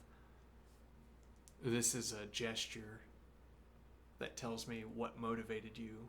I don't know what motivated you to make the gesture, I guess. Okay, so there's no process. Well, this analogistic process of saying we're crossing distance and we agreed that 1 was distance of 1 from 0. I don't know, there's always some kind of switcheroo. There's always some kind of switch moment where you just go from saying 1.0 to saying 1, the integer value, and it's never justified. It can't be justified by this kind of process, I suppose. Okay, but again, this has no functional interpretation. There's never a functional distinction we would make here. I mean, you could make a functional distinction. You could say, it's not just that I'm interested in having integers, I'm interested in having integers that were never rational values. Okay. What would that mean? Strange idea. Like, I don't want to perform inexact to exact. I want to discard every of these values, of the rational values, because if a value... it's a strange idea. So we're saying when I take a non-integer value out of a chamber of values that contains, it's like a clump of values, okay, and I'm sifting through this local cluster of numbers that have stocked themselves into the stack, that have stacked themselves. Okay, I'm passing through a local sequence of numbers, and I'm asking of each number whether it's an integer. Okay, or I'm asking maybe two questions: is this an integer, or is this a number where I can turn it into an integer through inexact to exact? Okay, now I might want to. If I turn a number into an integer, if I turn a rational number into an integer, we would lose our information about its source.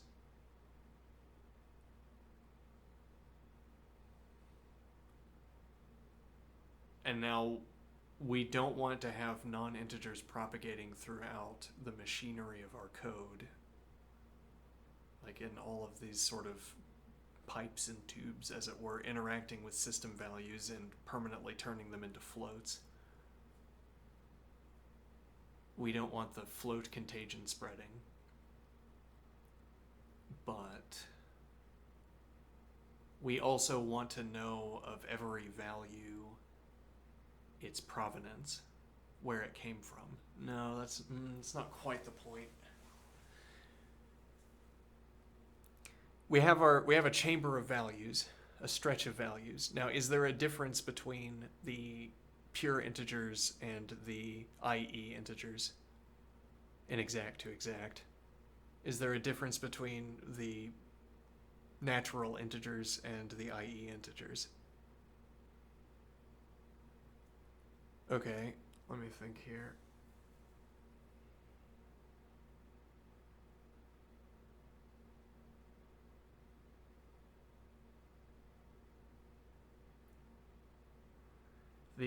Is there a difference? Well, so that would depend.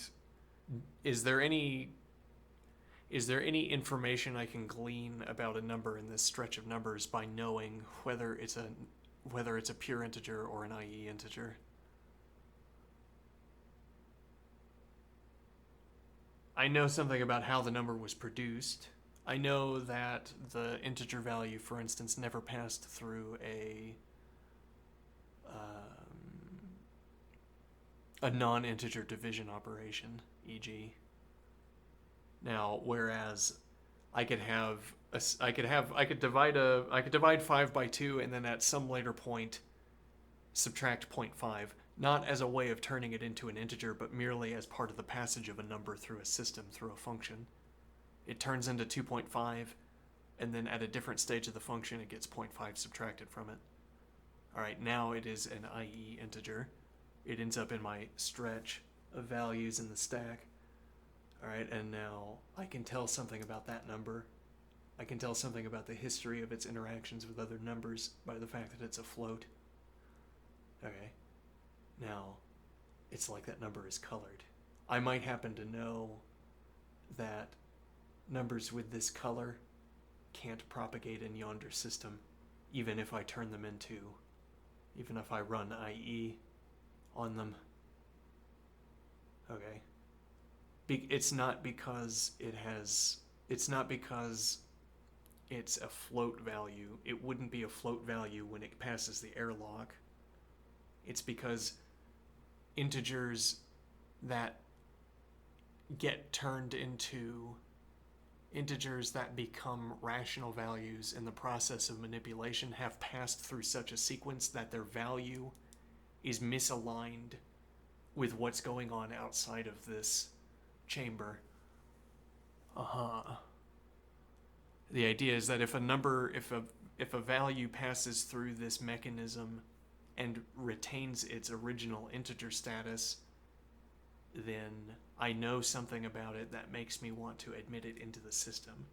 I know something about it that tells me that if I admit it into the yonder system, it won't break anything. Whereas somehow I know that a value that has emerged from this process as an IE integer is not safe to admit into yonder processes, even if I turned it into an exact integer, an E integer. Okay, why would this matter? Well, I mean, so it would, it's like colors are, in this fanciful example, the color of the number, its status as having become a non-integer is important to future operations. Uh-huh.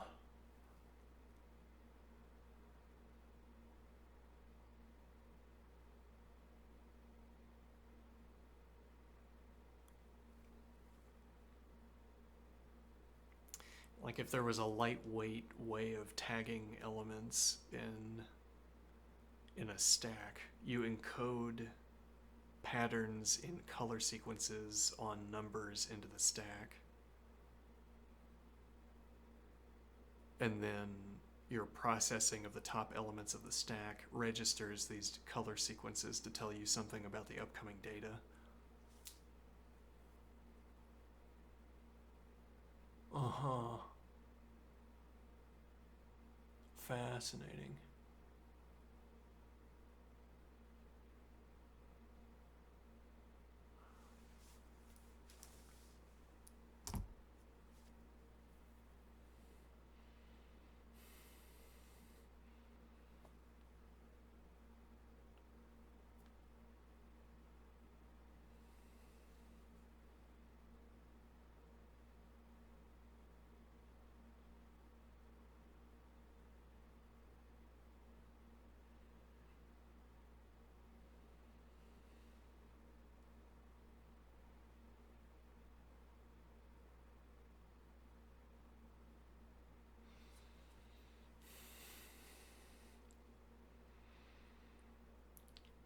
I guess that would be a case where the difference, as it were, the local difference, the functionally local difference between IE integers and native integers,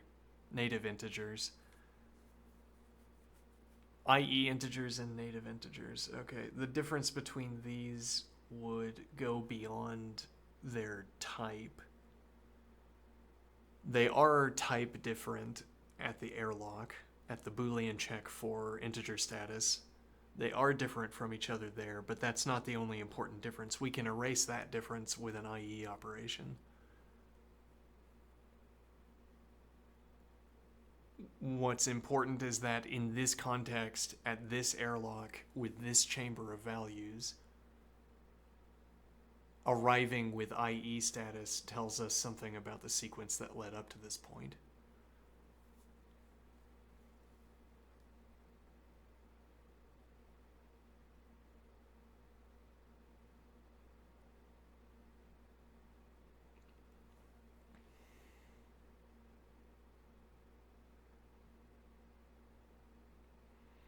Which is like saying that 1.0 is similar to 1.1 in a way that is more important than how 1.0 is similar to 1. Or the differences between an IE integer and a native integer are more critical here than their equality. Well, yeah, but I mean, when you say the IE integer and the integer are equal to each other, I guess the main point here is that only has meaning when you elaborate on it. What do you mean when you say they are equal to each other?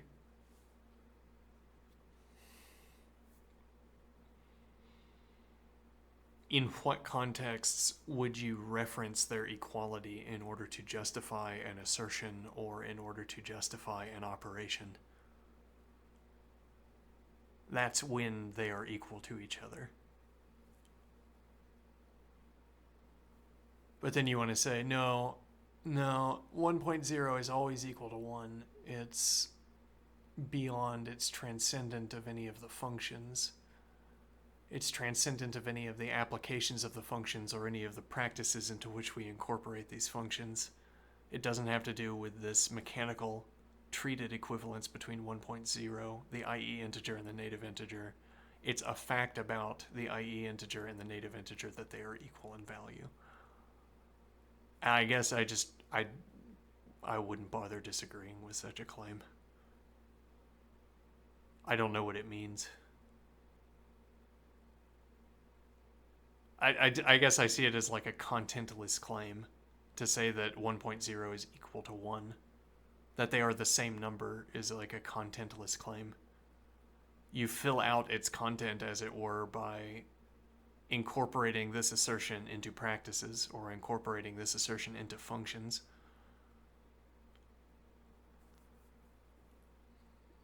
Integers, i.e., integers, are equal to native integers in precisely those cases where you treat them as being equal to each other within functions.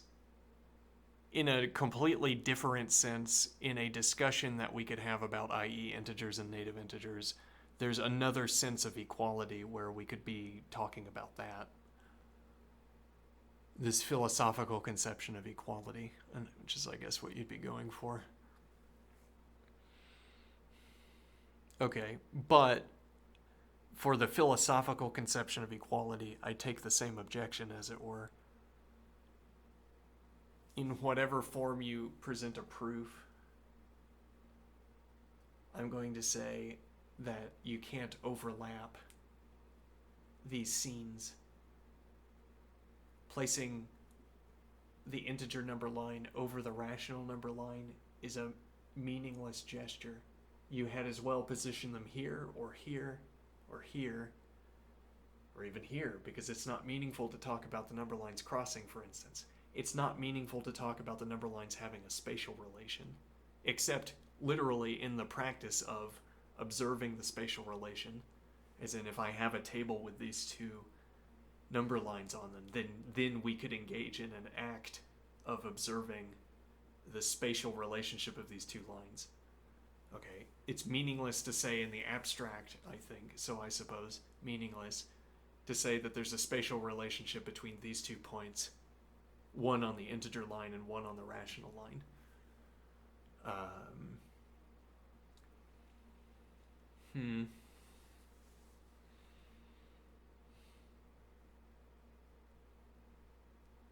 As it were, you would have to have a teleport. You'd have to have a jump from one number line to a hyperlink, there we go, from one number line to the other.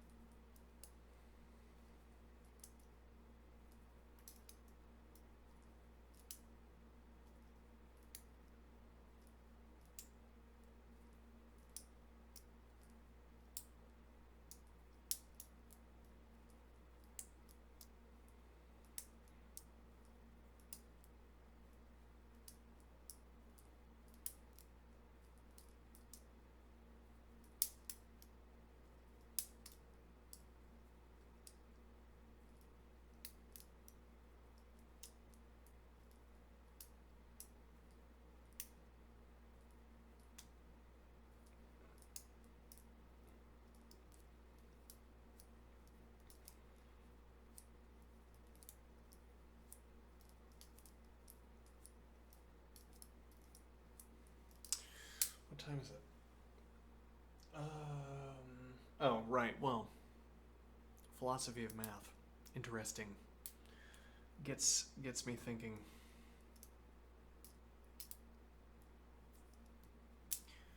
Though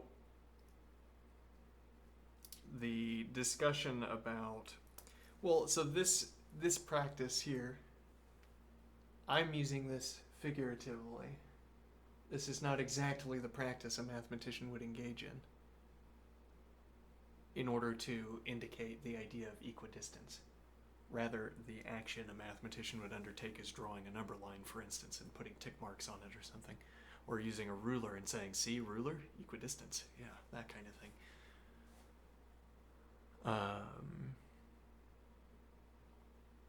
Okay, but the idea would be, let me think here.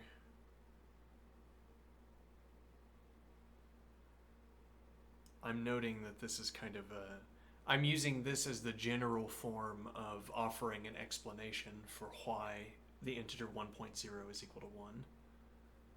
Okay. Such a proof wouldn't look like this in practice, though it would bear some kinds of describable similarities. Incrementing and trying to maintain equidistance, in fact.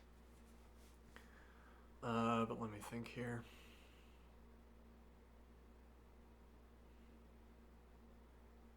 Trying to maintain equidistance.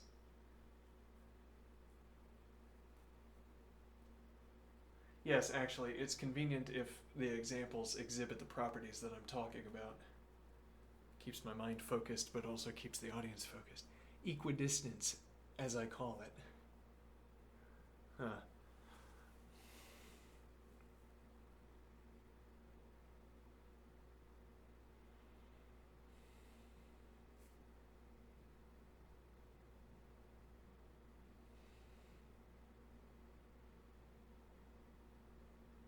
Right, well, the point would be that this isn't... So, doing math fills out the contents of doing philosophy of mathematics. Having a practice of doing math, which is not as fully developed, perhaps, as it should be, because I do not allocate my time towards it as might be required.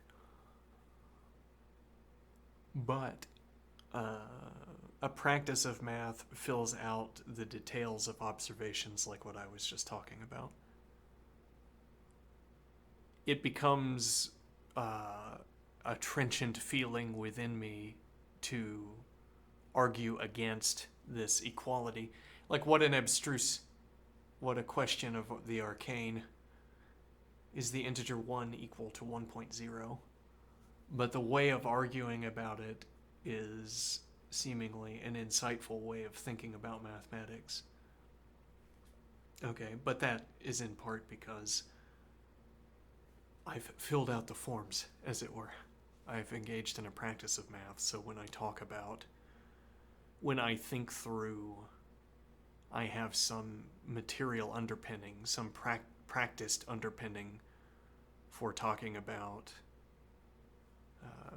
well, I mean, we spent most of the time talking about coding, actually, but it's much the same idea that...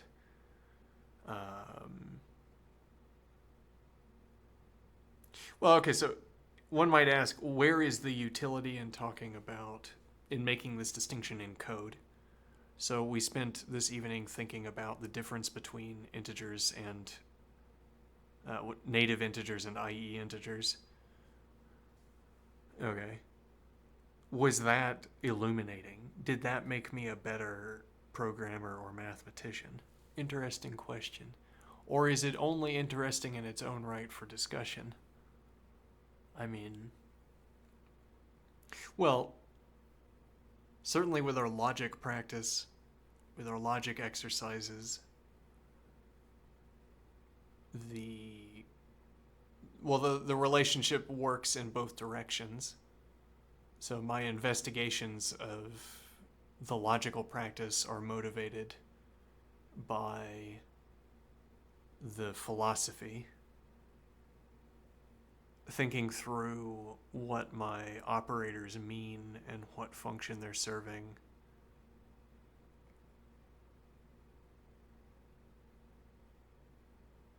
Well, when I first tried working through axiomatic set theory, it was difficult because I couldn't find anything to do, and now it's difficult because I find too much to do. There's just too much to talk about.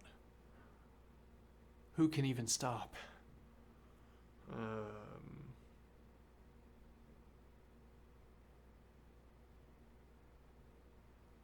So now we're saying the philosophical thinking is informing also is shaping, is directing the mathematical investigations. Interesting. Yes, we're trying to goose the pedagogic process. Scrape out the few extra hours.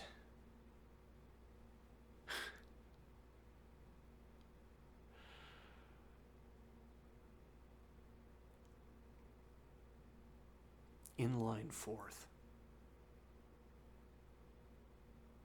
Yeah, I mean, every coder thinks there's this funny joke that you can make, and then they make the funny joke, and it's funny joke number n, where n is the number of coders.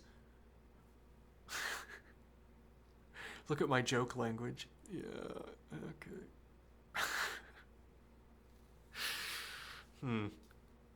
Inline fourth. I wonder if Lisp would be uniquely suited for inline fourth because of its list structure, because just implementing the stack has to be so cheap. The stack operations are already what are optimized in Lisp, because the stack is merely list operations. So now fourth with inline Lisp, or Lisp with inline fourth. And the point is, well, I don't know the conditions under which stack operations would be. I don't know enough about the stack. I don't know enough about computing in general. But. So I don't know, like, suppose you could switch languages anytime you wanted. Actually, this is a question in general that I don't know the answer to in computer science. I don't know how to answer this question either. If you had the option to switch languages and it incurred no overhead, or we could start talking about a finite amount of overhead, but if it incurred no overhead, is it ever required of you to switch languages if you want to maintain optimal efficiency?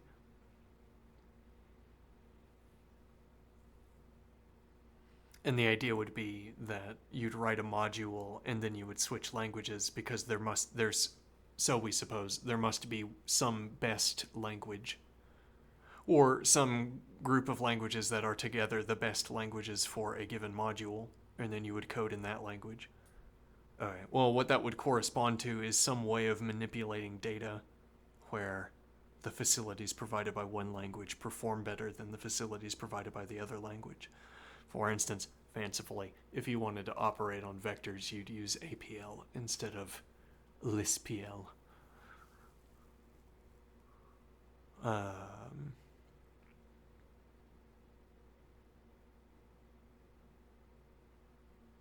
what is the idea? The idea would be... I don't know. So if you had, for instance, you could do inline Python or you could do inline fourth. All right. Now, I suppose there are some Lisp programs we could be coding that would favor inline fourth. It might be that every thing that we could code would favor inline fourth, but I want to say there must be some programs that favor inline fourth more as under some kind of metric of evaluation. Like, the fourth program is twice as fast instead of 3/4 or whatever, 4/3 as fast.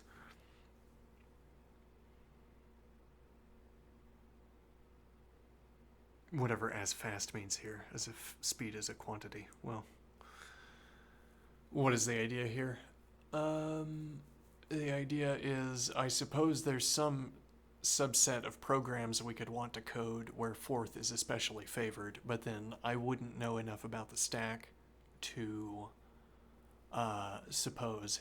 I don't know enough about the stack to guess, to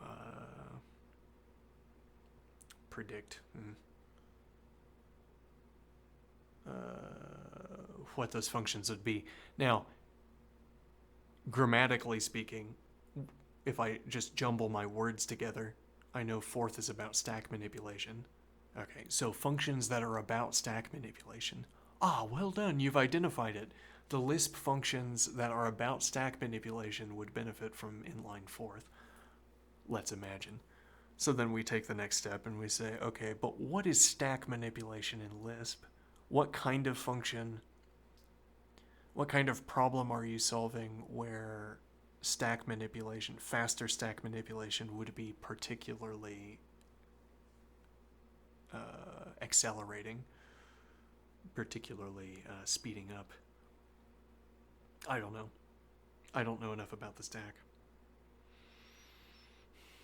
And that was the point we were trying to get at. Though some of these points are getting less and less interesting. Yeah, I'm getting more and more tired.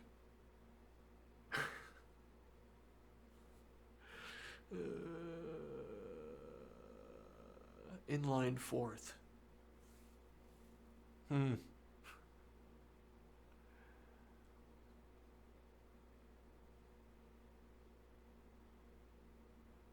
Colored fourth.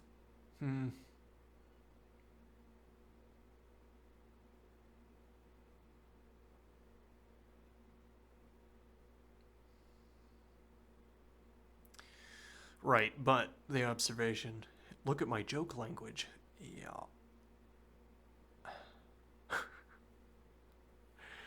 That's a joke language.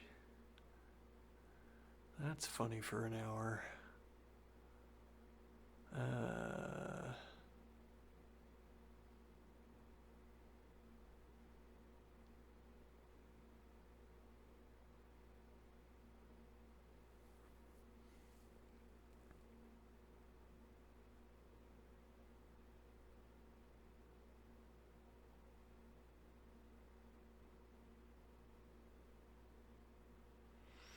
Alright, well, it might be time for me to call it. No chess today. Let me see what time it is.